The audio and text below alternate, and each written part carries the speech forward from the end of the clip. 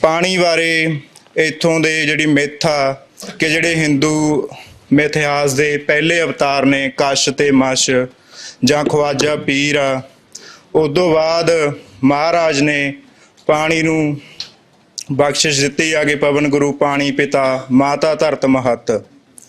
उदों बिना जदों खालसा पंथ नूं साजिया महाराज ने ते पानी दे विच पतासे पा के सिखां दी हस्ती नूं संपूर्ण कीता। सो जदों पानी इस खित्ते दे लोकां दे लई इहो जी थां रखदा होवे, उन्हां दे विश्वास दा केंद्र होवे, उन्हां दी जिंदगी नूं अर्थ देण वाली एक चीज़ होवे, उस धरती दे लोकां दे उपर जदों एक बेगाना राज आउंदा, वो इत्थों दे पानी नूं एक साधन वजों इत्थों दे दरियावां नूं नहरां च मोड़ के जंगलां नूं वढ के ते वाहीयोग जमीनां तैयार करदा वा। उत्थों जिहड़ी आ पंजाब दे पानी दी जिहड़ी बर्बादी आ जां लुੱਟ दी कहानी शुरू हुंदी आ। फिर 1947 दे विच जिहड़ा सिंध दरिया दी घाटी आ ये पोलीटिकली वंडी जांदी आ ते उदों बाद जिहड़ा ट्रांसफर ऑफ पावर हुंदा ਉਹਦੇ ਵਿੱਚ ਜਿਹੜਾ ਪੰਜਾਬ ਹਿੰਦੁਸਤਾਨ ਦੇ ਹਿੱਸੇ ਆਉਂਦਾ ਉਹਦੇ ਵਸਦੇ ਦਰਿਆਵਾਂ ਨੂੰ ਦੂਜੇ ਸੂਬਿਆਂ ਨੂੰ ਵੰਡਤਾ ਜਾਂਦਾ ਵਾ। ਸੋ ਜਿਸ ਕਿਸੇ ਨੇ ਵੀ ਪੋਸਟ ਕਲੋਨੀਅਲ ਦੌਰ ਤੋਂ ਬਾਅਦ ਕਲੋਨੀਅਲਿਜ਼ਮ ਕਿਵੇਂ ਕੰਮ ਕਰ ਰਿਹਾ ਉਹਨੂੰ ਸਮਝਣਾ, ਉਹਦੇ ਲਈ ਜਿਹੜਾ ਪੰਜਾਬ ਦਾ ਕੇਸ ਆ ਉਹ ਇੱਕ ਬਿਲਕੁਲ ਪਰਫੈਕਟ ਐਗਜ਼ਾਮਪਲ ਆ ਵੀ ਕਿਵੇਂ ਜਿਹੜੇ ਨੇ ਵੀ ਆਜ਼ਾਦ ਸੋ ਕਾਲਡ ਆਜ਼ਾਦ ਹੋਏ ਮੁਲਕ ਉਹਨਾਂ ਦੇ ਕਬਜ਼ੇ ਹੇਠ ਆਈਆਂ ਧਰਤੀਆਂ ਤੇ ਉਹਨਾਂ ਦੇ ਸਰੋਤਾਂ ਨੂੰ अपनी मन मर्जी मुताबिक वरतते हैं। अज की अपनी गलबात के लिए साडे च दो बुलारे ने, सरदार अजयपाल सिंह ते सरदार परमजीत सिंह गाजी। मैं इन्होंने बेनती करूँ कि स्टेज पर आ जाण। सो अज की अपनी गलबात का विषय हैगा पंजाब जल संकट अते कौमांतरी सियासत, जिहदे च आपां दो विषयां बारे गलबात करांगे। पहला विषय हैगा पंजाब जल संकट अते सिंध जल समझौता। दूजा विषय है पंजाब दे पानियां दी वंड च कौमांतरी ताकतां दा रोल।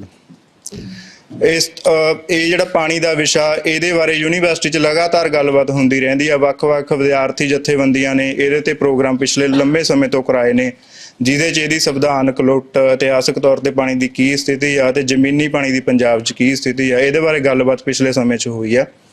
ਜਦੋਂ ਅਸੀਂ ਇਹ ਪ੍ਰੋਗਰਾਮ ਰੱਖ ਰਹੇ ਸੀਗੇ ਤਾਂ ਸਰਦਾਰ ਪਰਮਜੀਤ ਸਿੰਘ ਉਹਨਾਂ ਨਾਲ ਗੱਲ ਹੋਈ ਸੀ ਕਿ ਵੀ ਕਿਸ ਚੀਜ਼ ਬਾਰੇ ਗੱਲਬਾਤ ਹੋਣੀ ਚਾਹੀਦੀ ਆ। ਤਾਂ ਉਹਨਾਂ ਦਾ ਸੁਝਾਅ ਸੀਗਾ ਕਿ ਵੀ ਜਿਹੜਾ ਕੌਮਾਂਤਰੀ ਸਿਆਸਤ ਆ ਜਾਂ ਕੌਮਾਂਤਰੀ ਸੰਸਥਾਵਾਂ ਨੇ ਉਹਨਾਂ ਦਾ ਪੰਜਾਬ ਦੇ ਪਾਣੀਆਂ ਦੇ ਮਸਲੇ 'ਚ ਕੀ ਰੋਲ ਆ, ਉਹਦੇ ਬਾਰੇ ਆਪਾਂ ਨੂੰ ਜਿਹੜੀ ਆ ਗੱਲਬਾਤ ਕਰਨੀ ਚਾਹੀਦੀ ਆ। ਸੋ ਅੱਜ ਆਪਾਂ ਇਸ ਬਾਰੇ ਗੱਲਬਾਤ ਕਰ ਰਹੇ ਹਾਂ। ਸੋ ਮੇਰੀ ਪਹਿਲੀ ਬੇਨਤੀ ਸਰਦਾਰ ਪਰਮਜੀਤ ਸਿੰਘ ਗਾਜ਼ੀ ਹੋਣਾ ਨੂੰ ਆ ਕਿ ਉਹ ਆਪਣੇ ਵਿਸ਼ੇ ਬਾਰੇ ਗੱਲਬਾਤ ਸ਼ੁਰੂ ਕਰਨ। ਵਾਹਿਗੁਰੂ ਜੀ ਕਾ ਖਾਲਸਾ, ਵਾਹਿਗੁਰੂ ਜੀ ਕੀ ਫਤਿਹ। ਵਾਹਿਗੁਰੂ ਜੀ ਕਾ ਖਾਲਸਾ, ਵਾਹਿਗੁਰੂ ਜੀ ਕੀ ਫਤਿਹ। पानी की अहमियत मेरे ख्याल किसी भी जिउण वाले जी नूं बोल के दस्सण दी नहीं हैगी। पानी ते सृष्टि च हुण तां जिन्ने भी विग्यानी खोज करते हैं वो जो दूजे ग्रहां नूं देखते तो सब तो पहला यही देखते भी देखो कि उत्थे पानी है, जे तां पानी हैगा तां जीवन दे कोई आसार हो सकते ने, ते जे पानी नहीं है तां जीवन दे जिहड़े अनंत रूप इस कुदरत ने पैदा कीते है ये मन्निया जाता कि उन्हां दे होण दा कोई असार जिहड़ा है वो पिछे नहीं बचता। तो जे आपां पंजाब की गल करते हैं, बड़ी आम जी गल है, आपां सारे जानते हैं कि पंजाब का नां जिहड़ा आ उही पानियां तो जां इत्थों दे दरियावां तो मिलिया और ये कुदरत का एक ऐसा नियामत भरपूर खित्ता आ कि जिथे सतह के उपर भी पानी दे सोमे बड़े भरपूर मौजूद ने ते सतह के हेठला जिहड़ा पानी है वो भी कुदरत ने इस खित्ते नूं बख्शिया ते इहदी खुशहाली जिन्नी भी सभ्यतावां दा इतिहास आ ते जिन्ना भी पंजाब दी जद्दोजहद आ वो दोवें चीज़ां ही इन्हां सोमिਆਂ ਦੇ ਨਾਲ इस पानी ਦੇ ਨਾਲ जुड़ के ने, खुशहाली भी ते जद्दोजहद भी। ਅੱਜ ਦੇ ਸਮੇਂ 'ਚ ਜਦੋਂ ਆਪਾਂ ਪਾਣੀ ਦੇ ਸੰਕਟ ਦੀ ਗੱਲ ਕਰਦੇ ਆ, ਖਾਸ ਕਰਕੇ ਪੰਜਾਬ ਦੇ ਸੰਦਰਭ ਦੇ ਵਿੱਚ ਤੇ ਤਿੰਨ ਪੱਖ ਜਿਹੜੇ ਆ ਉਹ ਮੁੱਖ ਬਣਦੇ ਆ, ਜਿਨ੍ਹਾਂ 'ਚੋਂ ਪਹਿਲਾ गंभीर पक्ष ये हैगा कि पंजाब दे विच जमीन हेठला जिहड़ा पानी है, धरती दे हेठां जिहड़ा पानी है उहदा जिहड़ा स्तर आ जल भंडार है वो घटदा जा रहा ते उहदा स्तर जिहड़ा आ वो हेठां डिगदा जा रहा है। दूसरा जिहड़ा आ वो ये हैगा कि साडे जिहड़े जल दे सोमे ने वो प्रदूषित हुंदे जा रहे आ, पलीत हुंदे जा रहे आ।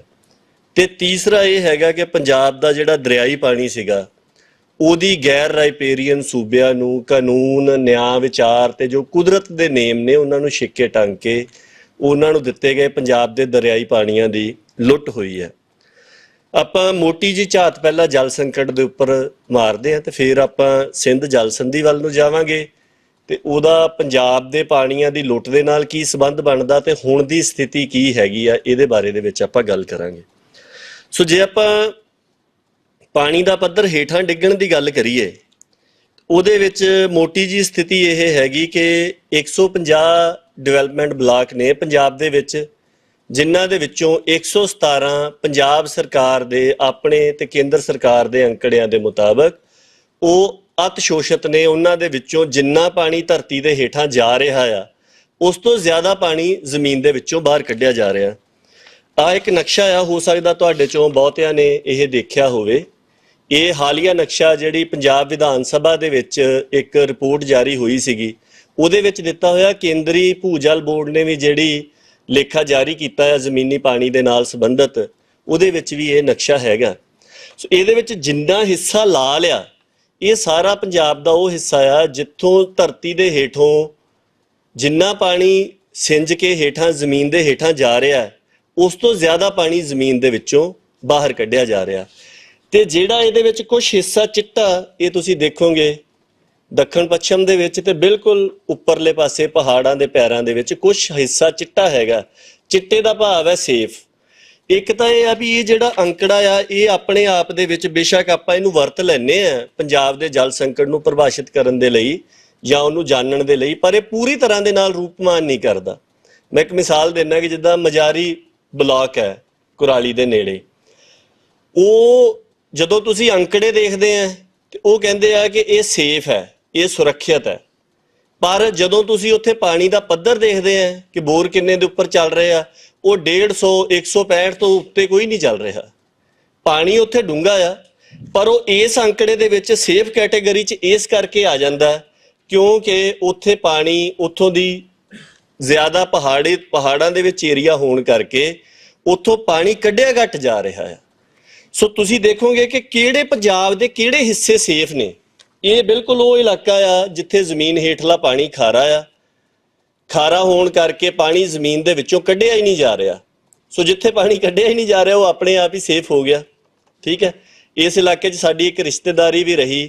ਉਹ ਜੇ ਦੋ ਪਾਣੀ ਮਤਲਬ ਲਗਾਤਾਰ ਫਸਲ ਨੂੰ ਲਾ ਦਿੰਦੇ ਸੀ, ਫਸਲ ਸੜ ਜਾਂਦੀ ਸੀਗੀ। ਬਰਾੜ ਸਾਹਿਬ ਦਾ ਵੀ ਉਹੀ ਏਰੀਆ ਹੈਗਾ।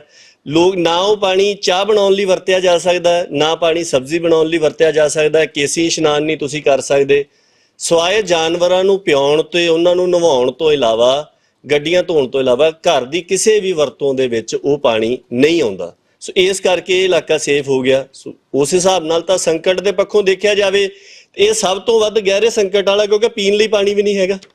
ਦੂਸਰਾ ਉਹ ਹੈ ਜਿਹੜਾ ਬਿਲਕੁਲ ਪਹਾੜਾਂ ਦੇ ਪੈਰਾਂ 'ਚ ਪੈ ਰਿਹਾ। ਸੋ ਜਿਹੜਾ ਕੰਢੀ ਦਾ ਇਲਾਕਾ ਆ, ਜਿੱਥੇ ਬਿਲਕੁਲ ਪਹਾੜੀ ਇਲਾਕਾ ਹੈਗਾ, ਉੱਥੋਂ ਪਾਣੀ ਕਿਉਂਕਿ ਜ਼ਮੀਨ ਦੇ ਵਿੱਚੋਂ ਕੱਢਿਆ ਘੱਟ ਜਾ ਰਿਹਾ, ਇਸ ਕਰਕੇ ਸੇਫ ਹੈ। ਨਹੀਂ ਤਾਂ ਸਾਰਾ ਹੀ ਪੰਜਾਬ ਲਗਭਗ ਇਹ ਸਥਿਤੀ ਹੈਗੀ ਕਿ ਜ਼ਮੀਨ ਹੇਠੋਂ ਪਾਣੀ ਜਿਹੜਾ ਆ ਉਹ ਬੇਤਹਾਸ਼ਾ ਕੱਢਿਆ ਜਾ ਰਿਹਾ ਹੈ। ਇੱਕ ਗੱਲ ਇਹ ਵੀ ਹੈਗੀ ਹੈ ਕਿ ਇਹ ਵਿਧਾਨ ਸਭਾ ਦੀ ਹੀ ਜਿਹੜੀ ਰਿਪੋਰਟ ਹੈ ਉਹਦੇ ਮੁਤਾਬਕ ਉਹਨਾਂ ਨੇ ਇੱਕ ਅੰਕੜਾ ਦਿੱਤਾ ਜਿਹਦੇ ਵਿੱਚ ਉਹਨਾਂ ਨੇ ਜ਼ਮੀਨੀ ਜਲ ਭੰਡਾਰ ਦਾ ਜ਼ਿਕਰ ਕੀਤਾ। ਆਪਾਂ ਸਾਰਿਆਂ ਨੇ ਇੱਕ ਗੱਲ ਸੁਣੀ ਹੋਊਗੀ, ਪੰਜਾਬ ਕੋਲ ਜੀ 16 ਸਾਲ ਦਾ 17 ਸਾਲ ਦਾ ਜ਼ਮੀਨ ਹੇਠਾਂ ਪਾਣੀ ਰਹਿ ਗਿਆ।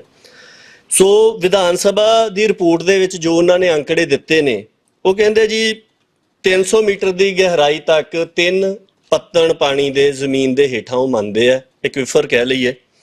ਪਹਿਲਾ ਜਿਹੜਾ ਆ ਉਹ ਅਨਕਨਫਾਈਨਡ ਹੈ। ਅਨਕਨਫਾਈਨਡ ਦਾ ਮਤਲਬ ਕਿ ਜਿਹਦੇ ਉੱਪਰੋਂ ਕੋਈ ਰੋਕ ਨਹੀਂ ਹੈਗੀ, ਜੇ ਬਹੁਤ ਜ਼ਿਆਦਾ ਪਾਣੀ ਜ਼ਮੀਨ ਦੇ ਵਿੱਚ ਹੋ ਜਾਊਗਾ ਤਾਂ ਸੇਮ ਆ ਜਾਊਗੀ, ਪਾਣੀ ਬਾਹਰ ਆ ਜਾਊਗਾ।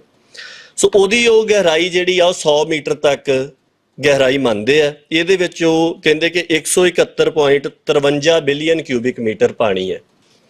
ਦੂਸਰਾ ਜਿਹੜਾ ਆ ਉਹ ਉਹਨਾਂ ਨੇ ਇਹ ਮੰਨਿਆ ਆ ਕਿ 100 ਤੋਂ 200 ਮੀਟਰ ਤੱਕ ਦੇ ਦਰਮਿਆਨ ਇਹ ਆਉਂਦਾ ਆ।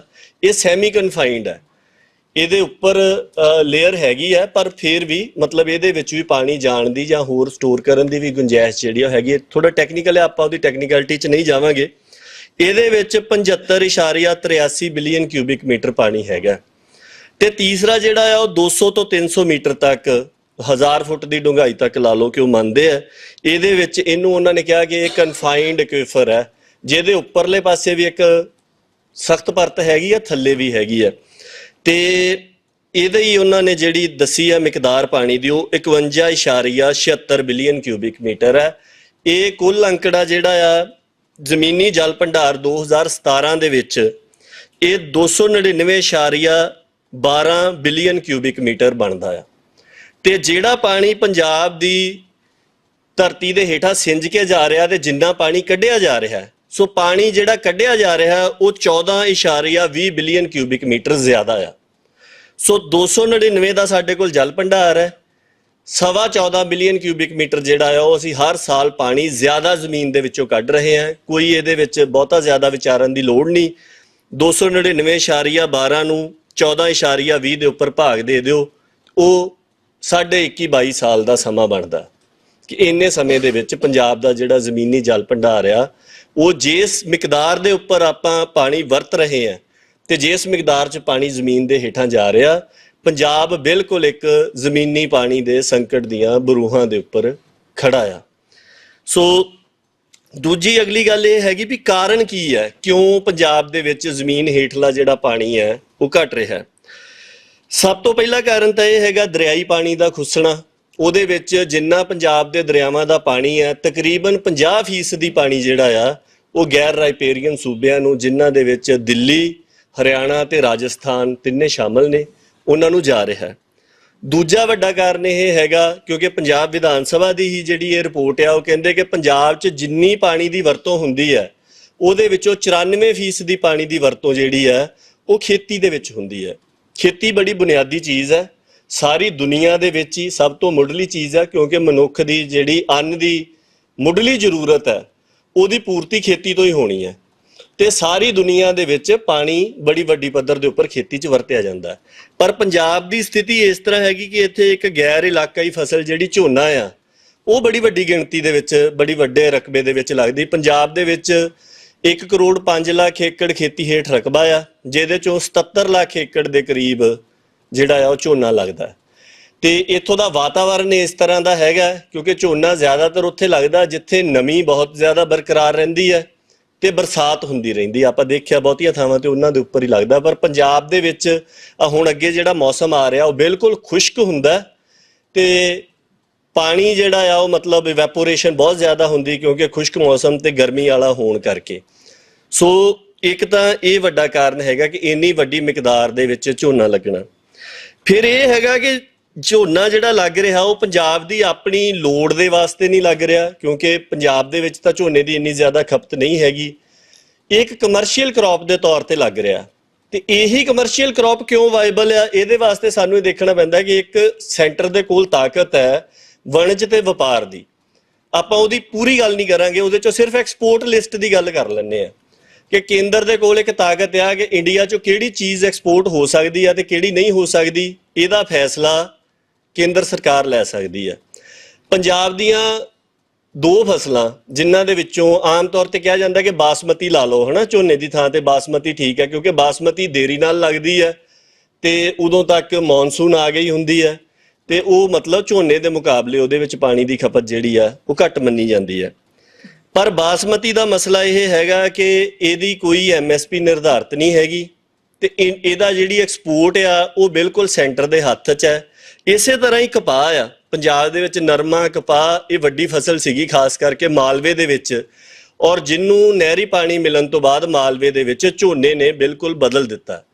ਉਹਦਾ ਵੀ ਇੱਕ ਵੱਡਾ ਕਾਰਨ ਜਿਹੜਾ ਆ ਉਹ ਐਕਸਪੋਰਟ ਲਿਸਟ ਹੈਗੀ ਆ ਕਿਉਂਕਿ ਜਦੋਂ ਫਸਲ ਆਉਂਦੀ ਹੈ ਉਸ ਸਮੇਂ ਸੈਂਟਰ ਨੇ ਕੀ ਕਰਨਾ, ਉਹਨਾਂ ਨੇ ਇਹਦੇ ਐਕਸਪੋਰਟ ਦੇ ਉੱਪਰ ਪਾਬੰਦੀ ਲਾ ਦੇਣੀ ਹੈ। ਜਦੋਂ ਪਾਬੰਦੀ ਲੱਗ ਜਾਣੀ ਹੈ ਉਦੋਂ ਵੱਡੇ ਵਪਾਰੀ ਨੇ ਆੜਤੀਏ ਨੂੰ ਕਹਿਣਾ ਵੀ ਦੇਖੋ ਇਹ ਹੁਣ ਬਾਹਰ ਤਾਂ ਜਾਣੀ ਨਹੀਂ, ਹੈ ਤੇ ਘਾਟੇ ਵਾਲਾ ਹੀ ਸੌਦਾ ਆ, ਪਰ ਕਿਉਂਕਿ ਆਪਣਾ ਵਿਹਾਰ ਚੱਲਿਆ ਆਂਦਾ ਆ ਇਸ ਕਰਕੇ ਅਸੀਂ ਤੁਹਾਡੇ ਕੋਲੋਂ ਇਹ ਫਸਲ ਜਿਹੜੀ ਆ ਉਹ ਖਰੀਦ ਲੈਂਦੇ ਆ।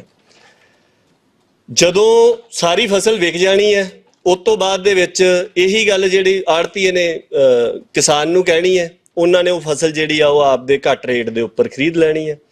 ਜਦੋਂ ਫਸਲ ਵਿਕ ਜਾਣੀ ਹੈ ਸਾਰੀ, ਇੰਡੀਆ ਨੇ ਅਗਲੇ ਮਹੀਨਿਆਂ ਦੇ ਵਿੱਚ ਜਾ ਕੇ ਉਹਨੂੰ ਐਕਸਪੋਰਟ ਲਿਸਟ ਚੋਂ ਬਾਹਰ ਕੱਢ ਦੇਣਾ। ਉਹਦਾ ਫਾਇਦਾ ਜਿਹੜਾ ਆ ਉਹ ਵੱਡੇ ਵਪਾਰੀ ਨੇ ਲੈ ਜਾਣਾ। ਜਿਹੜਾ ਬੰਦਾ ਮਿਹਨਤ ਕਰ ਰਿਹਾ, ਜਿਹੜਾ 6 ਮਹੀਨੇ ਉਹਦੇ ਉੱਪਰ ਇਨਵੈਸਟ ਕਰ ਰਿਹਾ, ਜਿਹੜਾ ਉਹਨੂੰ ਪਾਲ ਰਿਹਾ ਆ, ਉਹ ਸਿਰਫ ਇੱਕ ਇੰਨੀ ਕੁ ਖੇਡ ਪਿੱਛੇ ਕਿ ਸੂਬਿਆਂ ਦੇ ਕੋਲ ਵਣਜ ਤੇ ਵਪਾਰ ਦੇ ਅਖਤਿਆਰ ਨਹੀਂ ਹੈਗੇ, ਇਸ ਗੱਲ ਕਰਕੇ ਉਹ ਮਤਲਬ ਫਸਲ ਜਿਹੜੀ ਆ ਉਹ ਘਾਟੇ ਦਾ ਸੌਦਾ ਬਣ ਜਾਂਦੀ ਹੈ, ਜਿਹਦੇ ਵਿੱਚੋਂ ਜੋ ਇੰਡੀਆ ਦੀ ਜ਼ਰੂਰਤ ਹੈ, ਜਿੱਦਾਂ ਵੀਰ ਨੇ ਗੱਲ ਕੀਤੀ ਸੀ ਬਸਤੀਵਾਦ ਦੀ, ਤੇ ਬਸਤੀਵਾਦ ਇਹੀ ਹੈ ਨਾ ਕਿ ਜਿਹੜਾ ਹਾਕਮ ਹੈ ਉਹ ਇਹ ਗੱਲ ਦਾ ਫੈਸਲਾ ਕਰ ਰਿਹਾ ਆ ਕਿ ਜਿਹੜੇ ਸਰੋਤ ਨੇ ਕਿਸੇ ਵੀ ਖਿੱਤੇ ਦੇ, ਹਿਊਮਨ ਰਿਸੋਰਸ ਹੈ, ਜੋ ਨੈਚੁਰਲ ਰਿਸੋਰਸ ਹੈ, ਉਹ ਕਿਸ ਤਰ੍ਹਾਂ ਦੀ ਪ੍ਰੋਡਕਸ਼ਨ ਕਰਨ, ਉਹ ਪ੍ਰੋਡਕਸ਼ਨ ਕਰਦੇ ਆ ਜਿਹੜੀ ਉਸ ਬਸਤੀਵਾਦੀ ਤਾਕਤ ਨੂੰ ਜ਼ਰੂਰਤ ਹੁੰਦੀ ਹੈ, ਨਾ ਕਿ ਉਸ ਖਿੱਤੇ ਦੀ ਆਪਣੀ ਤਰੱਕੀ, ਖੁਸ਼ਹਾਲੀ ਤੇ ਕੁਦਰਤੀ ਸਰੋਤਾਂ ਦੇ ਅਨੁਸਾਰ ਹੀ ਹੋਵੇ, ਉਹ ਨਹੀਂ ਹੁੰਦੀ। ਸੋ ਬਿਲਕੁਲ ਉਹੀ ਪੈਟਰਨ ਹੈ ਪੰਜਾਬ ਦੇ ਵਿੱਚ ਜਿਹੜਾ ਵਾਪਰਦਾ, ਉਹ ਆਪਾਂ ਦੇਖ ਸਕਦੇ ਹਾਂ। ਸੋ ਇਸ ਤੋਂ ਇਲਾਵਾ ਹੋਰ ਜਿਹੜੇ ਕਾਰਨ ਹੈਗੇ, ਇੱਕ ਤਾਂ ਪਾਣੀ ਦੀ ਸਾਂਭ ਸੰਭਾਲ ਦੀ ਕਮੀ ਹੈਗੀ ਆ। ਪੰਜਾਬ ਦੇ ਵਿੱਚ ਬਹੁਤ ਘੱਟ ਪਾਣੀ ਆ ਜਿਹੜਾ ਰੀਯੂਜ਼ ਹੁੰਦਾ। ਇਜ਼ਰਾਈਲ ਦੇ ਵਿੱਚ ਜੇਕਰ ਆਪਾਂ ਦੇਖੀਏ ਤੇ ਉਹਨਾਂ ਨੇ ਇਸ ਤਰ੍ਹਾਂ ਦੀਆਂ ਤਕਨੀਕਾਂ ਅਪਣਾਈਆਂ ਕਿ ਉਹ ਪਾਣੀ ਦੀ ਮੁੜ ਵਰਤੋਂ ਜਿਹੜੀ ਆ ਬਹੁਤ ਜ਼ਿਆਦਾ ਕਰਦੇ ਆ। ਇੱਕ ਨੀਤੀ ਦਾ ਕੇਂਦਰੀਕਰਨ ਵੀ ਇੱਕ ਵੱਡਾ ਕਾਰਨ ਹੈਗਾ। ਪੰਜਾਬ ਦੇ ਵਿੱਚ ਸਰਕਾਰੀ ਟੂਟੀਆਂ ਲੱਗੀਆਂ, ਉਹ ਵਰਲਡ ਬੈਂਕ ਦੀ ਗ੍ਰਾਂਟ ਸੀਗੀ, ਇੱਕ ਬਿਲਕੁਲ ਸੈਂਟਰਲਾਈਜ਼ਡ ਫੈਸਲਾ ਲਿਆ ਗਿਆ। ਮੈਨੂੰ ਬਾਕੀ ਪੰਜਾਬ ਦਾ ਤੇ ਪਤਾ ਨਹੀਂ, ਸਾਡੇ ਦੁਆਬੇ ਦੇ ਵਿੱਚ ਤਾਂ ਉਹ ਸਕੀਮ ਬਿਲਕੁਲ ਟੋਟਲ ਫੇਲਿਅਰ ਸੀਗੀ। ਬਿਨਾਂ ਪਿੰਡਾਂ ਦੇ ਟੋਬੇ ਭਰਨ ਤੋਂ ਉਹਨੇ ਹੋਰ ਕੋਈ ਫਾਇਦਾ ਨਹੀਂ ਕੀਤਾ। ਮੋਟਰ ਚੱਲਣੀ ਹੈ, ਮੋਟਰ ਚੱਲੀ ਦੇ ਉੱਪਰ ਪਾਣੀ ਆਉਣਾ ਆ, ਉਹਦੇ ਕਰਕੇ ਬਹੁਤੀਆਂ ਥਾਵਾਂ ਦੇ ਉੱਪਰ ਮੁਲਾਜ਼ਮਾਂ ਨੇ ਆਪ ਹੀ ਟੂਟੀਆਂ ਜਿਹੜੀਆਂ ਸੀ ਉਹ ਲਵਾ ਦਿੱਤੀਆਂ, ਕਿਉਂਕਿ ਜੇ ਟੂਟੀਆਂ ਬੰਦ ਰਹਿਣਗੀਆਂ, ਕੋਈ ਪਾਣੀ ਨਹੀਂ ਕੱਢ ਰਿਹਾ, ਪਿੱਛੋਂ ਪ੍ਰੈਸ਼ਰ ਆ ਰਿਹਾ ਤੇ ਉਹ ਪਾਈਪਾਂ ਪਾੜ ਜਾਂਦੀਆਂ ਨੇ। ਬਜਾਏ ਇਹਦੇ ਕਿ ਪੰਜਾਬ ਦੇ ਪਿੰਡਾਂ ਦੇ ਵਿੱਚ ਜਿਹੜੇ ਪਰਿਵਾਰਾਂ ਨੂੰ ਪਾਣੀ ਨਹੀਂ ਸੀ ਮਿਲ ਰਿਹਾ, ਬਜਾਏ ਇਹਦੇ ਕਿ ਤੁਸੀਂ ਉਹਦਾ ਸਥਾਨਕ ਹੱਲ ਕਰਦੇ। ਸਾਡੇ ਪਿੰਡ ਦੇ ਵਿੱਚ ਸਰਕਾਰੀ ਟੂਟੀ ਦੇ ਬਾਵਜੂਦ ਜਿਹੜੇ ਬਹੁਜਨ ਭਾਈਚਾਰੇ ਦੇ ਘਰ ਨੇ, ਉਹਨਾਂ ਨੂੰ ਪਾਣੀ ਦੇਣ ਦੇ ਲਈ ਪੰਚਾਇਤ ਦੇ ਵੱਲੋਂ ਹੁਣ ਬੋਰ ਕਰਾਏ ਗਏ ਆ, ਔਰ ਬੋਰ ਕਰਾ ਕੇ ਉਹਨਾਂ ਨੇ ਦੇਖਿਆ ਉੱਥੋਂ ਮਤਲਬ ਜਿੰਨੇ 20-25 ਘਰਾਂ ਨੂੰ ਪਾਣੀ ਸੀਗਾ, ਉਹਨਾਂ ਨੂੰ ਪਾਈਪਾਂ ਪਾ ਕੇ ਤੇ ਉਹਦਾ ਪਾਣੀ ਦਿੱਤਾ ਗਿਆ। ਹਾਲਾਂਕਿ ਜਿਹੜੀ ਸਰਕਾਰੀ ਟੂਟੀ ਆਉਂਦੀ ਸੀਗੀ ਵਰਲਡ ਬੈਂਕ ਵਾਲੀ, ਉਹਦਾ ਸਾਰਾ ਪਾਣੀ ਜਿਹੜਾ ਉਹ ਛੱਪੜਾਂ ਦੇ ਵਿੱਚ ਹੀ ਜਾ ਰਿਹਾ, ਕਿਉਂਕਿ ਉਹਨਾਂ ਘਰਾਂ ਤੱਕ ਉਹਦਾ ਪਾਣੀ ਪਹੁੰਚਦਾ ਹੀ ਨਹੀਂ ਸੀਗਾ। ਸੋ ਇੱਕ ਜਿਹੜੀ ਪਾਲਿਸੀ ਦੀ ਸੈਂਟਰਲਾਈਜੇਸ਼ਨ ਆ, ਉਹਨੇ ਵੀ ਬਜਾਏ ਇਹਦੇ ਕਿ ਦੇਖਿਆ ਜਾਵੇ ਕਿ ਕਿਸ ਤਰੀਕੇ ਦੇ ਨਾਲ ਹੱਲ ਕੱਢਿਆ ਜਾ ਸਕਦਾ ਸਥਾਨਕ ਪੱਧਰ ਦੇ ਉੱਤੇ, ਜਦੋਂ ਬਿਲਕੁਲ ਕੇਂਦਰੀਕ੍ਰਿਤ ਇੱਕ ਫੈਸਲਾ ਲੈ ਲੈਂਦੇ ਆ, ਉਹ ਸਾਰੇ ਪੰਜਾਬ ਦੇ ਵਿੱਚ ਲਾਗੂ ਕਰਨ ਯੋਗ ਨਹੀਂ ਹੁੰਦਾ। ਉਹ ਫਾਇਦੇ ਦੀ ਬਜਾਏ ਨੁਕਸਾਨ ਕਰਦਾ, ਔਰ ਉਹਨੇ ਵੀ ਜਲ ਸੰਕਟ ਦੇ ਵਿੱਚ ਹਿੱਸਾ ਪਾਇਆ। ਸੋ ਇਸ ਤੋਂ ਇਲਾਵਾ ਸਿਆਸੀ ਮੁਫਾਦ ਜਿਹੜੇ ਆ, ਉਹ ਵੀ ਪੰਜਾਬ ਦੇ ਜਲ ਸੰਕਟ ਨੂੰ ਗਹਿਰਾਉਣ ਦੇ ਵਿੱਚ ਇੱਕ ਬੜਾ ਵੱਡਾ ਰੋਲ ਨਿਭਾ ਰਹੇ ਆ। ਪਿਛਲੇ 20 ਸਾਲ ਤੋਂ ਅਸੀਂ ਦੇਖਦੇ ਹਾਂ ਕਿ ਪੰਜਾਬ ਦੇ ਦਰਿਆਈ ਪਾਣੀਆਂ ਦੇ ਮਸਲੇ ਦੇ ਵਿੱਚ ਸਿਰਫ SYL ਦੀ ਗੱਲ ਹੁੰਦੀ ਹੈ, ਤੇ ਪੰਜਾਬ ਦੀ ਕੋਈ ਪੋਲੀਟੀਕਲ ਕਲਾਸ ਇਹ ਨਹੀਂ ਦੱਸਦੀ ਕਿ SYL ਦਾ ਅੱਧਾ ਪਾਣੀ ਆਲਰੇਡੀ ਬਿਨਾਂ ਨਹਿਰ ਬਣੇ ਤੋਂ ਹਰਿਆਣੇ ਨੂੰ ਮਿਲ ਰਿਹਾ ਹੈ। ਇਹ ਕੋਈ ਨਹੀਂ ਦੱਸਦਾ। ਅਫਸਰਸ਼ਾਹੀ ਚੋਂ ਜਿਹੜੇ ਬੰਦੇ ਰਿਟਾਇਰ ਹੋ ਜਾਂਦੇ ਆ, ਉਹ ਆਪਣੇ ਲੇਖਾਂ 'ਚ ਛੋਟੀ ਜਿਹੀ ਟੂਕ ਲਾ ਦਿੰਦੇ ਆ ਵੀ ਭਾਖੜਾ ਜਿਹੜੀ ਹਰਿਆਣੇ ਨੂੰ ਜਾਂਦੀ ਹੈ, ਉਹਦੀ ਕਪੈਸਿਟੀ ਜ਼ਿਆਦਾ ਆ, ਉਹਦੇ 'ਚ ਅਲੋਟਡ ਪਾਣੀ ਘੱਟ ਹੈ, ਤੇ ਲਗਭਗ 17 ਲੱਖ ਏਕੜ ਫੁੱਟ ਪਾਣੀ ਜਿਹੜਾ ਹੈਗਾ ਉਹ ਭਾਖੜਾ ਦੇ ਵਿੱਚ ਵੱਧ ਪਾਣੀ ਛੱਡ ਕੇ SYL ਦੇ ਹਿੱਸੇ ਦਾ ਹਰਿਆਣੇ ਨੂੰ ਪਹਿਲਾਂ ਹੀ ਦਿੱਤਾ ਜਾ ਰਿਹਾ ਹੈ। ਉਹਦੇ ਤੋਂ ਇਲਾਵਾ ਹੋਰ ਪੰਜਾਬ ਦੇ ਦਰਿਆਈ ਪਾਣੀਆਂ ਦੇ ਮਸਲੇ ਦੇ ਉੱਪਰ ਕਦੀ ਕੋਈ ਪੋਲੀਟੀਕਲ ਫੈਸਲਾ ਉਸ ਤਰ੍ਹਾਂ ਦਾ ਨਹੀਂ ਆਉਂਦਾ, ਔਰ ਸਾਰਾ ਮਸਲਾ SYL ਤੇ ਕੇਂਦਰਿਤ ਰਹੇ। ਇਹ ਹਰਿਆਣੇ ਦੇ ਸਿਆਸਤਦਾਨਾਂ ਨੂੰ ਵੀ ਬਹੁਤ ਮੁਆਫਕ ਬੈਠਦਾ, ਇਹ ਪੰਜਾਬ ਦੇ ਸਿਆਸਤਦਾਨਾਂ ਨੂੰ ਵੀ ਮੁਆਫਕ ਬੈਠਦਾ, ਇਹ ਦਿੱਲੀ ਵਾਲਿਆਂ ਨੂੰ ਵੀ ਬੈਠਦਾ, ਤੇ ਉਹ ਸਿਰਫ ਇਸੇ ਦੀ ਗੱਲ ਹੀ ਕਰਦੇ ਆ। ਸੋ ਇਹ ਮੁੱਖ ਗੱਲ ਹੈਗੀ ਕਿ ਕਿਹੜੀਆਂ ਗੱਲਾਂ ਕਰਕੇ ਪੰਜਾਬ ਦਾ ਜਿਹੜਾ ਜਲ ਸੰਕਟ ਹੈ ਉਹ ਗਹਿਰਾ ਰਿਹਾ। ਜਿੱਥੋਂ ਤੱਕ ਪਾਣੀ ਦੇ ਪ੍ਰਦੂਸ਼ਣ ਦੀ ਗੱਲ ਹੈ, ਉਸ ਸੰਬੰਧ ਦੇ ਵਿੱਚ ਆਪਾਂ ਦੇਖ ਸਕਦੇ ਹਾਂ ਕਿ ਜਿਹੜਾ ਮੱਤੇਵਾੜਾ ਤੇ ਜੀਰੇ ਦਾ ਮਸਲਾ ਹੈਗਾ, ਉਹਨੇ ਇਹ ਦਰਸਾ ਦਿੱਤਾ ਹੈ ਕਿ ਖਾਸ ਕਰਕੇ ਜਿਹੜਾ ਹੁਣ ਬੁੱਢੇ ਦਰਿਆ ਦਾ ਮਸਲਾ ਚੱਲ ਰਿਹਾ ਕਿ ਇਹ ਇੱਕ ਬੜਾ ਗੰਭੀਰ ਮਸਲਾ ਹੈਗਾ, ਔਰ ਇਹ ਆਪਣੇ ਆਪ ਦੇ ਵਿੱਚ ਹੀ ਇੱਕ ਮੁਕੰਮਲ ਵਿਸ਼ਾ ਆ। ਪਰ ਉਹਦੇ ਵਿੱਚ ਵੀ ਆਪਾਂ ਕਹੀਏ ਕਿ ਕੋਈ ਨੀਤੀਗਤ ਤੌਰ ਦੇ ਉੱਪਰ ਫੈਸਲਾ ਹੋ ਕੇ ਕੋਈ ਹੱਲ ਨਿਕਲ ਸਕਦਾ ਹੋਵੇ, ਇਦਾਂ ਦੀ ਸੰਭਾਵਨਾ ਬਹੁਤ ਘੱਟ ਨਜ਼ਰ ਆਉਂਦੀ ਆ। ਅਸੀਂ ਪਿਛਲੇ ਸਾਲ ਜਿਹੜਾ ਕੁਦਰਤ ਸੰਭਾਲ ਦਿਹਾੜਾ ਹੁੰਦਾ 27 ਜੁਲਾਈ ਨੂੰ, ਉਹਦੇ ਉੱਪਰ ਲੁਧਿਆਣੇ ਚਰਚਾ ਰੱਖੀ ਸੀਗੀ। ਉਹਦੇ ਵਿੱਚ ਅਸੀਂ ਪੰਜਾਬ ਦੇ ਸਾਬਕਾ ਅਫਸਰਸ਼ਾਹਾਂ ਨੂੰ, ਜਿੰਨੀ ਸਿਆਸੀ ਜਮਾਤ ਹੈ ਉਹਨਾਂ ਦੇ ਨੁਮਾਇੰਦਿਆਂ ਨੂੰ ਬੁਲਾਇਆ ਸੀਗਾ, ਤੇ ਜਿਹੜੀ ਸਮਾਜ ਦੇ ਵਿੱਚੋਂ ਕੁਝ ਹਿੱਸੇ ਸਿਵਲ ਸੁਸਾਇਟੀ ਗਰੁੱਪ ਆਪਾਂ ਕਹਿ ਸਕਦੇ ਕਿ ਜਿਹੜੇ ਪ੍ਰਦੂਸ਼ਣ ਦੇ ਮਸਲੇ ਦੇ ਵਿੱਚ ਉਪਰਾਲਾ ਕਰ ਰਹੇ ਆ ਲਗਾਤਾਰ ਲੁਧਿਆਣੇ ਦੇ ਵਿੱਚ, ਉਹ ਵੀ ਉੱਥੇ ਸੀਗੇ। ਔਰ ਉੱਥੇ ਬੰਦਿਆਂ ਨੇ ਬਿਲਕੁਲ ਸਾਫ਼ ਸਪਸ਼ਟ ਸਾਰਿਆਂ ਦੇ ਬੈਠਿਆਂ ਹੋਇਆ ਇਹ ਗੱਲ ਕਹੀ ਕਿ ਜਿਹੜਾ ਪੰਜਾਬ ਸਰਕਾਰ ਕਹਿ ਰਹੀ ਹੈ ਕਿ ਬੁੱਢਾ ਦਰਿਆ ਰੀਜੂਵੀਨੇਸ਼ਨ ਪ੍ਰੋਜੈਕਟ ਅਸੀਂ ਸ਼ੁਰੂ ਕਰਨਾ ਆ, ਉੱਥੇ ਬੈਠੇ ਬੰਦਿਆਂ ਨੇ ਬਿਲਕੁਲ ਤੱਥਾਂ ਦਲੀਲਾਂ ਦੇ ਨਾਲ ਇਹ ਗੱਲ ਕਹੀ ਕਿ ਇਹਦੇ ਨਾਲ ਕੋਈ ਫਰਕ ਨਹੀਂ ਪੈਣਾ, ਵੀ ਇਹਨਾਂ ਦੀ ਅਪਰੋਚ ਜਿਹੜੀ ਹੈ ਉਹ ਇੰਟੈਗਰੇਟਿਡ ਜਾਂ ਸਮੂਹਕ ਸਾਰੀ ਸਮੱਸਿਆ ਨੂੰ ਇੱਕ ਜੁੱਟ ਮੰਨ ਕੇ ਹੱਲ ਕਰਨ ਦੀ ਬਜਾਏ ਬਿਲਕੁਲ ਟੋਟਿਆਂ ਦੇ ਵਿੱਚ ਉਹਨੂੰ ਮੁਖਾਤਬ ਹੁੰਦੇ ਆ। ਤੇ ਉਹਦੇ ਵਿੱਚੋਂ ਵੀ ਜ਼ਿਆਦਾ ਜਿਹੜਾ ਆ ਉਹ ਮਤਲਬ ਦਿਖਾਉਣ ਵਾਲੀਆਂ ਕਾਰਵਾਈਆਂ ਜ਼ਿਆਦਾ ਨੇ। ਜਿੱਦਾਂ ਉਹਨਾਂ ਨੇ ਕਿਹਾ ਵੀ ਕੈਮੀਕਲ ਟਰੀਟਮੈਂਟ ਪਲਾਂਟ ਤੇ ਸੀਵਰੇਜ STP ਜਿਹਨੂੰ ਕਹਿ ਦਿੰਦੇ ਆ, ਸੀਵਰੇਜ ਟਰੀਟਮੈਂਟ ਪਲਾਂਟ, ਇਹ ਦੋਵੇਂ ਜੇਕਰ ਜਿੰਨੇ ਪੰਜਾਬ ਸਰਕਾਰ ਲਾ ਰਹੀ ਆ 850 ਕਰੋੜ ਰੁਪਈਆ ਲਾ ਕੇ, ਜੇ ਉਹ ਚੱਲ ਵੀ ਪੈਣ ਉਹਦੇ ਬਾਵਜੂਦ ਬੁੱਢੇ ਦਰਿਆ ਦੇ ਪਾਣੀ ਦੀ ਹਾਲਤ ਜਿਹੜੀ ਆ ਉਹ ਨਹੀਂ ਸੁਧਾਰੀ ਜਾ ਸਕਦੀ, ਕਿਉਂਕਿ ਜਿਸ ਤਰ੍ਹਾਂ ਦਾ ਕੈਮੀਕਲ ਯੂਜ਼ ਹੋ ਰਿਹਾ ਆ ਉਹ ਸੀਵਰੇਜ ਦੇ ਵਿੱਚ ਵੀ ਜਾ ਰਿਹਾ, ਕੱਲੇ ਇੰਡਸਟਰੀਅਲ ਵੇਸਟ ਦੇ ਵਿੱਚ ਤਾਂ ਜਾ ਹੀ ਨਹੀਂ ਰਿਹਾ। ਸੋ ਸੀਵਰੇਜ ਟਰੀਟਮੈਂਟ ਪਲਾਂਟ ਤਾਂ ਕੈਮੀਕਲ ਨੂੰ ਟਰੀਟ ਨਹੀਂ ਕਰ ਸਕਦਾ, ਤੇ ਜਿਹੜੇ ਕੈਮੀਕਲ ਟਰੀਟਮੈਂਟ ਪਲਾਂਟ ਬਣਾਏ ਆ ਉਹ ਉਸ ਕੈਮੀਕਲ ਨੂੰ ਟਰੀਟ ਨਹੀਂ ਕਰ ਸਕਦੇ ਜਿਹੜਾ ਕੈਮੀਕਲ ਉਹਦੇ ਵਿੱਚ ਆ ਰਿਹਾ ਆ। ਤੇ ਸੁਧਾਰ ਸਥਿਤੀ ਦੇ ਵਿੱਚ ਕਿੱਦਾਂ ਹੋ ਜੂ? ਤੇ ਲੁਧਿਆਣੇ ਜਿਹੜਾ ਡੇਅਰੀਆਂ ਦਾ ਇੱਕ ਬੜੀ ਵੱਡੀ ਸਮੱਸਿਆ ਹੈਗੀ ਪ੍ਰਦੂਸ਼ਣ ਦੇ ਵਿੱਚ, ਉਹ ਆਪਣੀ ਥਾਂ ਦੇ ਉੱਪਰ ਪਈ ਹੈ। ਸੋ ਤੀਜੀ ਗੱਲ ਜਿਹੜੀ ਹੈਗੀ ਉਹ ਹੈਗੀ ਦਰਿਆਈ ਪਾਣੀਆਂ ਦੀ ਲੁੱਟ ਦੀ, ਤੇ ਇਹਦੇ ਬਾਰੇ ਦੇ ਵਿੱਚ ਵੀ ਕਾਫੀ ਸਾਰੇ ਪੱਖ ਹੈਗੇ ਆ, ਕਾਨੂੰਨੀ ਪੱਖ ਨੇ, ਸਿਆਸੀ ਪੱਖ ਨੇ, ਸਮਝੌਤਿਆਂ ਦਾ ਪੱਖ ਹੈ। ਉਹਨਾਂ ਦੇ ਉੱਪਰ ਗੱਲਬਾਤ ਕਰਨ ਦੀ ਬਜਾਏ ਆਪਾਂ ਸਿੰਧ ਜਲ ਸੰਧੀ ਦੇ ਉੱਪਰ ਆਉਂਦੇ ਆ, ਤੇ ਇਹਦਾ ਪੰਜਾਬ ਦੇ ਦਰਿਆਈ ਪਾਣੀਆਂ ਦੀ ਲੁੱਟ ਦੇ ਵਿੱਚ ਕਿਸ ਤਰ੍ਹਾਂ ਦਾ ਸੰਬੰਧ ਹੈਗਾ ਉਹਨੂੰ ਆਪਾਂ ਵਿਚਾਰਾਂਗੇ।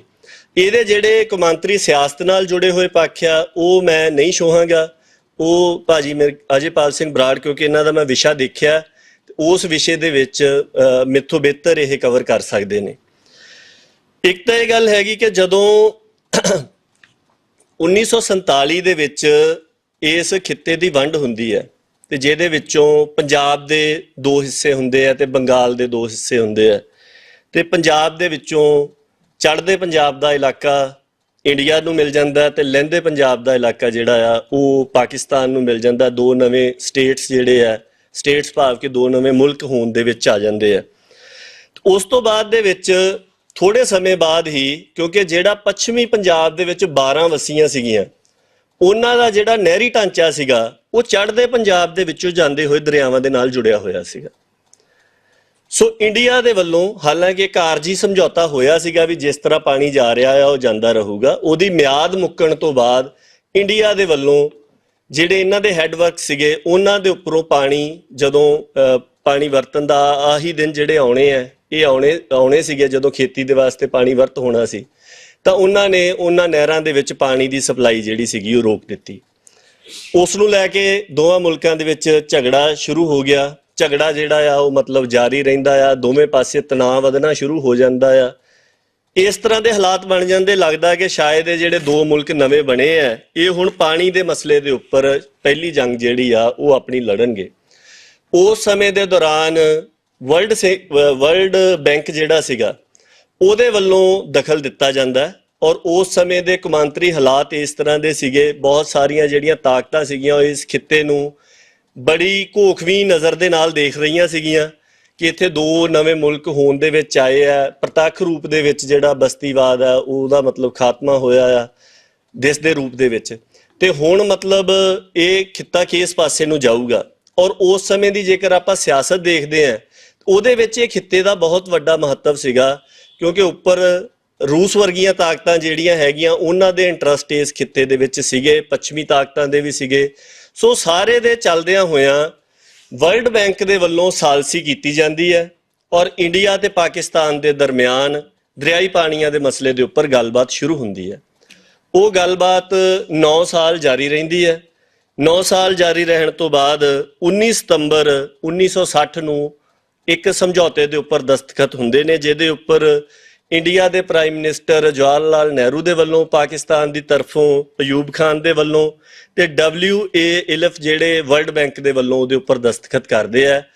ਕੌਮਾਂਤਰੀ ਦਸਤਾਵੇਜ਼ਾਂ ਦੇ ਤੌਰ ਦੇ ਉੱਪਰ ਇਹਨੂੰ ਦੇਖਿਆ ਜਾਵੇ ਤੇ ਇਹਨੂੰ ਇੱਕ ਬੜਾ ਸਫਲ ਦਸਤਾਵੇਜ਼ ਮੰਨਿਆ ਜਾਂਦਾ ਇੰਡਸ ਵਾਟਰ ਟ੍ਰੀਟੀ ਨੂੰ, ਕਿਉਂਕਿ ਇਹਦੇ ਨਾਲ ਇੰਡੀਆ ਤੇ ਪਾਕਿਸਤਾਨ ਦੇ ਦਰਮਿਆਨ ਹੋਣ ਵਾਲੀ ਸੰਭਾਵੀ ਜੰਗ ਜਿਹੜੀ ਸੀਗੀ ਉਹ ਰੋਕੀ ਗਈ।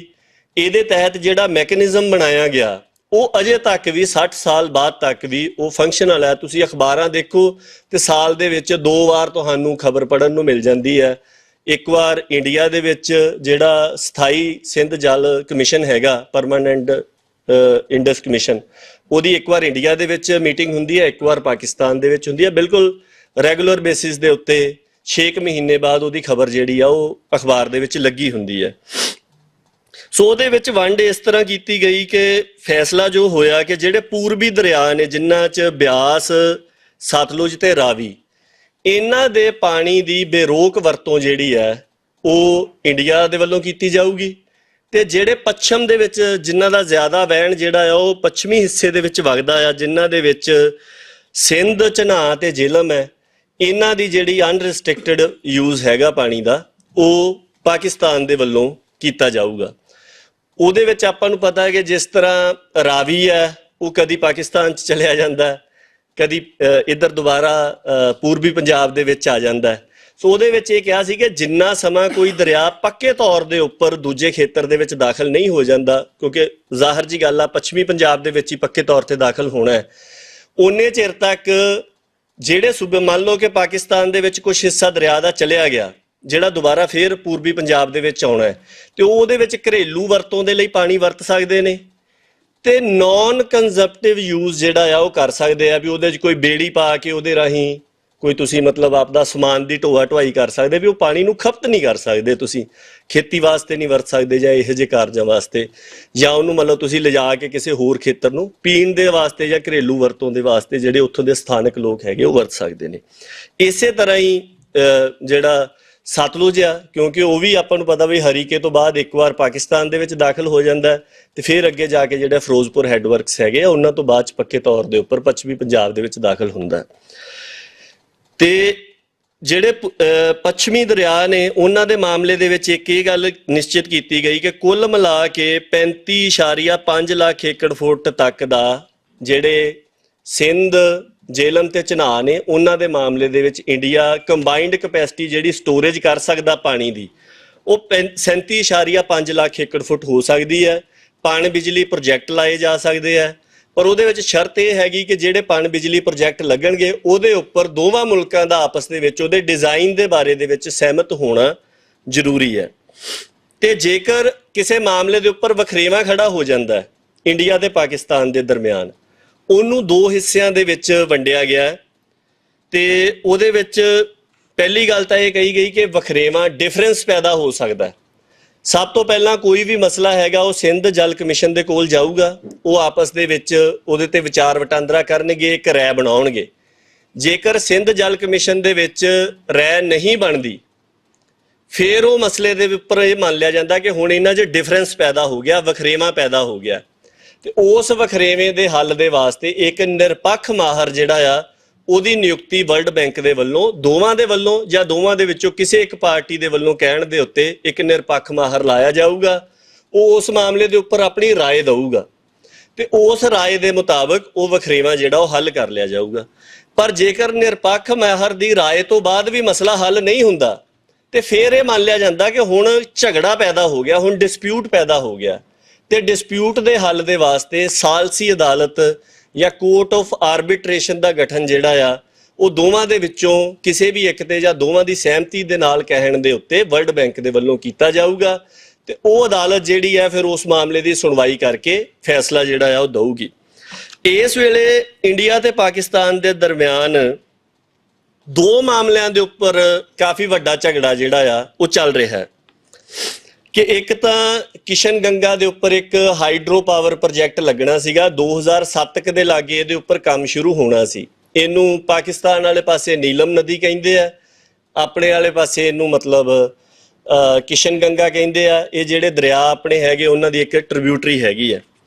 ਸੋ ਇਹਦੇ ਉੱਪਰ 110 ਮੈਗਾਵਾਟ ਬਿਜਲੀ ਪੈਦਾ ਕਰਨ ਦੇ 3 ਯੂਨਿਟ ਜਿਹੜੇ ਆ ਉਹ ਲੱਗਣੇ ਸੀਗੇ। ਕੁੱਲ ਸਮਰੱਥਾ ਇਹਦੀ 330 ਮੈਗਾਵਾਟ ਦੀ ਹੈਗੀ ਆ। ਤੇ ਇਹ ਜਿਸ ਤਰ੍ਹਾਂ ਮਤਲਬ ਜਦੋਂ ਇਹਦਾ ਡਿਜ਼ਾਈਨ ਦੇਖਦੇ ਆ ਉਹ ਜਿੱਦਾਂ ਘੋੜੇ ਦੀ ਖੁਰੀ ਹੁੰਦੀ ਹੈ ਨਾ, ਉਸ ਤਰੀਕੇ ਦਾ ਇਹਦਾ ਡਿਜ਼ਾਈਨ ਹੈ। ਤੇ ਇਹ ਪ੍ਰੋਜੈਕਟ ਜਿਹੜਾ ਆ ਇਹ 37 ਮੀਟਰ ਉਚਾਈ ਵਾਲਾ ਬੰਨ ਦੇ ਨਾਲ 2018 ਦੇ ਵਿੱਚ ਨਰਿੰਦਰ ਮੋਦੀ ਨੇ ਇਹਦਾ ਉਦਘਾਟਨ ਕਰ ਦਿੱਤਾ ਹੈ। ਦੂਸਰਾ ਝਗੜਾ ਚੱਲ ਰਿਹਾ ਹੈ ਉਹ ਰੈਟਲੇ ਪ੍ਰੋਜੈਕਟ ਹੈਗਾ ਆ, ਕਿਸ਼ਤਵਾੜ ਜ਼ਿਲ੍ਹੇ ਦੇ ਵਿੱਚ ਇਹ ਲੱਗਣਾ ਆ। ਇਹਦੀ ਜਿਹੜੀ ਪ੍ਰਪੋਜ਼ਡ ਉਚਾਈ ਆ ਉਹ 113 ਮੀਟਰ ਉਚਾਈ ਦਾ ਬੰਨ ਲੱਗਣਾ ਆ।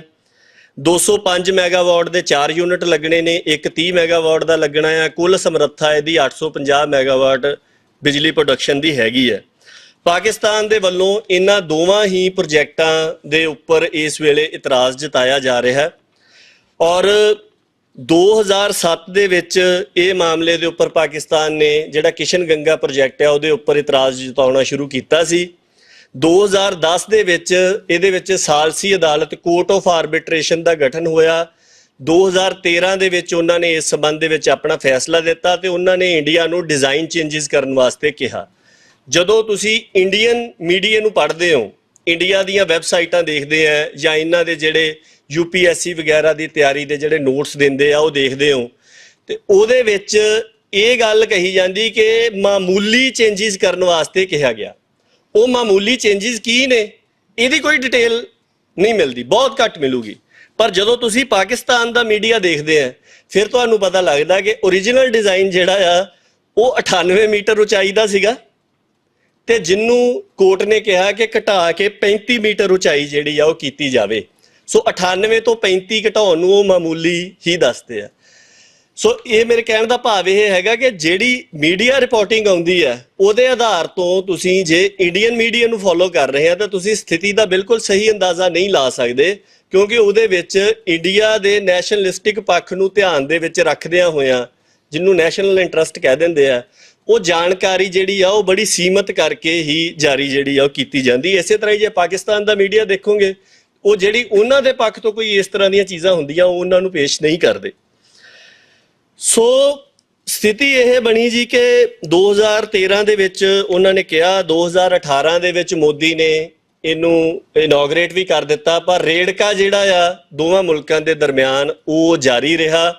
2016 ਦੇ ਵਿੱਚ ਇਸ ਗੱਲ ਨੂੰ ਲੈ ਕੇ ਝਗੜਾ ਖੜਾ ਹੋ ਗਿਆ ਕਿ ਇੰਡੀਆ ਇਹ ਕਹਿ ਰਿਹਾ ਆ ਕਿ ਪਾਕਿਸਤਾਨ ਦੇ ਜਿਹੜੇ ਇਤਰਾਜ਼ ਨੇ ਉਹ ਟੈਕਨੀਕਲ ਨੇ, ਇਸ ਕਰਕੇ ਇਹਨਾਂ ਦੇ ਉੱਪਰ ਤੁਸੀਂ ਨਿਰਪੱਖ ਮਾਹਰ ਦੀ ਨਿਯੁਕਤੀ ਕਰੋ। ਪਾਕਿਸਤਾਨ ਇਹ ਕਹਿ ਰਿਹਾ ਕਿ ਨਹੀਂ, ਇਹ ਬੁਨਿਆਦੀ ਨੇ, ਸਾਡੇ ਜਿਹੜੇ ਇਤਰਾਜ਼ ਹੈ ਇਹ ਸੰਧੀ ਦੇ ਪੈਰਾਮੀਟਰ ਤੇ ਉਹਦੇ ਫਰੇਮਵਰਕ ਦੇ ਨਾਲ ਸੰਬੰਧਿਤ ਨੇ, ਇਸ ਕਰਕੇ ਤੁਸੀਂ court of arbitration the appointment ਕਰੋ। ਹੁਣ ਇਹ ਦੋ ਵੱਖਰੇ ਵੱਖਰੇ ਲੈਵਲ ਦੇ ਜਿਹੜੇ ਰੈਮੀਡੀਜ਼ ਸੀਗੀਆਂ ਟ੍ਰੀਟੀ ਦੇ ਵਿੱਚ ਉਹ ਦੋਵਾਂ ਮੁਲਕਾਂ ਦੇ ਵੱਲੋਂ ਮੰਗੀਆਂ ਜਾਣੀਆਂ ਸ਼ੁਰੂ ਹੋ ਗਈਆਂ।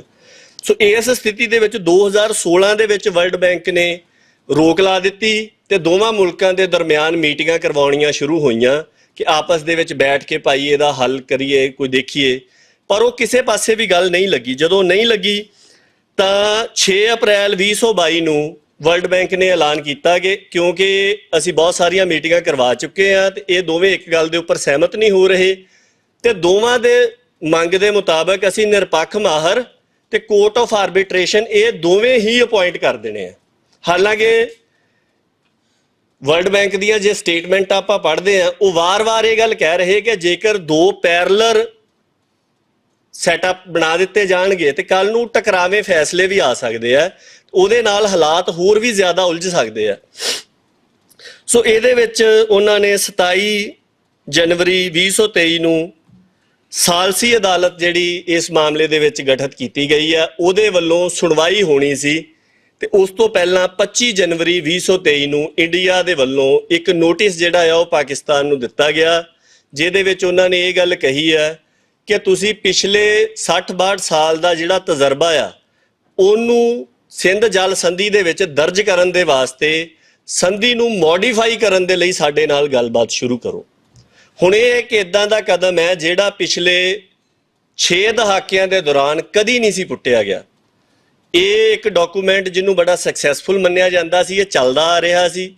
ਹੁਣ ਇਹ ਪਹਿਲੀ ਵਾਰ ਹੋਇਆ ਕਿ ਇੰਡੀਆ ਦੇ ਵੱਲੋਂ ਉਹਦੇ ਵਿੱਚ ਤਬਦੀਲੀ ਦੀ ਗੱਲ ਜਿਹੜੀ ਆ ਉਹ ਕਰ ਦਿੱਤੀ ਗਈ ਔਰ ਜਿਹੜੇ ਉਹਨਾਂ ਦੇ ਟਕਰਾਅ ਸੀਗੇ ਉਹਨਾਂ ਨੂੰ ਇੱਕ ਨਵੇਂ ਲੈਵਲ ਦੇ ਉੱਪਰ ਲੈ ਗਏ ਆ।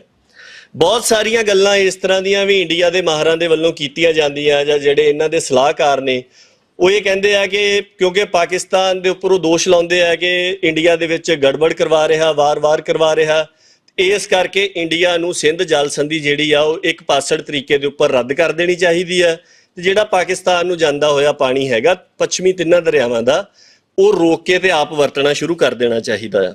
ਸੋ ਇਸ ਗੱਲ ਦੇ ਉੱਪਰ ਆਪਾਂ ਥੋੜੀ ਜੀ ਗੱਲ ਕਰਦੇ ਆ, ਫਿਰ ਆਪਾਂ ਇਹਦਾ ਪੰਜਾਬ ਦੇ ਨਾਲ ਜੋ ਸੰਦਰਭ ਬਣਦਾ ਆ ਉਹਦੇ ਉੱਪਰ ਆਵਾਂਗੇ।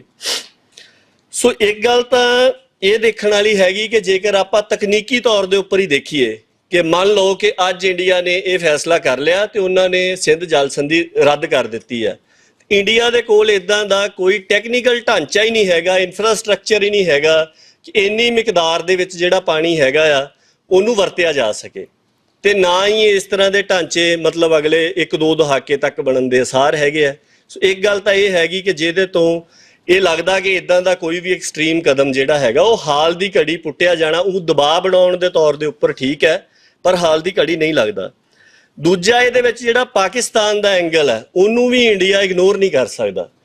ਜੇਕਰ ਸਿੰਧ ਜਲ ਸੰਧੀ ਨੂੰ ਇੰਡੀਆ ਦੇ ਵੱਲੋਂ ਰੱਦ ਕੀਤਾ ਜਾਂਦਾ ਤੇ ਪਾਕਿਸਤਾਨ ਦੇ ਵਾਸਤੇ ਬਿਲਕੁਲ ਜਿਉਣ ਮਰਨ ਦਾ ਸਵਾਲ ਹੋ ਜਾਣਾ, ਕਿਉਂਕਿ ਜਿਹੜਾ ਇਹਨਾਂ ਦਰਿਆਵਾਂ ਦਾ ਪਾਣੀ ਆ ਉਹ ਇੱਕ ਤਰ੍ਹਾਂ ਦੇ ਨਾਲ ਲਾਈਫ ਲਾਈਨ ਆ ਉਸ ਸਾਰੇ ਖਿੱਤੇ ਦੇ ਵਾਸਤੇ।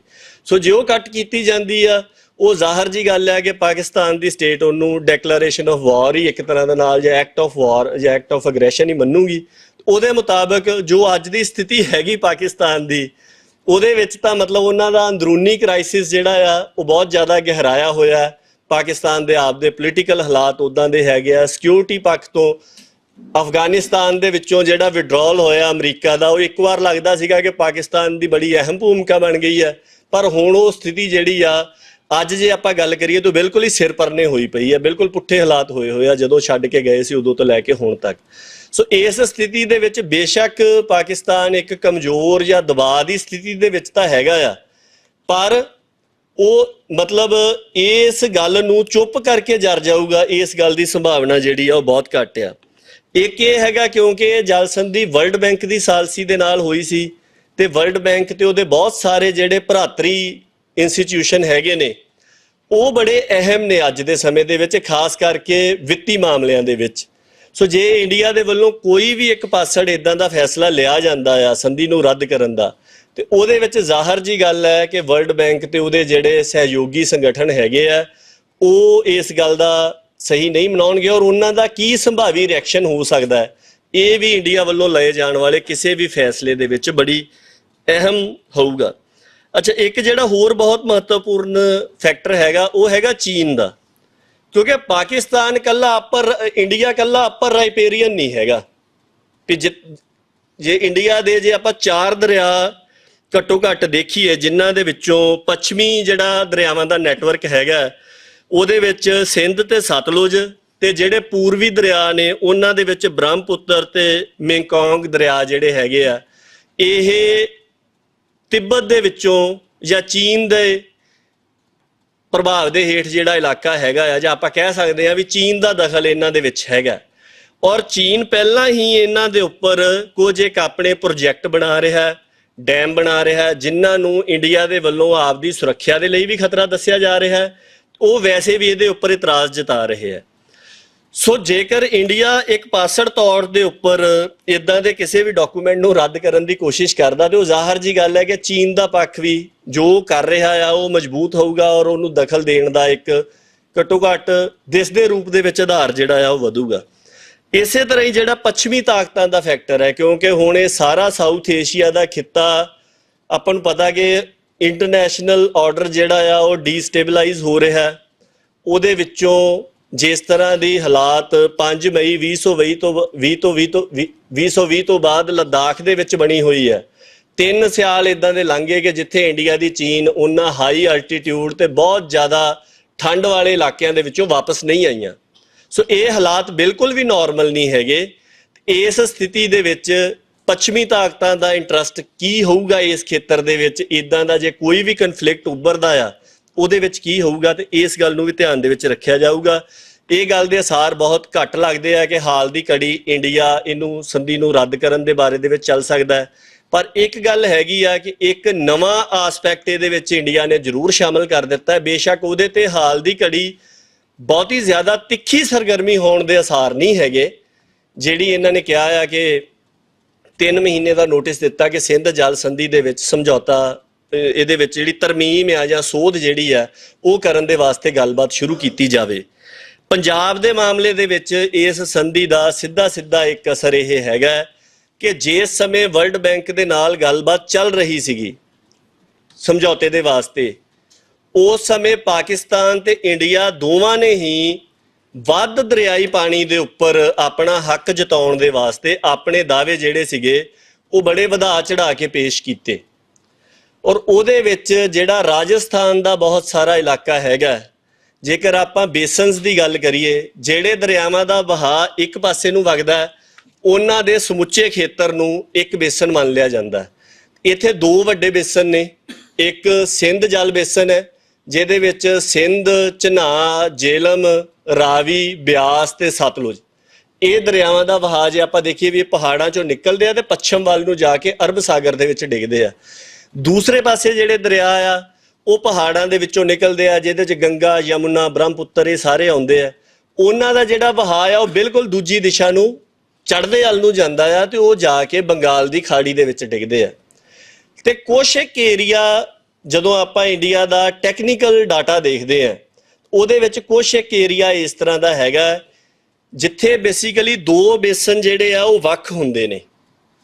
ਉਹ ਸਤਲੁਜ ਤੋਂ ਬਾਅਦ ਵਾਲਾ ਇਲਾਕਾ, ਖਾਸ ਕਰਕੇ ਕਹਿ ਲਓ ਕਿ ਸ਼ੰਭੂ ਬੈਰੀਅਰ ਤੋਂ ਪਰਲਾ ਇਲਾਕਾ, ਜਿਹਦੇ ਵਿੱਚ ਘੱਗਰ ਦਰਿਆ ਜਿਹੜਾ ਹੈਗਾ ਇੱਕ ਬਰਸਾਤੀ ਉਹ ਵਗਦਾ ਆ, ਉਹਨੂੰ ਇੰਡੀਆ ਟੈਕਨੀਕਲੀ ਜਦੋਂ ਇਹ ਡਿਫਾਈਨ ਕਰਦੇ ਆ ਤੇ ਇਹਨੂੰ ਉਹ ਇਨਲੈਂਡ ਡਰੇਨੇਜ ਏਰੀਆ ਕਹਿੰਦੇ ਆ ਕਿ ਉਹ ਇਲਾਕਾ ਜਿਹਦਾ ਪਾਣੀ ਕਿਸੇ ਵੀ ਸਮੁੰਦਰ ਦੇ ਵਿੱਚ ਜਾ ਕੇ ਨਹੀਂ ਪੈਂਦਾ, ਉਹ ਧਰਤੀ ਦੇ ਖੇਤਰ ਦੇ ਵਿੱਚ ਹੀ ਖਪਤ ਹੋ ਜਾਂਦਾ ਆ। ਸੋ ਬੇਸਿਕਲੀ ਉੱਥੇ ਦੋ ਬੇਸਨ ਜਿਹੜੇ ਆ, ਇੱਕ ਬੇਸਨ ਦਾ ਵਹਾਅ ਇੱਧਰ ਨੂੰ ਹੈ, ਦੂਜੇ ਦਾ ਇੱਧਰ ਨੂੰ ਹੈ। ਜਿੱਥੇ ਉਹ ਦੋ ਬੇਸਨ ਇੱਕ ਦੂਜੇ ਤੋਂ ਵੱਖ ਹੋ ਰਹੇ ਆ ਉਸ ਇਲਾਕੇ ਦਾ ਦਰਿਆ ਜਿਹੜਾ ਆ ਉਹ ਘੱਗਰ ਹੈਗਾ। ਪਰ ਇਹਨਾਂ ਦਾ ਇੱਕ ਉਸ ਸਮੇਂ ਇੰਜੀਨੀਅਰ ਸੀਗਾ, ਇੱਕ ਮਾਹਰ ਸੀਗਾ, ਜਿਨਨੇ ਜਦੋਂ ਵਰਲਡ ਬੈਂਕ ਦੇ ਸਾਹਮਣੇ ਗੱਲਬਾਤ ਚੱਲ ਰਹੀ ਸੀ ਤੇ ਉਹਨੇ ਘੱਗਰ ਦਰਿਆ ਨੂੰ ਸਿੰਧ ਬੇਸਨ ਦਾ ਦਰਿਆ ਦਿਖਾ ਕੇ ਤੇ ਰਾਜਸਥਾਨ ਦਾ ਬੜਾ ਵੱਡਾ ਇਲਾਕਾ ਜਿਹੜਾ ਕਿ ਈਵਨ ਘੱਗਰ ਦੀ ਵੀ ਕਮਾਂਡ ਏਰੀਏ ਦੇ ਵਿੱਚ ਨਹੀਂ ਆਉਂਦਾ, ਉਹ ਸਾਰੇ ਨੂੰ ਹੀ ਸਿੰਧ ਬੇਸਨ ਦਾ ਹਿੱਸਾ ਦਿਖਾਇਆ। ਔਰ ਜਿਹਦੇ ਵਿੱਚੋਂ ਇੰਡੀਆ ਦਾ ਇਹ ਕਹਿਣਾ ਹੈ ਕਿ ਕਿਉਂਕਿ ਅਸੀਂ ਇਸ ਪਾਣੀ ਦੀ ਜਿਹੜੀ ਵਰਤੋਂ ਹੈ ਉਹ ਰਾਜਸਥਾਨ ਦੇ ਵਿੱਚ ਦਿਖਾਈ ਸੀਗੀ, ਇਸ ਕਰਕੇ ਸਾਨੂੰ ਇਹ ਪਾਣੀ ਮਿਲਿਆ। ਜਦੋਂ ਤੁਸੀਂ ਸਾਬਕਾ ਅਫਸਰਸ਼ਾਹੀ ਦੇ ਨਾਲ ਗੱਲ ਕਰਦੇ ਹੋ ਉਹ ਇਸ ਗੱਲ ਦੇ ਉੱਤੇ ਬਹੁਤ ਕਨਵਿੰਸਡ ਰਹਿੰਦੇ ਆ। ਪਰ ਮੈਂ ਦੋ ਐਕਸਪਰਟਸ ਨੂੰ ਆਪਣੀ ਜ਼ਿੰਦਗੀ ਦੇ ਵਿੱਚ ਮਿਲਿਆ, ਇੱਕ ਪ੍ਰੀਤਮ ਸਿੰਘ ਕੁੰਮੇਦਾਨ ਹੋਣਾ ਨੂੰ, ਇੱਕ ਜਿਹੜੇ ਸਾਬਕਾ ਚੀਫ ਇੰਜੀਨੀਅਰ ਸੀਗੇ ਪੰਜਾਬ ਦੇ ਗੁਰਵੀਰ ਸਿੰਘ ਢਿੱਲੋਂ, ਪਿੱਛੇ ਜੇ ਇਹ ਦੋਵੇਂ ਸ਼ਖਸੀਅਤਾਂ ਚੜ੍ਹਾਈ ਕਰ ਗਈਆਂ। ਉਹ ਦੋਵੇਂ ਹੀ ਇਹ ਗੱਲ ਕਹਿੰਦੇ ਸੀਗੇ ਕਿ ਪੰਜਾਬ ਦੇ ਦਰਿਆਈ ਪਾਣੀਆਂ ਦੇ ਸੰਬੰਧੀ ਜਦੋਂ ਵਰਲਡ ਬੈਂਕ ਦੇ ਸਾਹਮਣੇ ਗੱਲ ਚੱਲ ਰਹੀ ਸੀ ਤੇ ਪੰਜਾਬ ਦਰਿਆਈ ਪਾਣੀਆਂ ਦੇ ਉੱਪਰ ਜਿਹੜਾ ਦਾਅਵਾ ਜਤਾਉਣਾ ਸੀ ਉਹ ਪੰਜਾਬ ਦੇ ਵਿੱਚ ਹੀ ਬਿਹਤਰ ਪਾਣੀ ਦੀ ਵਰਤੋਂ ਦਿਖਾ ਕੇ ਪੰਜਾਬ ਦਾ ਕਲੇਮ ਮਜ਼ਬੂਤ ਕੀਤਾ ਜਾ ਸਕਦਾ ਸੀਗਾ ਜਾਂ ਇੰਡੀਆ ਆਪਣਾ ਕਲੇਮ ਮਜ਼ਬੂਤ ਕਰ ਸਕਦਾ ਸੀਗਾ। ਪਰ ਕਿਉਂਕਿ ਉਦੋਂ ਰਾਜਸਥਾਨ ਦਾ ਏਰੀਆ ਸ਼ਾਮਿਲ ਕੀਤਾ ਗਿਆ, ਉਸ ਤੋਂ ਬਾਅਦ ਦੇ ਵਿੱਚ ਜਦੋਂ ਸਿੰਧ ਜਲ ਸੰਧੀ ਹੋਂਦ ਦੇ ਵਿੱਚ ਆ ਗਈ, ਉਸ ਤੋਂ ਬਾਅਦ ਦੇ ਵਿੱਚ ਜਿਹੜੀ ਸਿਆਸੀ ਜਮਾਤ ਸੀਗੀ ਉਹਨੇ ਦਬਾਅ ਪਾਉਣਾ ਸ਼ੁਰੂ ਕੀਤਾ ਉਸ ਸਮੇਂ ਦੀ ਸਰਕਾਰ ਦੇ ਉੱਪਰ ਕਿ ਹੁਣ ਜਿਹੜਾ ਰਾਜਸਥਾਨ ਨੂੰ ਪਾਣੀ ਦੇਣਾ ਸੀਗਾ ਉਹ ਰਾਜਸਥਾਨ ਨੂੰ ਦਿੱਤਾ ਜਾਵੇ। ਔਰ ਉਹਦੇ ਵਿੱਚ ਇਹ ਵੀ ਗੱਲਾਂ ਕਹੀਆਂ ਗਈਆਂ। ਔਰ ਇੱਕ US ਬਿਊਰੋ ਆਫ ਰੈਕਲੇਮੇਸ਼ਨ ਤੋਂ ਇੰਡੀਆ ਨੇ ਸਲਾਹ ਮੰਗੀ ਸੀਗੀ ਕਿ ਤੁਸੀਂ ਦੱਸੋਗੇ ਅਸੀਂ ਇਸ ਤਰ੍ਹਾਂ ਪਾਣੀ ਜਿਹੜਾ ਆ ਉਹ ਥਾਰ ਮਾਰੂਥਲ ਦੇ ਵਿੱਚ ਲੈ ਕੇ ਜਾਣਾ ਹੈ। ਇਹ ਬਕੌਲ ਪ੍ਰੀਤਮ ਸਿੰਘ ਕੁੰਮੇਦਾਨ, ਉਹਨਾਂ ਨੇ ਕਈ ਵਾਰ ਇਹ ਗੱਲ ਸੈਮੀਨਾਰਸ ਦੇ ਵਿੱਚ ਕਈ ਵੀਡੀਓਜ਼ ਦੇ ਵਿੱਚ ਵੀ ਇਹਦਾ ਜ਼ਿਕਰ ਹੈਗਾ। ਉਹਨਾਂ ਨੇ ਇਹ ਗੱਲ ਕਹੀ ਕਿ US ਬਿਊਰੋ ਆਫ ਰੈਕਲੇਮੇਸ਼ਨ ਨੇ ਇਹ ਗੱਲ ਕਹੀ ਸੀ ਕਿ ਇਹ ਦੁਨੀਆ ਭਰ ਦੇ ਸਿਆਸਤਦਾਨਾਂ ਦੀ ਤੇ ਹੁਕਮਰਾਨਾਂ ਦੀ ਇੱਛਾ ਰਹਿੰਦੀ ਹੈ ਕਿ ਅਸੀਂ ਰੇਗਿਸਤਾਨ ਨੂੰ ਨਖਲਿਸਤਾਨ ਬਣਾ ਦੇਣਾ, ਵੀ ਬਿਲਕੁਲ ਰੇਤੀਲੇ ਇਲਾਕੇ ਨੂੰ ਹਰਿਆ ਭਰਿਆ ਤੇ ਪਾਣੀ ਦੇ ਨਾਲ ਆਬਾਦ ਕਰ ਦੇਣਾ। ਪਰ ਕੁਦਰਤ ਦੇ ਵਿਰੋਧ ਦੇ ਵਿੱਚ ਇਸ ਤਰ੍ਹਾਂ ਦੀਆਂ ਜਿਹੜੀਆਂ ਕਾਰਵਾਈਆਂ ਉਹ ਜ਼ਿਆਦਾਤਰ ਕਾਮਯਾਬ ਨਹੀਂ ਹੁੰਦੀਆਂ। ਉਹਨਾਂ ਨੇ ਵੀ ਇਹ ਗੱਲ ਦੱਸੀ ਕਿ US ਬਿਊਰੋ ਆਫ ਰੈਕਲੇਮੇਸ਼ਨ ਨੇ ਵੀ ਇਹ ਕਿਹਾ ਸੀ ਕਿ ਪੰਜਾਬ ਦੇ ਦਰਿਆਈ ਪਾਣੀਆਂ ਦੀ ਜਿਹੜੀ ਬਿਹਤਰ ਵਰਤੋਂ ਆ ਉਹ ਅਲੋਂਗ ਦੀ ਰਿਵਰਸ ਕੀਤੀ ਜਾ ਸਕਦੀ ਹੈ, ਕਿਉਂਕਿ ਜਿੰਨੀ ਖੇਤੀ ਉਪਜ ਪੰਜਾਬ ਦੇ ਵਿੱਚ ਆ ਓਨੀ ਰਾਜਸਥਾਨ ਦੇ ਵਿੱਚ ਕੁਝ ਵੀ ਕਰਕੇ ਨਹੀਂ ਲਈ ਜਾ ਸਕਦੀ। ਸੋ ਇਹ ਸਾਰੀ ਸਥਿਤੀ ਬਣੀ ਜਿਹਦੇ ਵਿੱਚੋਂ ਉਹ ਪਾਣੀ ਜਿਹੜਾ ਆ ਉਹ ਰਾਜਸਥਾਨ ਨੂੰ ਦਿੱਤਾ ਗਿਆ। ਔਰ ਉਹ ਮਤਲਬ ਕਿੰਨੀ ਆਪਾਂ ਕਹਿ ਸਕਦੇ ਹਾਂ ਵੀ ਸਰੋਕਾਰਹੀਣਤਾ ਦੇ ਅਨੁਸਾਰ ਦਿੱਤਾ ਗਿਆ। ਮੈਂ ਉਹਦੀ ਇੱਕ ਮਿਸਾਲ ਜ਼ਰੂਰ ਸਾਂਝੀ ਕਰਨੀ ਚਾਹੁੰਦਾ। ਉਹ ਇਹ ਹੈਗੀ ਕਿ ਜਦੋਂ ਰਾਜਸਥਾਨ ਕਨਾਲ ਕੱਢੀ ਜਾ ਰਹੀ ਸੀਗੀ ਤੇ ਇਹ ਸੂਰਤਗੜ੍ਹ ਤੱਕ ਹੀ ਤਕਰੀਬਨ ਬਣੀ ਸੀ, ਉਸ ਤੋਂ ਅੱਗੇ ਅਜੇ ਨਹਿਰ ਦੇ ਉੱਤੇ ਕੰਮ ਚੱਲ ਰਿਹਾ ਸੀਗਾ। ਪਰ ਪਾਣੀ ਜਿਹੜਾ ਆ ਉਹ ਨਹਿਰ ਦੇ ਵਿੱਚ ਛੱਡਿਆ ਜਾ ਰਿਹਾ ਸੀਗਾ ਤੇ ਉਸ ਸਮੇਂ ਇਹਨਾਂ ਨੇ ਰਾਉਤਸਰ ਤੋਂ ਲੈ ਕੇ ਅਨੂਪਗੜ੍ਹ ਤੱਕ ਬਹੁਤ ਵੱਡਾ ਇਲਾਕਾ ਬਣਦਾ। ਉਹਦੇ ਵਿੱਚ 18 ਆਰਟੀਫੀਸ਼ੀਅਲ ਡਿਪਰੈਸ਼ਨ ਸੀਗੇ, ਟਿੱਬੇ ਸੀਗੇ 18, ਬਹੁਤ ਵੱਡਾ ਏਰੀਆ। ਤੁਸੀਂ ਲਾ ਲਓ ਕਿ ਉਹਦੀ ਜਿਹੜੀ ਲੰਬਾਈ ਆ ਉਹ ਲਗਭਗ 60 ਕਿਲੋਮੀਟਰ ਉਹਦੀ ਲੰਬਾਈ ਤੇ ਔਨ ਐਵਰੇਜ ਉਹ 6 ਕਿਲੋਮੀਟਰ ਚੌੜਾ। ਸੋ ਇੰਨਾ ਵੱਡਾ ਇਲਾਕਾ ਜਿਹੜਾ ਸੀਗਾ, ਜਿਹੜੇ 18 ਟਿੱਬੇ ਸੀ ਉਹਨਾਂ ਨੂੰ ਆਰਟੀਫੀਸ਼ਲੀ ਇੱਕ ਦੂਜੇ ਦੇ ਨਾਲ ਜੋੜਿਆ ਤੇ ਇੱਕ ਐਸਾ ਖੇਤਰ ਤਿਆਰ ਕੀਤਾ ਜਿਹਦੀ ਲੰਬਾਈ 60 ਕਿਲੋਮੀਟਰ ਤੇ ਚੌੜਾਈ ਔਨ ਐਵਰੇਜ 6.5 ਕਿਲੋਮੀਟਰ ਬਣ ਜਾਂਦੀ ਹੈ। ਉਹਦੇ ਵਿੱਚ ਉਹਨਾਂ ਨੇ ਪੂਰੀ ਨਹਿਰ ਜਿਹੜੀ ਸੀਗੀ, ਜਿਹੜਾ ਘੱਗਰ ਦਰਿਆ ਸੀਗਾ, ਇਹ ਪੀਲੀ ਬੰਗਾਂ ਦੇ ਕੋਲੋਂ ਦੀ ਲੰਘਦਾ ਸੀਗਾ, ਸੋ ਉਹਨੂੰ ਇਹਨਾਂ ਨੇ ਡਾਇਵਰਟ ਕੀਤਾ। ਉਹਦੇ ਵਾਸਤੇ ਇੱਕ ਘੱਗਰ ਡਾਈਵਰਸ਼ਨ ਚੈਨਲ ਬਣਾਇਆ ਤੇ ਇੱਕ ਹੈੱਡ ਜਿੱਥੇ ਘੱਗਰ ਡਾਈਵਰਸ਼ਨ ਚੈਨਲ ਤੇ ਇੰਦਰਾ ਗਾਂਧੀ ਕਨਾਲ ਇੱਕ ਦੂਜੇ ਦੇ ਨੂੰ ਇੰਟਰਸੈਪਟ ਕਰਦੀਆਂ ਸੀਗੀਆਂ, ਉਸ ਥਾਂ ਤੋਂ ਨਹਿਰ ਦਾ ਪਾਣੀ ਘੱਗਰ ਡਾਈਵਰਸ਼ਨ ਚੈਨਲ 'ਚ ਪਾਉਣਾ ਸ਼ੁਰੂ ਕੀਤਾ ਤੇ ਉਹ ਪਾਣੀ ਲਿਜਾ ਕੇ ਅੱਗੇ ਉਹ ਜਿਹੜੇ ਰੇਤ ਦੇ ਟਿੱਬੇ ਸੀਗੇ ਉਹਨਾਂ ਦੇ ਵਿੱਚ ਛੱਡਣਾ ਸ਼ੁਰੂ ਕਰ ਦਿੱਤਾ। ਲਗਭਗ ਇੱਕ ਦਹਾਕਾ 60 ਕਿਲੋਮੀਟਰ ਲੰਬੀ ਤੇ ਔਨ ਐਵਰੇਜ 6.5 ਕਿਲੋਮੀਟਰ ਚੌੜੀ ਝੀਲ ਬਣਾ ਕੇ ਰੱਖੀ ਰੇਗਿਸਤਾਨ ਦੇ ਵਿੱਚ। ਔਰ ਲੋਕਾਂ ਨੂੰ ਕਿਹਾ ਗਿਆ ਕਿ ਇੱਥੇ ਮੱਛੀ ਪਾਲਣ ਹੋਊਗਾ, ਇੱਥੇ ਫਲਾਣ ਹੋਊਗਾ। ਉਹਦਾ ਨਤੀਜਾ ਇਹ ਨਿਕਲਿਆ, ਕਿਉਂਕਿ ਰਾਜਸਥਾਨ ਦੇ ਵਿੱਚ ਉੱਪਰ ਰੇਤ ਆ, ਥੱਲੇ ਜਿਪਸਮ ਦੀਆਂ ਚਟਾਨਾਂ ਨੇ, ਉਹਦੇ ਕਰਕੇ ਉਹ ਪਾਣੀ ਜਦੋਂ ਸਿਮ ਕੇ ਥੱਲੇ ਗਿਆ, ਚਟਾਨਾਂ ਜਿਹੜੀਆਂ ਆਪਾਂ ਘਰਾਂ 'ਚ ਸਲਾਬ ਚੜ੍ਹਦੀ ਆ, ਉਹਦਾ ਇੱਕ ਮੋਟਾ ਜਿਹਾ ਕਾਰਨ ਇਹ ਹੈਗਾ ਕਿ ਜਿਹੜਾ ਚੂਨਾ ਆ ਇਹ ਪਾਣੀ ਦਾ ਗੁੱਡ ਕੰਡਕਟਰ ਹੈ। ਇਹ ਪਾਣੀ ਨੂੰ ਇੱਕ ਥਾਂ ਤੋਂ ਦੂਜੀ ਥਾਂ ਤੇ ਬੜੀ ਤੇਜ਼ੀ ਦੇ ਨਾਲ ਲੈ ਜਾਂਦਾ, ਜਿਹਦੇ ਕਰਕੇ ਸਲਾਬ ਜਿਹੜੀ ਆ ਉਹ ਤੇਜ਼ੀ ਦੇ ਨਾਲ ਫੈਲਦੀ ਹੈ। ਸੋ ਉਹ ਪਾਣੀ ਜਿਹੜਾ ਸੀਗਾ ਉਹ ਨੀਵੇਂ ਇਲਾਕੇ ਵੱਲ ਨੂੰ ਜਾਣਾ ਸ਼ੁਰੂ ਹੋ ਗਿਆ। ਉੱਥੇ ਇੱਕ ਪਿੰਡ ਸੀਗਾ ਜੀ ਬਡੋਪਲ, ਬੜਾ ਖੁਸ਼ਹਾਲ ਪਿੰਡ ਸੀਗਾ, 12ਵੀਂ ਤੱਕ ਸਕੂਲ ਸੀ, ਸਰਕਾਰੀ ਹਸਪਤਾਲ ਸੀ, ਪਸ਼ੂਆਂ ਦਾ ਹਸਪਤਾਲ ਸੀ। ਉਸ ਪਿੰਡ ਦਾ ਬੰਦਾ ਐਮਐਲਏ ਬਣਦਾ ਸੀ। ਮਨਫੂਲ ਸਿੰਘ ਭਾਦੂ ਸੈਂਟਰ ਦੀ ਮਿਨਿਸਟਰੀ 'ਚ ਵਜ਼ੀਰ ਰਿਹਾ ਸੀਗਾ, ਐਮਪੀ ਸੀਗਾ। ਉਸ ਪਿੰਡ ਦੇ ਵਿੱਚ ਇੱਕ ਖੂਹ ਸੀਗਾ ਜਿਹੜਾ ਕਦੀ ਨਹੀਂ ਸੀ ਸੁੱਕਦਾ ਤੇ 12-12 ਕੋਹ ਤੋਂ ਲੋਕ ਉੱਥੋਂ ਪਾਣੀ ਲੈਣ ਆਉਂਦੇ ਸੀ, ਕਿਉਂਕਿ ਉਹ ਸਭ ਤੋਂ ਉਸ ਇਲਾਕੇ ਦੇ ਨੀਵੇਂ ਪੁਆਇੰਟ ਦੇ ਉੱਪਰ ਉਹ ਖੂਹ ਲੱਗਾ ਸੀ। ਸਭ ਤੋਂ ਪਹਿਲਾਂ ਉਸ ਖੂਹ ਦੇ ਵਿੱਚ ਸੇਮ ਆਈ ਤੇ ਲਗਭਗ 40 ਸਾਲ ਬਾਅਦ ਉਹ ਸੇਮ ਦਾ ਪਾਣੀ ਅਸੀਂ ਆਪਣੀ ਅੱਖੀਂ ਦੇਖ ਕੇ ਆਏ ਦੋ ਵਾਰ, ਇੱਕ ਵਾਰ 2013 ਦੇ ਵਿੱਚ, ਇੱਕ ਵਾਰ 2015 ਦੇ ਵਿੱਚ। ਜਿਹੜੀ ਨਹਿਰ ਸੀਗੀ ਜਦੋਂ ਅੱਗੇ ਬਣ ਗਈ ਤਾਂ ਇਹ ਫਿਰ ਉਸ ਹਿਸਾਬ ਨਾਲ ਨਹਿਰ ਦਾ ਪਾਣੀ ਤਾਂ ਅੱਗੇ ਜਾਣਾ ਸ਼ੁਰੂ ਹੋ ਗਿਆ, ਪਰ ਜਿਹੜਾ ਇੰਨੀ ਵੱਡੀ ਮਿਕਦਾਰ ਦੇ ਵਿੱਚ ਪਾਣੀ ਉੱਥੇ ਡੰਪ ਕੀਤਾ ਗਿਆ ਸੀਗਾ ਉਹ ਹਜ਼ਾਰਾਂ ਹੈਕਟੇਅਰ ਦੇ ਵਿੱਚ ਉਹ ਸੇਮ ਰਹੀ। 2015 ਦੇ ਵਿੱਚ ਆਖਰੀ ਵਾਰ ਅਸੀਂ ਦੇਖ ਕੇ ਆਏ, ਉਹਦੀ ਵੀਡੀਓਗ੍ਰਾਫੀ ਵਗੈਰਾ ਜਿਹੜੀ ਹੈ ਉਹ ਕਰਕੇ ਲਿਆਏ ਔਰ ਬਿਲਕੁਲ ਲੋਕਾਂ ਦੀ ਜ਼ਿੰਦਗੀ ਨਰਕ ਬਣ ਕੇ ਰਹੀ। ਉੱਥੇ ਮਲੇਰੀਆ ਬੜੇ ਵੱਡੇ ਪੱਧਰ ਦੇ ਉੱਪਰ ਫੈਲਿਆ। ਮੇਰੇ ਕਹਿਣ ਦਾ ਭਾਵ ਇਹ ਹੈ ਕਿ ਪੰਜਾਬ ਤੋਂ ਇੰਨੀ ਬੇਸ਼ਕੀਮਤੀ ਸ਼ੈ ਜਿਹੜੀ ਹੈ ਉਹ ਲੈ ਕੇ ਤੇ ਬਿਲਕੁਲ ਬੇਕਿਰਕੀ ਦੇ ਨਾਲ ਰਾਜਸਥਾਨ ਦੇ ਟਿੱਬਿਆਂ ਦੇ ਵਿੱਚ ਲਿਜਾ ਕੇ ਛੱਡੀ ਗਈ, ਜਿਹਦਾ ਉਹਨਾਂ ਲੋਕਾਂ ਨੂੰ ਵੀ ਫਾਇਦਾ ਨਹੀਂ ਹੋਇਆ, ਨੁਕਸਾਨ ਹੋਇਆ। ਉੱਥੇ ਉਹਨਾਂ ਨੇ ਇੱਕ ਵਾਰੀ ਪ੍ਰੋਟੈਸਟ ਕੀਤਾ ਵੀ ਇਹ ਸੇਮ ਦਾ ਹੱਲ ਕੀਤਾ ਜਾਵੇ। ਪੁਲਿਸ ਨੇ ਲਾਠੀ ਚਾਰਜ ਕੀਤਾ, ਉਹਨਾਂ ਤੇ 307 ਦਾ ਪਰਚਾ ਦਰਜ ਕਰਤਾ। ਉਹ ਕਹਿੰਦੇ ਜੀ ਅਸੀਂ 11 ਸਾਲ ਕੇਸ ਦੇ ਵਿੱਚ ਤਰੀਕਾਂ ਭੁਗਤਦੇ ਰਹੇ। 1 ਰੁਪਈਆ ਮਾਲੀਆ ਸੀਗਾ। ਉਹ ਕਹਿੰਦਾ ਸਾਡਾ ਸਰਕਾਰ ਨੇ ਬੰਦਿਆਂ ਨੇ ਰਸੀਦਾਂ ਦਿਖਾਈਆਂ, ਕਹਿੰਦੇ ਸਾਡੀ ਜ਼ਮੀਨ ਦੇ ਵਿੱਚ ਪਿਛਲੇ 40 ਸਾਲ ਤੋਂ ਸੇਮ ਹੈ, ਪਰ ਸਰਕਾਰ ਨੇ ਮਾਲੀਆ ਵੀ ਜਿਹੜਾ ਆ ਉਹ ਸਾਡਾ ਕਦੀ ਮਾਫ ਨਹੀਂ ਕੀਤਾ। ਮਤਲਬ ਬੰਦਿਆਂ ਦੀਆਂ ਗੱਲਾਂ ਸੁਣੋ ਤੁਸੀਂ, ਬਿਲਕੁਲ ਹੀ ਆਪਾਂ ਕਹਿੰਦੇ ਵੀ ਵਿਤਕਰਾ ਹੁੰਦਾ ਸਾਡੇ ਨਾਲ। ਉਹਨਾਂ ਨੂੰ ਅਸੀਂ ਕਿਹਾ ਵੀ ਤੁਹਾਨੂੰ ਲੱਗਦਾ ਵੀ ਇੰਡੀਅਨ ਕਨਸਟੀਟਿਊਸ਼ਨ ਦੇ ਮੁਤਾਬਕ ਸਾਰਿਆਂ ਨੂੰ ਬਰਾਬਰ ਦੇ ਅਧਿਕਾਰ ਆ? ਕਹਿੰਦੇ ਹਾਂਜੀ ਬਿਲਕੁਲ ਬਰਾਬਰ ਦੇ ਅਧਿਕਾਰ ਆ। ਇਹ ਕਿਹਾ ਤੁਹਾਡੇ ਨਾਲ ਜੋ ਹੋਇਆ? ਉਹ ਕਹਿੰਦੇ ਸਾਨੂੰ ਚੱਕ ਕੇ ਪਾਕਿਸਤਾਨ ਨਹੀਂ ਭੇਜਤਾ, ਇੰਨਾ ਸ਼ੁਕਰ ਕਰੋ। ਇਹ ਰਿਕਾਰਡਿੰਗ ਹੈ, ਬੰਦਾ ਕਹਿ ਰਿਹਾ। ਉਹ ਕਹਿੰਦਾ ਵੀ ਮਤਲਬ ਸਾਨੂੰ ਅਜੇ ਇੱਥੇ ਰਹਿਣ ਦਿੱਤਾ ਜਾ ਰਿਹਾ ਆ ਵੀ ਇੰਨਾ ਹੀ ਬਹੁਤ ਹੈ। ਕਹਿੰਦਾ ਮਤਲਬ ਹਰ ਗੱਲ ਨੂੰ ਮਜ਼ਾਕ ਦੇ ਵਿੱਚ ਉਡਾ ਕੇ। ਮੈਂ ਉਹਨੂੰ ਕਿਹਾ ਵੀ ਮੈਂ ਵੀ ਇੰਨੀ ਵੱਡੀ ਤੁਹਾਡੀ ਤਰਾਸਦੀ ਹੈ ਤੇ ਤੁਸੀਂ ਇਹ ਗੱਲਾਂ ਇਸ ਤਰ੍ਹਾਂ ਕਿਵੇਂ ਕਰ ਲੈਂਦੇ ਹੋ? ਉਹ ਕਹਿੰਦਾ ਜੀ ਬਸ ਇਦਾਂ ਹੀ ਆ, ਜੇ ਇਦਾਂ ਨਾ ਕਰੀਏ ਤਾਂ ਅਸੀਂ ਕਿਵੇਂ ਮਤਲਬ ਆਪਣਾ ਸਮਾਂ ਕੱਢ ਸਕਦੇ ਹਾਂ। ਮਨਧੀਰ ਸਿੰਘ ਉਹਨਾਂ ਨੇ ਕਿਹਾ ਵੀ ਤੁਸੀਂ ਪੁੱਛਿਆ ਭਾਈ ਮਨਧੀਰ ਸਿੰਘ ਉਹਨਾਂ ਨੇ ਵੀ ਤੁਸੀਂ ਕਿੱਦਾਂ ਮਹਿਸੂਸ ਕਰਦੇ?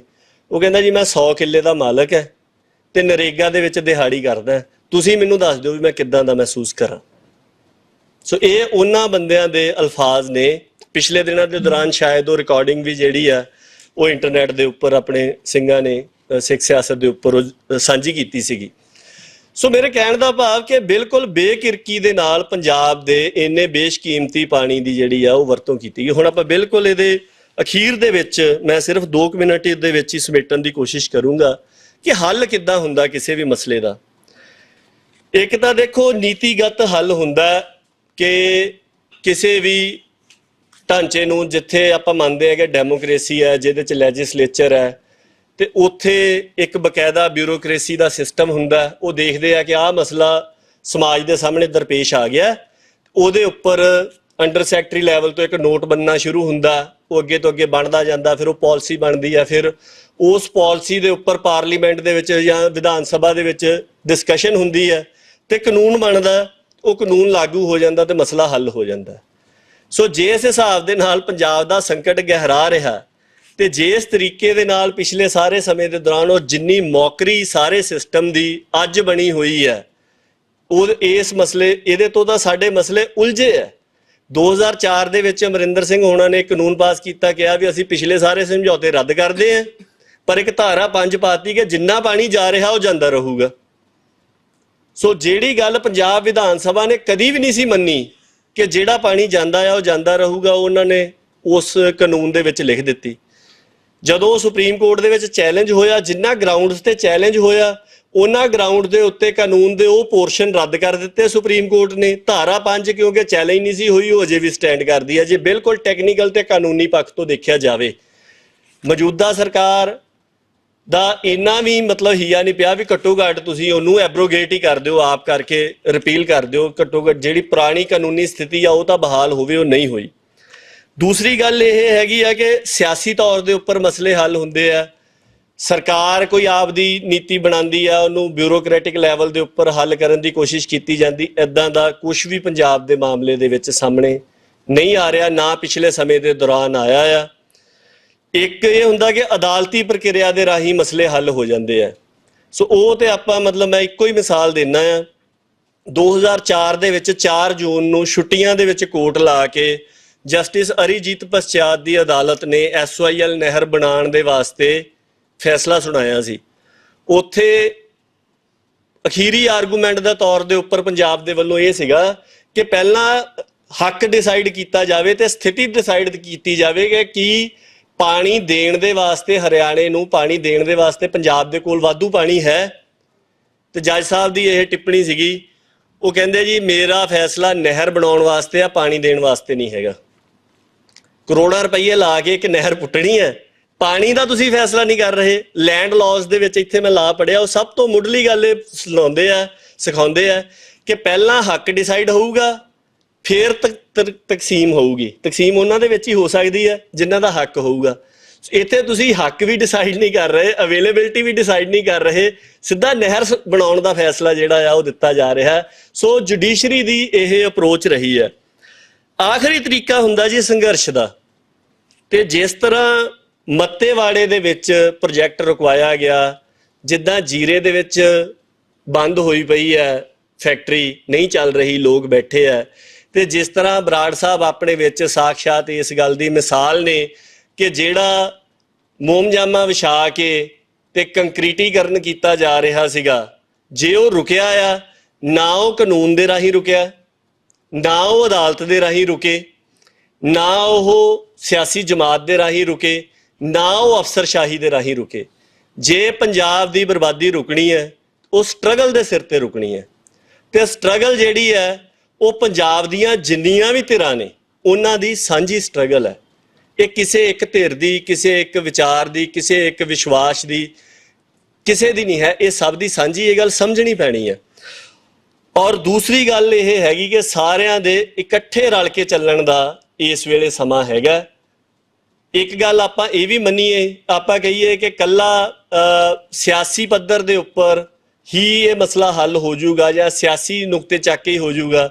ਸਾਡਾ ਇਹ ਮੰਨਣਾ ਹੈਗਾ ਕਿ ਜਿੱਥੇ ਪਾਣੀ ਸੰਭਾਲਣ ਦੀ ਜ਼ਰੂਰਤ ਹੈ, ਉੱਥੇ ਪਾਣੀ ਸੰਭਾਲਣ ਦੇ ਉਪਰਾਲੇ ਵੀ ਕਰਨੇ ਚਾਹੀਦੇ ਆ। ਠੀਕ ਹੈ ਜੀ। ਜੇਕਰ ਕੋਈ NRI ਇਹ ਚਾਹੁੰਦਾ ਆ ਕਿ ਮੈਂ ਭਾਈ ਆਪਦੀ ਜ਼ਮੀਨ ਦੇ ਵਿੱਚੋਂ ਝੋਨਾ ਘਟਾਉਣਾ ਆ, ਤੇ ਸਾਨੂੰ ਉਹਨੂੰ ਡਿਸਕਰੇਜ ਕਰਨ ਦੀ ਬਜਾਏ ਉਹਨੂੰ ਹੱਲਾਸ਼ੇਰੀ ਹੀ ਦੇਣੀ ਚਾਹੀਦੀ। ਉਹਨੂੰ ਕਹਿਣਾ ਚਾਹੀਦਾ ਵੀ ਠੀਕ ਹੈ, ਆਪਾਂ ਮੰਨਦੇ ਹਾਂ ਕਿ ਇਹ ਸਾਰੇ ਕਦਮ ਇੰਨੇ ਛੋਟੇ ਨੇ, ਕਿਸੇ ਵੀ ਇੱਕ ਕਦਮ ਦੇ ਨਾਲ ਪੰਜਾਬ ਦੇ ਜਲ ਸੰਕਟ ਨੂੰ ਠੱਲ ਨਹੀਂ ਪਾਈ ਜਾ ਸਕਦੀ।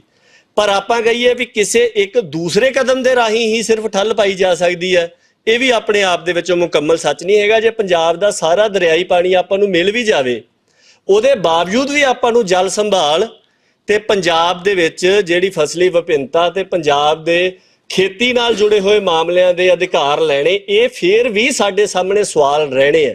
ਸੋ ਸਾਰੇ ਮਾਮਲਿਆਂ ਦੇ ਉੱਪਰ ਬਰਾਬਰ ਕੰਮ ਹੋਣਾ ਚਾਹੀਦਾ ਤੇ ਸਾਰਿਆਂ ਨੂੰ ਰਲ ਕੇ ਕਰਨਾ ਚਾਹੀਦਾ। ਇੰਨੀ ਕੁ ਮੇਰੀ ਬੇਨਤੀ ਹੈ। ਵਾਹਿਗੁਰੂ ਜੀ ਕਾ ਖਾਲਸਾ, ਵਾਹਿਗੁਰੂ ਜੀ ਕੀ ਫਤਿਹ। ਬਹੁਤ ਬਹੁਤ ਧੰਨਵਾਦ ਸਰਦਾਰ ਪਰਮਜੀਤ ਸਿੰਘ ਗਾਜ਼ੀ ਹੋਣਾ ਦਾ, ਜਿਨ੍ਹਾਂ ਨੇ ਪੰਜਾਬ ਜਲ ਸੰਕਟ ਦੇ ਵੱਖ-ਵੱਖ ਕਾਰਨਾਂ ਬਾਰੇ ਗੱਲ ਕਰਦਿਆਂ ਸਿੰਧ ਜਲ ਸਮਝੌਤੇ, ਉਹਦੇ ਅੰਦਰ ਆਏ ਤਕਰਾਰ ਤੇ ਪੰਜਾਬ ਤੇ ਉਹਦੇ ਤੇ ਪਏ ਅਸਰ ਬਾਰੇ ਗੱਲਬਾਤ ਕੀਤੀ। ਤੇ ਹੁਣ ਮੈਂ ਬੇਨਤੀ ਕਰੂੰਗਾ ਸਰਦਾਰ ਅਜੇਪਾਲ ਸਿੰਘ ਬਰਾੜ ਹੋਣਾ ਨੂੰ ਕਿ ਉਹ ਆਪਣੇ ਵਿਚਾਰ ਸਾਡੇ ਨਾਲ ਸਾਂਝੇ ਕਰਨ। ਗੁਰੂ ਮਹਾਰਾਜ ਦੀ ਬਖਸ਼ੀ ਫਤਿਹ ਦੀ ਸਾਂਝ ਪਾਈਏ। ਵਾਹਿਗੁਰੂ ਜੀ ਕਾ ਖਾਲਸਾ, ਵਾਹਿਗੁਰੂ ਜੀ ਕੀ ਫਤਿਹ। ਪੰਜਾਬ ਦਾ ਜਿਹੜਾ ਖਿੱਤਾ ਹੈ, ਜੇ ਇਹਨੂੰ ਆਪਾਂ ਮੋਟੇ ਤੌਰ ਤੇ ਵੇਖਦੇ ਹਾਂ ਤਾਂ ਇਹ ਇੱਕ ਤਰ੍ਹਾਂ ਦਾ, ਜੇ ਅੰਗਰੇਜ਼ੀ ਚ ਕੀ ਤਾਂ ਇਕੁਇਲੇਟਰਲ ਟ੍ਰਾਇੰਗਲ ਆ, ਇੱਕ ਤਿਕੋਣ ਬਣਦੀ ਹੈ ਜਿਹਦੇ ਸਾਰੀਆਂ ਸਾਈਡਸ ਇੱਕੋ ਜਿਹੀਆਂ। ਇਹ ਟ੍ਰੋਪੀਕਲ ਏਰੀਆ ਦੇ ਵਿੱਚ ਪੈਂਦਾ ਹੈ ਤੇ ਇੱਕ ਪਾਸੇ ਪਹਾੜ ਆ ਤੇ ਉਹ ਪਹਾੜਾਂ ਤੋਂ ਵੱਖ-ਵੱਖ ਵੱਡੇ ਦਰਿਆ ਤੇ ਛੋਟੇ-ਛੋਟੇ ਨਾਲੇ ਵਗਦੇ ਆ ਹੇਠਾਂ। ਇਹਦੇ ਨਾਲ ਉੱਤੋਂ ਜ਼ਰਖੇਜ਼ ਮਿੱਟੀ ਵੀ ਆਉਂਦੀ ਆ ਤੇ ਇਸ ਏਰੀਆ ਇਹ ਜਿਹੜਾ ਇਲਾਕਾ ਹੈ ਜ਼ਰਖੇਜ਼ ਬਣ ਜਾਂਦਾ ਤੇ ਫਿਰ ਇਹ ਇਕੱਠਾ ਹੋ ਕੇ ਸਿੰਧ ਦਰਿਆ ਦੇ ਵਿੱਚ ਪੈ ਕੇ ਤੇ ਅੱਗੇ ਜਾ ਕੇ ਅਰੇਬੀਅਨ ਸੀ ਦੇ ਵਿੱਚ ਜਾਂ ਅਰਬ ਮਹਾਸਾਗਰ ਦੇ ਵਿੱਚ ਜਾ ਪੈਂਦਾ। ਇਹ ਸਾਰੇ ਜਿਹੜਾ ਇਹ ਜਿਹੜਾ ਇੱਕ ਖੇਤਾ ਹੈਗਾ, ਇਹਦੇ ਕਰਕੇ ਬਹੁਤ ਹੀ ਇਹਦੇ ਇੱਥੇ ਵਸੀਲੇ ਵੀ ਭਰਪੂਰ ਆ, ਜ਼ਮੀਨ ਵੀ ਜ਼ਰਖੇਜ਼ ਆ ਤੇ ਇਹਨਾਂ ਕਰਕੇ ਇੱਥੇ ਦੀ ਜਿਹੜੀ ਉਪਜ ਆ ਉਹ ਬਹੁਤ ਰਹੀ ਆ ਤੇ ਇਹ ਇਲਾਕੇ ਦੇ ਵਿੱਚ ਆਰਥਿਕਤਾ ਬਹੁਤ ਚੰਗੀ ਰਹੀ ਆ ਸਦੀਆਂ ਤੋਂ। ਪਰ ਕਿਉਂਕਿ ਆਰਥਿਕਤਾ ਚੰਗੀ ਰਹੀ ਆ, ਕਿਉਂਕਿ ਇੱਥੇ ਵਸੀਲੇ ਆ ਤੇ ਇਹਦੇ ਤੇ ਹਮੇਸ਼ਾ ਹੀ ਕੌਮਾਂਤਰੀ ਤਾਕਤਾਂ ਜਾਂ ਜਿਹੜੀ ਵੀ ਕੋਈ ਤਾਕਤਵਰ ਧਿਰ ਆ ਉਹਦੀ ਇੱਕ ਮਾੜੀ ਨਿਗਾਹ ਵੀ ਰਹੀ ਆ। ਸਾਡੇ ਤੇ ਦੋ ਤਰੀਕੇ ਦੇ ਹਮਲੇ ਹੁੰਦੇ ਆਏ ਜਾਂ ਦੋ ਤਰੀਕੇ ਨਾਲ ਸਾਡੇ ਇੱਥੇ ਲੋਕ ਮਤਲਬ ਆਪਣੇ ਵਸੀਲਿਆਂ ਦੇ ਵਿੱਚ ਲੋਕਾਂ ਦਾ ਵਸੀਲੇ ਲੁੱਟਣ ਦਾ ਜਿਹੜਾ ਤਰੀਕਾ ਚੱਲਦਾ ਹੈ। ਇੱਕ ਤਾਂ ਹਮਲਾਵਰ ਆਉਂਦੇ ਰਹੇ ਆ, ਇੱਕ ਇੱਥੇ ਬਹੁਤ ਵੱਡੀਆਂ ਆਬਾਦੀਆਂ ਵੀ ਆਉਂਦੀਆਂ ਰਹੀਆਂ ਜਿਹੜੀਆਂ ਨੂੰ ਹੋਰ ਕਿਤੋਂ ਵੀ ਜਿੱਥੇ ਉਹਨਾਂ ਪਹਾੜੀ ਇਲਾਕਿਆਂ ਚੋਂ ਜਾਂ ਉਹਨਾਂ ਇਲਾਕਿਆਂ ਚੋਂ ਜ਼ਰਖੇਜ਼ ਨਹੀਂ ਗਏ, ਉੱਥੇ ਆ ਕੇ ਇੱਥੇ ਉਹਨਾਂ ਨੂੰ ਰੋਟੀ ਪਾਣੀ ਮਿਲਦਾ ਰਿਹਾ ਜਾਂ ਇੰਪਲੋਇਮੈਂਟ ਮਿਲਦੀ ਰਹੀ ਆ। ਤਾਂ ਇਹ ਪੰਜਾਬ ਦਾ ਜਿਹੜਾ ਇਹ ਏਰੀਆ, ਇੱਥੇ ਪੋਪੂਲੇਸ਼ਨ ਦਾ ਵੀ ਮਿਕਸਚਰ ਹੁੰਦਾ ਰਿਹਾ ਹਮਲਾਵਰਾਂ ਕਰਕੇ ਵੀ, ਤੇ ਇਹ ਜਿਹੜੀ ਡੈਮੋਗ੍ਰਾਫਿਕ ਕਹਿ ਲਓ ਵੀ ਪੋਪੂਲੇਸ਼ਨਸ ਜਿਹੜੀਆਂ ਆਉਂਦੀਆਂ ਰਹੀਆਂ। ਇਹਦਾ ਜਿਹੜਾ ਤੀਸਰਾ ਜਿਹੜਾ ਢੰਗ ਜਿਹਨੂੰ ਆਪਾਂ ਕਹਿੰਦੇ ਆ ਕਿ ਸਾਡੀ ਜਿਹੜੀ ਲੁੱਟ ਆ ਵਸੀਲਿਆਂ ਦੀ, ਉਹ ਇਹ ਮਾਡਰਨ ਟਾਈਮ ਦੇ ਵਿੱਚ ਹੋਣੀ ਸ਼ੁਰੂ ਹੋਈ ਆ, ਜਿਹੜੀ ਕਿ ਇਸ ਇਲਾਕੇ ਤੋਂ ਵਸੀਲਿਆਂ ਨੂੰ ਬਾਹਰ ਲਿਜਾਣ ਦੀ ਹੋਣੀ ਸ਼ੁਰੂ ਹੋਈ ਆ। ਪਹਿਲਾਂ ਆਪਾਂ ਜਿਹੜਾ ਪਹਿਲਾ ਸਿਸਟਮ ਸੀ ਆਪਾਂ ਉਹਦੇ ਤੇ ਗੱਲ ਕਰਦੇ ਹਾਂ ਕਿ ਲਾਰਜਲੀ ਜਿਹੜੇ ਦਰਿਆ ਜਾਂ ਚੋ ਵਗਦੇ ਸੀਗੇ, ਉਹਨਾਂ ਦੇ ਵਿੱਚੋਂ ਪਾਣੀ ਸਮੇਂ ਨਾਲ ਬਰਸਾਤੀ ਨਾਲੇ ਵਗਣ ਕਰਕੇ ਜਾਂ ਦਰਿਆ ਜ਼ਿਆਦਾ ਵਗਣ ਕਰਕੇ ਦਰਿਆ ਓਵਰਫਲੋ ਹੋ ਜਾਂਦੇ ਸੀਗੇ। ਉਹਨੂੰ ਇੰਡੈਂਟੇਸ਼ਨ ਜਾਂ ਸਲਾਬੇ ਦੇ ਉੱਤੇ ਆਪਾਂ ਲੋਕ ਖੇਤੀ ਕਰਦੇ ਸੀਗੇ। ਸਿੰਧ ਦਰਿਆ ਦਾ ਤਾਂ ਇਹ ਵੀ ਕਿਹਾ ਜਾਂਦਾ ਹੈ ਕਿ ਉਹਦੇ ਉੱਤੇ ਜਦੋਂ ਹਾਈ ਆਪਣਾ ਫੁੱਲ ਮੂਨ ਟਾਈਮ ਹੁੰਦਾ, ਜਦੋਂ ਆਪਾਂ ਪੂਰਨਮਾਸ਼ੀ ਹੁੰਦੀ, ਉਦੋਂ ਟਾਈਡ ਹੀ ਇੰਨੀ ਹਾਈ ਹੋ ਜਾਂਦੀ ਸੀ ਕਿ 7-8 ਫੁੱਟੋਂ ਪਾਣੀ ਚੜ ਜਾਂਦਾ ਸੀ, ਜਿਵੇਂ ਸਮੁੰਦਰਾਂ ਦੇ ਵਿੱਚ ਚੜ ਜਾਂਦਾ ਤੇ ਉਹ ਆਸੇ-ਪਾਸੇ ਫੈਲ ਜਾਂਦਾ ਸੀ ਤੇ ਉਹ ਸਲਾਬੇ ਨੂੰ ਆਪਣੇ ਲੋਕ ਸੰਭਾਲ ਲੈਂਦੇ ਸੀਗੇ ਤੇ ਸਲਾਬੇ ਦੇ ਉੱਤੇ ਖੇਤੀ ਕਰਦੇ ਸੀ। ਆਈ ਚੋਆਂ ਦੇ ਆਸੇ-ਪਾਸੇ ਕਰਦੇ ਸੀ ਤੇ ਸਮੇਂ ਨਾਲ ਹੌਲੀ-ਹੌਲੀ ਖੂਹ ਪੱਟਣ ਲੱਗ ਗਏ, ਜਿਹੜੇ ਆਪਾਂ ਕੱਢਣ ਲੱਗ ਗਏ। ਤੇ ਜਦੋਂ ਤੱਕ ਮੁਗਲ ਕਾਲ ਆਇਆ ਤਾਂ ਪਰਸ਼ੀਅਨ ਵੀਲ ਜਿਹਨੂੰ ਆਪਾਂ ਛੇਲਟਾ ਕਹਿੰਦੇ ਆ, ਉਹ ਚੀਜ਼ਾਂ ਜਾਂ ਉਹ ਹਿਲਟਾਂ ਵਾਲਾ ਜਿਹੜਾ ਵੈਲ ਹੈਗਾ ਉਹ ਇੱਥੇ ਖੂਹ ਆ ਗਏ ਤੇ ਆਪਾਂ ਹੋਰ ਡੂੰਘੇ ਪਾਣੀ ਕੱਢਣ ਲੱਗ ਗਏ। ਲਾਰਜਲੀ ਕੋਈ ਕਨਾਲ ਸਿਸਟਮ ਐਡਾ ਡਿਵੈਲਪ ਨਹੀਂ ਕਿਸੇ ਨੇ ਕੀਤਾ ਸੀ। ਥੋੜ੍ਹੀਆਂ ਬਹੁਤ ਕਨਾਲਸ ਡਿਵੈਲਪ ਹੋਈਆਂ ਸੀ, ਨਹਿਰਾਂ ਡਿਵੈਲਪ ਹੋਈਆਂ ਸੀ ਜਿਹੜੀਆਂ ਕਿ ਫਿਰੋਜ਼ ਤੁਗਲਕ ਦੇ ਰਾਜ 'ਚ ਵੀ ਡਿਵੈਲਪ ਹੋਈਆਂ, ਉਦੋਂ ਬਾਅਦ ਮੁਗਲ ਕਾਲ ਦੇ ਵਿੱਚ ਵੀ ਹੋਈਆਂ। ਪਰ ਉਹ ਜ਼ਿਆਦਾਤਰ ਜਿਹੜੀਆਂ ਡਿਵੈਲਪ ਕੀਤੀਆਂ ਗਈਆਂ ਸੀਗੀਆਂ ਉਹ ਲੋਕਾਂ ਦੀ ਭਲਾਈ ਜਾਂ ਰੈਵਨਿਊ ਵਧਾਉਣ ਵਾਸਤੇ ਜਾਂ ਉਵੇਂ ਨਹੀਂ ਕੀਤੀਆਂ ਸੀ। ਉਹ ਰਾਜਿਆਂ ਨੇ ਆਪਦੇ ਜਿਵੇਂ ਕੋਈ ਬਾਗ ਬਗੀਚੇ ਪਾਲ ਵਾਸਤੇ, ਜਿਵੇਂ ਸ਼ਾਹ ਨਹਿਰ ਸ਼ਾਹਜਹਾਨ ਨੇ ਕੱਢੀ, ਫਿਰੋਜ਼ ਤੁਗਲਕ ਨੇ ਘੱਗਰ ਦੇ ਵਿੱਚ ਪਾਣੀ ਪਾ ਕੇ ਅੱਗੇ ਫਿਰੋਜ਼ਾਬਾਦ ਉਹਨੇ ਜਿੱਥੇ ਵਸਾਇਆ ਉੱਥੇ ਲੈ ਕੇ ਗਿਆ। ਤਾਂ ਜ਼ਿਆਦਾ ਇਹ ਜਿਹਾ ਹੀ ਇਨਵੈਸਟਮੈਂਟਸ ਹੋਈਆਂ ਸੀ, ਇਦੋਂ ਵੱਧ ਕੁਛ ਨਹੀਂ ਇੱਥੇ ਹੋਇਆ ਸੀਗਾ। ਜਦੋਂ ਅੰਗਰੇਜ਼ ਆਉਣਾ ਸ਼ੁਰੂ ਹੁੰਦਾ ਉਦੋਂ ਟੈਕਨੋਲੋਜੀ ਆਉਂਦੀ ਆ, ਉਦੋਂ ਨਵੀਂ ਤਕਨੀਕ ਆਉਂਦੀ ਆ। ਤੇ ਹਲੇ ਰਣਜੀਤ ਸਿੰਘ ਸਿੱਖ ਰਾਜ ਉਦੋਂ ਸੀਗਾ ਜਦੋਂ ਅੰਗਰੇਜ਼ ਨੇ ਪੰਜਾਬ ਦੇ ਸਰਵੇ ਸ਼ੁਰੂ ਕਰ ਦਿੱਤੇ ਸੀਗੇ। ਪਹਿਲੀ ਜੰਗ ਤੋਂ ਤੇ ਦੂਜੀ ਜੰਗ ਦੇ ਵਿਚਾਲੇ ਜੇ ਇੱਕ ਵਿਲੀਅਮ ਬ੍ਰੇਡ ਸਮਿਥ ਨਾਂ ਦਾ ਇੱਕ ਇੰਜੀਨੀਅਰ ਸੀ ਜਿਹਨੇ ਪੰਜਾਬ ਦੇ ਸਾਰੇ ਦਬਾਬ ਜਿਹੜੇ ਸੀਗੇ ਉਹਨਾਂ ਦਾ ਇੱਕ ਸਰਵੇ ਕੀਤਾ ਤੇ ਉਹਨੇ ਇਹ ਦੱਸਿਆ ਕਿ ਵੀ ਇਹ ਬੈਸਟ ਅਲੂਵੀਅਲ ਸੋਇਲ ਹੈਗੀ ਹੈ ਤੇ ਸਭ ਤੋਂ ਚੰਗੀ ਖੇਤੀ ਹੋ ਸਕਦੀ ਆ। ਇਹ ਬੈਸਟ ਇੰਟਰਕਨੈਕਸ਼ਨਸ ਆਪਾਂ ਬਣਾ ਸਕਦੇ ਆ ਤੇ ਇੱਥੇ ਜੇ ਆਪਾਂ ਖੇਤੀ ਕਰੀਏ ਤਾਂ ਉਹਦਾ ਰੈਵਨਿਊ ਬਹੁਤ ਜ਼ਿਆਦਾ ਹੋ ਸਕਦਾ ਹੈ। ਸੋ ਆਪਾਂ ਨੂੰ ਇੱਕ ਇਹ ਵੀ ਪਤਾ ਲੱਗਦਾ ਹੈ ਕਿ ਵੀ ਅੰਗਰੇਜ਼ ਦੀ ਅੱਖ ਸ਼ਾਇਦ ਉਸੇ ਟਾਈਮ ਤੋਂ ਹੀ ਇਸ ਧਰਤੀ ਤੇ ਸੀਗੀ, ਕਿਸੇ ਨਾ ਕਿਸੇ ਢੰਗ ਨਾਲ ਉਹ ਲੈਣਾ, ਇੱਥੇ ਕਬਜ਼ਾ ਕਰਨਾ ਚਾਹੁੰਦੇ ਸੀ, ਤਾਂ ਹੀ ਉਹ ਸਰਵੇ ਹੋ ਰਹੇ ਸੀਗੇ। ਜਿਵੇਂ ਜਿਵੇਂ ਮੈਂ ਗੱਲ ਕਰੂੰਗਾ ਤੁਸੀਂ ਮਾਡਰਨ ਹੁਣ ਦੇ ਟਾਈਮ ਨਾਲ ਵੀ ਰਿਲੇਟ ਕਰਦੇ ਰਹੋ, ਕਿਉਂਕਿ ਬਹੁਤ ਕੁਝ ਜਿਹੜਾ ਹੁਣ ਹੋ ਰਿਹਾ ਜਾਂ ਅੱਗੇ ਵਾਪਰੂਗਾ ਉਹਦਾ ਆਪਾਂ ਨੂੰ ਸ਼ਾਇਦ ਕਿਤੇ ਨਾ ਕਿਤੇ ਕੁਝ ਮਤਲਬ ਆਪਾਂ ਨੂੰ ਸਾਇੰਸ ਉਹਦੇ ਜਾਂ ਕੁਝ ਆਪਾਂ ਨੂੰ ਇਸ ਗੱਲਾਂ ਤੋਂ ਵੀ ਮਿਲੇ ਜੋ ਆਪਣੇ ਨਾਲ ਵਾਪਰਿਆ ਕੌਮਾਂਤਰੀ ਤਾਕਤਾਂ ਦੇ ਕਰਕੇ। ਉਦੋਂ ਬਾਅਦ ਜਦੋਂ ਸਿੱਖ ਰਾਜ ਖਤਮ ਹੋਇਆ ਤਾਂ ਦੋ ਭਰਾ ਸੀਗੇ, ਹੈਨਰੀ ਲਾਰੈਂਸ ਤੇ ਜੌਨ ਲਾਰੈਂਸ। ਉਹ ਦੋਨਾਂ ਦੇ ਕੋਲੇ ਇੱਥੇ ਇੱਕ ਬੋਰਡ ਦਾ ਗਠਨ ਹੋਇਆ। ਉਹ ਬੋਰਡ ਦੇ ਵਿੱਚ ਉਹ ਮੇਨ ਸੀਗੇ ਪ੍ਰਭਾਰੀ। ਹੈਨਰੀ ਲਾਰੈਂਸ ਬਹੁਤ ਪੁਰਾਣਾ ਜ਼ਗੀਰਦਾਰ ਸਿਸਟਮ ਰੱਖਣਾ ਚਾਹੁੰਦਾ ਸੀ, ਬਟ ਬਹੁਤ ਪ੍ਰੋਗਰੈਸਿਵ ਸੀਗਾ। ਉਹ ਕਹਿੰਦਾ ਸੀ ਵੀ ਕਾਸਟ ਦਾ ਧਿਆਨ ਨਾ ਦਿਓ, ਪਰ ਬਹੁਤ ਤੇਜ਼ੀ ਨਾਲ ਪ੍ਰੋਗਰੈਸ ਕਰਾਓ ਇਹਨਾਂ ਲੋਕਾਂ ਦੀ। ਜੌਨ ਲਾਰੈਂਸ ਥੋੜਾ ਜਿਹਾ ਕਾਸਟ ਦੇ ਉੱਤੇ ਧਿਆਨ ਰੱਖਦਾ ਸੀ, ਬਟ ਉਹਨੇ ਵੀ ਬਹੁਤ ਜ਼ਿਆਦਾ ਉੱਤੇ ਸਟ੍ਰੈਸ ਪਾਇਆ ਕਿ ਵੀ ਇੱਥੇ ਸਾਨੂੰ ਇਰੀਗੇਸ਼ਨ ਸਿਸਟਮ ਦਿਓ, ਕਿਉਂਕਿ ਇਹ ਸਾਨੂੰ ਜ਼ਰੂਰੀ ਹੈਗਾ। ਤੇ ਇੱਥੇ ਇਰੀਗੇਸ਼ਨ ਸਿਸਟਮ ਵਾਸਤੇ ਸਭ ਤੋਂ ਪਹਿਲਾਂ ਜਿਹੜਾ ਪਬਲਿਕ ਵਰਕਸ ਡਿਪਾਰਟਮੈਂਟ, ਜਿਹਨੂੰ ਆਪਾਂ PWD ਕਹਿੰਦੇ ਆ, ਉਹਦੇ ਵਾਸਤੇ ਇੱਕ ਬੰਦਾ ਚੁਣਿਆ ਗਿਆ। ਉਹ ਨੈਪੀਅਰ ਨਾਂ ਦੇ ਅੰਗਰੇਜ਼ ਸੀਗੇ। ਨੈਪੀਅਰ ਨੇ ਇਹ ਸਿਸਟਮ ਡਿਵੈਲਪ ਕੀਤਾ। ਉਹਨੇ ਸਭ ਤੋਂ ਪਹਿਲਾਂ ਅੰਬਾਲਾ ਕੈਂਟ ਦਾ ਡਿਜ਼ਾਈਨ ਵੀ ਉਹਨੇ, ਕੰਟੋਨਮੈਂਟ ਦਾ ਡਿਜ਼ਾਈਨ ਵੀ ਉਹਨੇ ਰੱਖਿਆ ਸੀ। ਤੇ ਉਹ ਡਿਜ਼ਾਈਨ ਇੱਕ ਤਰ੍ਹਾਂ ਸਟੈਂਡਰਡ ਡਿਜ਼ਾਈਨ ਬਣ ਗਿਆ ਅੰਗਰੇਜ਼ੀ ਛਾਉਣੀਆਂ ਦਾ ਅਕ੍ਰੋਸ ਸਾਊਥ ਈਸਟ ਏਸ਼ੀਆ ਸਾਰੇ ਚੀਜ਼। ਤੇ ਨੈਪੀਅਰ ਨੇ PWD ਡਿਜ਼ਾਈਨ ਕੀਤੀ ਤੇ ਉਹਨੇ ਇੱਥੇ ਪਹਿਲਾ ਕੰਮ ਸ਼ੁਰੂ ਕੀਤਾ। ਦੋ ਪ੍ਰੋਜੈਕਟ ਸਭ ਤੋਂ ਪਹਿਲਾਂ ਅੰਗਰੇਜ਼ ਨੇ ਸ਼ੁਰੂ ਕੀਤੇ ਸੀਗੇ। ਆਪਣੇ ਤੋਂ ਵੀ ਪਹਿਲਾਂ ਜਿਹੜਾ ਉਹਨਾਂ ਨੇ ਪ੍ਰੋਜੈਕਟ ਸ਼ੁਰੂ ਕੀਤਾ ਸੀ ਉਹ ਸੀ ਗੰਗਾ ਬੇਸਿਨ ਨੂੰ ਕਿਸੇ ਤਰੀਕੇ ਨਾਲ ਉੱਥੇ ਕਿਉਂਕਿ ਪਾਣੀ ਜ਼ਿਆਦਾ ਸੀਗਾ, ਉਹ ਇਲਾਕਾ ਵੀ ਜ਼ਰਖੇਜ਼, ਉਹ ਸਮਝਦੇ ਸੀ ਕਿ ਉਹਨੂੰ ਡਿਵੈਲਪ ਕੀਤਾ ਜਾਵੇ। ਨਾਲ ਹੀ ਇੱਧਰ ਵੀ ਕਨਾਲ ਕਾਲੋਨੀਜ਼ ਡਿਵੈਲਪ ਕਰਨ ਦਾ ਉਦੋਂ ਥੋੜੇ ਜਿਹੇ ਚਿਰ ਬਾਅਦ ਪ੍ਰੋਜੈਕਟਸ ਬਣਨੇ ਸ਼ੁਰੂ ਹੋ ਗਏ। ਤੇ ਹੁਣ ਜਦੋਂ ਪ੍ਰੋਜੈਕਟਸ ਬਣ ਰਹੇ ਸੀ ਤੇ ਕਨਾਲ ਕਾਲੋਨੀਜ਼ ਬਣ ਰਹੀਆਂ ਸੀ, ਉਹਨਾਂ ਦਿਨਾਂ 'ਚ ਇੱਕ ਘਟਨਾ ਵਾਪਰੀ ਜਿਹਦਾ ਪਹਿਲਾ ਸਮਝ ਲਓ ਆਪਣੇ ਤੇ ਕੌਮਾਂਤਰੀ ਅਸਰ ਪਿਆ ਸਾਡੇ ਪਾਣੀ ਦੀ ਡਿਵੈਲਪਮੈਂਟ ਤੇ। 1862 ਦੇ ਵਿੱਚ ਅਮਰੀਕਾ 'ਚ ਸਿਵਲ ਵਾਰ ਸ਼ੁਰੂ ਹੋ ਗਈ। ਜਦੋਂ ਸਿਵਲ ਵਾਰ ਸ਼ੁਰੂ ਹੋਈ ਤਾਂ ਉਹਨੇ ਬ੍ਰਿਟੇਨ ਦੀਆਂ ਜਿਹੜੀਆਂ ਟੈਕਸਟਾਈਲ ਮਿਲ ਸੀਗੀ, ਉਹਨੂੰ ਉੱਥੋਂ ਕਾਟਨ ਉੱਥੋਂ ਆਉਂਦੀ ਸੀ, ਜਿਹੜੀ ਕਪਾਹ ਸੀਗੀ ਉਹ ਅਮਰੀਕਾ ਤੋਂ ਆਉਂਦੀ ਸੀਗੀ, ਉਸ ਕਾਲਨੀ ਤੋਂ ਆਉਂਦੀ ਸੀਗੀ, ਤੇ ਉਹ ਇੱਕਦਮ ਰੁਕ ਗਈ। ਤਾਂ ਸਭ ਤੋਂ ਪਹਿਲਾਂ ਜਿਹੜਾ ਰॉ ਮਟੀਰੀਅਲ ਦਾ ਕੈਪੀਟਲਿਸਟ ਵਰਲਡ ਨੂੰ ਕ੍ਰਾਈਸਿਸ ਖੜਾ ਹੋਇਆ, ਉਹ ਖੜਾ ਹੋਇਆ ਜਦੋਂ ਉਹ ਕਪਾਹ ਜਾਂ ਨਰਮਾ ਉੱਥੋਂ ਆਉਣਾ ਬੰਦ ਹੋਇਆ 1862 ਦੇ ਵਿੱਚ। ਤਾਂ ਉਹਨਾਂ ਨੇ ਹੁਣ ਇਹ ਵੇਖਣਾ ਸ਼ੁਰੂ ਕੀਤਾ ਕਿ ਸਾਡੇ ਕੋਲ ਆਲਟਰਨੇਟਿਵਸ ਕਿੱਥੇ ਕਿੱਥੇ ਨਿਕਲ ਸਕਦੇ ਆ, ਤੇ ਪੰਜਾਬ ਉਹਦੇ ਵਿੱਚ ਸਭ ਤੋਂ ਮੇਨ ਆਲਟਰਨੇਟਿਵ ਕ੍ਰੀਏਟ ਕੀਤਾ ਗਿਆ। ਅੰਗਰੇਜ਼ ਕੋਲੇ ਐਕਸ ਅਮਾਊਂਟ ਆਫ ਰਿਸੋਰਸਿਸ ਸੀਗੇ, ਮਤਲਬ ਸਾਰੇ ਵਸੀਲੇ ਉਹਨਾਂ ਕੋਲੇ ਲਿਮਿਟਿਡ ਸੀਗੇ। ਤਾਂ ਉਹਨਾਂ ਕੋਲੇ ਇੱਕ ਕੰਪੀਟੀਸ਼ਨ ਸੀਗਾ ਕਿ ਕੀ ਅਸੀਂ ਇੱਥੇ ਰੇਲਵੇ ਪਹਿਲਾਂ ਡਿਵੈਲਪ ਕਰੀਏ ਕਿ ਪਹਿਲਾਂ ਇੱਥੇ ਪਾਣੀ ਇਰੀਗੇਸ਼ਨ ਡਿਵੈਲਪ ਕਰੀਏ, ਕਿਉਂਕਿ ਜੇ ਇਰੀਗੇਸ਼ਨ ਡਿਵੈਲਪ ਹੋ ਜਾਂਦਾ ਹੈ ਤੇ ਫਸਲਾਂ ਹੋ ਵੀ ਜਾਂਦੀਆਂ, ਤੇ ਜੇ ਰੇਲਵੇਜ਼ ਹੈ ਨਹੀਂ ਤਾਂ ਅਸੀਂ ਮੂਵ ਕਿਵੇਂ ਕਰਾਂਗੇ, ਟਰਾਂਸਪੋਰਟ ਕਿਵੇਂ ਕਰਾਂਗੇ। ਦੂਜੀ ਗੱਲ, ਉਹਨਾਂ ਨੇ ਆਪਦੇ ਅੰਪਾਇਰ ਨੂੰ ਇਕੱਠਾ ਰੱਖਣ ਵਾਸਤੇ, ਫੌਜਾਂ ਦੀ ਤੇਜ਼ ਮੂਵਮੈਂਟ ਵਾਸਤੇ, ਕਿਉਂਕਿ ਲਿਮਟ ਉਹਨਾਂ ਦੀ ਫੌਜ ਘੱਟ, ਫੌਜ ਨੂੰ ਤੇਜ਼ੀ ਨਾਲ ਜੇ ਮੂਵ ਕਰ ਸਕੀਏ ਤਾਂ ਉਹਨੂੰ ਕੰਟਰੋਲ ਕਰਨ ਵਾਸਤੇ ਉਹਨੂੰ ਰੇਲਵੇਜ਼ ਵੀ ਬੜੇ ਇੰਪੋਰਟੈਂਟ ਸੀਗੇ। ਤਾਂ ਇਹ ਇੱਕ ਤਰ੍ਹਾਂ ਦਾ ਉਹਨਾਂ ਨੂੰ ਕੰਪੀਟਿੰਗ ਰਿਸੋਰਸਿਸ ਸੀ। ਜੇ ਅੱਜ ਦੇ ਜ਼ਮਾਨੇ 'ਚ ਵੀ ਤੁਸੀਂ ਵੇਖੋ, ਹੁਣ ਜਿਵੇਂ ਇੰਟਰਲਿੰਕਿੰਗ ਜਿਹੜੀ ਇਹਨਾਂ ਨੇ ਆਪਦੇ ਦਰਿਆਵਾਂ ਦੀ ਉਹਨੂੰ ਰੋਕਿਆ ਹੋਇਆ ਤੇ ਰੋਡਸ ਨੂੰ ਪਹਿਲਾਂ ਡਿਵੈਲਪ ਕਰ ਰਹੇ, ਮਤਲਬ ਕੰਪੀਟੀਸ਼ਨ। ਤੁਸੀਂ, ਮੈਂ ਤਾਂ ਹੀ ਕਹਿੰਦਾ ਕਿ ਵੀ ਹੁਣ ਦੇ ਸਮੇਂ ਨਾਲ ਵੀ ਤੁਸੀਂ ਬਹੁਤ ਕੁਝ ਰਿਲੇਟ ਕਰ ਸਕੋਗੇ ਜੋ ਆਪਾਂ ਗੱਲਾਂ ਕਰਾਂਗੇ। ਤਾਂ ਉਸ ਟਾਈਮ ਜੌਨ ਲਾਰੈਂਸ ਵਾਈਸਰੋਏ ਬਣ ਚੁੱਕੇ ਸੀ। ਉਹਨਾਂ ਨੇ ਕਿਹਾ ਕਿ ਵੀ ਸਾਨੂੰ ਨਹਿਰਾਂ ਦੇ ਪ੍ਰੋਜੈਕਟਸ ਨੂੰ ਵੀ ਤੇਜ਼ੀ ਨਾਲ ਡਿਵੈਲਪ ਕਰਨਾ ਚਾਹੀਦਾ। ਉਹਦਾ ਵੱਡਾ ਕਾਰਨ ਇਹ ਹੈ ਕਿ ਹਾਲਾਂਕਿ ਉਹ ਮੁਫਾਦ ਸਾਡੇ ਸਰਵ ਕਰ ਰਿਹਾ, ਮੁਫਾਦ ਉਹ ਅੰਗਰੇਜ਼ੀ ਸਰਕਾਰ ਦੇ ਸਰਵ ਕਰੂਗਾ, ਆਪਾਂ ਕਮਾਵਾਂਗੇ ਵੀ ਉਹਦੇ ਚੋਂ, ਬਟ ਲੋਕਲ ਪੋਪੂਲੇਸ਼ਨ ਨੂੰ ਐਂ ਲੱਗੂਗਾ ਕਿ ਅਸੀਂ ਉਹਨਾਂ ਨੂੰ ਕਿਉਂਕਿ ਇਰੀਗੇਸ਼ਨ ਦਿੱਤੀ ਆ ਤਾਂ ਅਸੀਂ ਉਹਨਾਂ ਦੇ ਸਾਡੇ ਹਿਤੈਸ਼ੀ ਲੱਗਾਂਗੇ, ਅਸੀਂ ਸਾਡਾ ਰਾਜ ਉਹਦੇ ਨਾਲ ਹੋਰ ਮਜ਼ਬੂਤ ਹੋ ਜਾਊਗਾ ਉੱਥੇ। ਤਾਂ ਉਹਨਾਂ ਨੇ ਆਪਦੇ ਪਰਪਸ ਵਾਸਤੇ ਆਪਦੇ ਆਪ ਨੂੰ ਚੰਗਾ, ਉਹਦੇ ਨਾਲ ਇੱਕ ਉਹਨਾਂ ਨੂੰ ਫਾਇਦਾ ਹੁੰਦਾ ਸੀਗਾ ਕਿ ਉਹ ਮੋਰਲੀ ਉਹ ਸਟਰੋਂਗ ਲੱਗਦੇ ਸੀ, ਚੰਗੇ ਲੱਗਦੇ ਸੀ ਲੋਕਾਂ ਨੂੰ, ਉਹ ਪਬਲਿਕ ਓਰੀਐਂਟਡ ਲੱਗਦੇ ਸੀ। ਬਟ ਉਹਨਾਂ ਦਾ ਐਕਚੁਅਲ ਪਰਪਸ ਇਹ ਸੀਗਾ ਕਿ ਵੀ ਇੱਥੋਂ ਕਿਸੇ ਤਰੀਕੇ ਨਾਲ ਕਾਟਨ, ਜੂਟ, ਇਹ ਸਾਰੀਆਂ ਚੀਜ਼ਾਂ ਅਸੀਂ ਆਪਦੀਆਂ ਮਿੱਲਾਂ ਵਾਸਤੇ ਲਿਜਾ ਸਕੀਏ। ਤੇ ਨਾਲ ਉਹਨਾਂ ਨੇ ਰੇਲਵੇ ਡਿਵੈਲਪ ਕਰਨੀ ਸ਼ੁਰੂ ਕੀਤੀ।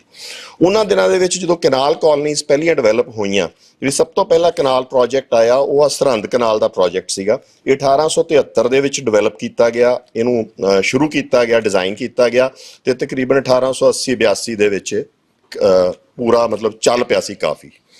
ਇਹਦਾ ਇੰਨਾ ਵੱਡਾ ਅਸਰ ਪਿਆ ਸੀ ਜਦੋਂ ਇਹ ਕਨਾਲ ਪ੍ਰੋਜੈਕਟ ਚੱਲਿਆ, ਤਾਂ ਉਹਨਾਂ ਦਿਨਾਂ ਦੇ ਵਿੱਚ ਸ਼ਿਕਾਗੋ ਦੇ ਵਿੱਚ ਜਿਹੜੀ ਕਮੋਡਿਟੀ ਐਕਸਚੇਂਜ, ਜਿੱਥੇ ਕਣਕ ਦਾ ਭਾਅ ਖੁੱਲਦਾ, ਉੱਥੇ 10% ਕਣਕ ਦੇ ਭਾਅ ਦੇ ਵਿੱਚ ਗਿਰਾਵਟ ਆ ਗਈ ਸੀ ਜਦੋਂ ਉਹਨਾਂ ਨੂੰ ਇਹ ਪਤਾ ਲੱਗਿਆ ਸੀਗਾ ਕਿ ਵੀ ਉੱਥੇ ਇੱਕ ਕਨਾਲ ਪ੍ਰੋਜੈਕਟ ਚੱਲ ਗਿਆ। ਪੰਜਾਬ ਉਦੋਂ ਬਹੁਤ ਡੈਂਸਲੀ ਪੋਪੂਲੇਟਡ ਨਹੀਂ ਸੀਗਾ, ਤੇ ਜੇ ਉਹਦੇ ਵਿੱਚ ਇਹ ਜਿਹੇ ਪ੍ਰੋਜੈਕਟ ਚੱਲਦੇ ਸੀ ਤਾਂ ਸਰਪਲਸ ਕ੍ਰੀਏਟ ਕਰਦਾ ਸੀਗਾ ਪੰਜਾਬ ਬਹੁਤ ਜ਼ਿਆਦਾ ਵੀਟ ਦਾ। ਉਦੋਂ ਪਹਿਲਾਂ ਇਤਿਹਾਸਕ ਤੌਰ ਤੇ ਪੰਜਾਬ ਡੈਫਿਸਿਟ ਰਿਹਾ ਵੀਟ ਦੇ ਵਿੱਚ ਅੰਗਰੇਜ਼ ਆਉਣ ਤੋਂ ਪਹਿਲਾਂ। ਰਣਜੀਤ ਸਿੰਘ ਦੇ ਰਾਜ ਵੇਲੇ ਜ਼ਰੂਰ ਉਹ ਬਰਾਬਰ ਰਿਹਾ। ਉਦੋਂ ਪਹਿਲਾਂ ਆਪਾਂ ਜੇ ਇਤਿਹਾਸ ਮਿਸਲ ਕਾਲ ਦਾ ਪੜ੍ਹਦੇ ਹਾਂ ਤਾਂ ਉਦੋਂ ਇੱਕ ਬਹੁਤ ਵੱਡਾ ਕ੍ਰਾਈਸਿਸ ਅਦੀਨਾ ਬੇਗ ਦੇ ਟਾਈਮ 'ਚ ਹੀ ਆਇਆ ਸੀ, ਜਦੋਂ ਕਾਲ ਪੈ ਗਿਆ ਸੀ ਤੇ ਯੂਪੀ ਤੋਂ ਵੀ ਉਹਨੇ ਕਣਕ ਜਿਹੜੀ ਆਉਂਦੀ ਸੀ ਉਹ ਬੰਦ ਕਰਤੀ ਸੀ। ਉਹਦੇ ਨਾਲ ਵਿਦਰੋਹ ਹੋਰ ਵੱਧ ਗਿਆ ਸੀ ਇੱਥੇ। ਸੋ ਇਹ ਸਰਪਲਸ ਹੋਣ ਦਾ ਜਿਹੜਾ ਸਿਸਟਮ ਸ਼ੁਰੂ ਹੋਇਆ, ਐਕਸੈਸਿਵ ਸਰਪਲਸ ਕ੍ਰੀਏਟ ਕਰਨ ਦਾ, ਉਹ ਉਦੋਂ ਸ਼ੁਰੂ ਹੋਇਆ ਜਦੋਂ ਇਹ ਨਹਿਰਾਂ ਜਾਂ ਕਨਾਲ ਕਾਲਨੀਜ਼ ਸ਼ੁਰੂ ਹੋਈਆਂ। ਉਦੋਂ ਪਹਿਲਾਂ ਅਪਰ ਬਾਰੀ ਦੁਆਬ ਕਨਾਲ ਬਣਾਤੀ ਸੀ ਅੰਗਰੇਜ਼ ਨੇ, ਉਹਦੇ ਰੀਜ਼ਨਸ ਬੜੇ ਡਿਫਰੈਂਟ ਸੀ, ਪਰ ਮੇਨ ਪ੍ਰੋਜੈਕਟ ਸੇ ਸ਼ੁਰੂ ਹੋਏ ਹੈਗੇ। ਤਾਂ ਇਦੋਂ ਬਾਅਦ ਇਹਨਾਂ ਦਿਨਾਂ ਦੇ ਵਿੱਚ ਜਦੋਂ ਪਹਿਲਾਂ ਕਨਾਲ ਕਾਲਨੀਜ਼ ਨਿਕਲਣੀਆਂ ਸ਼ੁਰੂ ਹੋਈਆਂ ਤਾਂ ਅੰਗਰੇਜ਼ ਨੇ ਜਿਹੜੀ ਜ਼ਮੀਨ ਸੀਗੀ ਉਹ ਦੇਣੀ ਸ਼ੁਰੂ ਕੀਤੀ ਜਲਦੀ ਉਹਨਾਂ ਸਰਮਾਏਦਾਰ ਲੋਕਾਂ ਨੂੰ ਜਿਹੜੇ ਲਾਰਜਲੀ ਹਿੰਦੂ ਫਾਈਨੈਂਸਰਸ ਨੂੰ, ਜਾਂ ਜਿਨ੍ਹਾਂ ਨੂੰ ਆਪਾਂ ਆੜਤੀਏ ਕਹਿ ਸਕਦੇ ਹਾਂ, ਜਾਂ ਮਨੀ ਲੈਂਡਰਸ ਨੂੰ ਦੇਣੀ ਸ਼ੁਰੂ ਕੀਤੀ।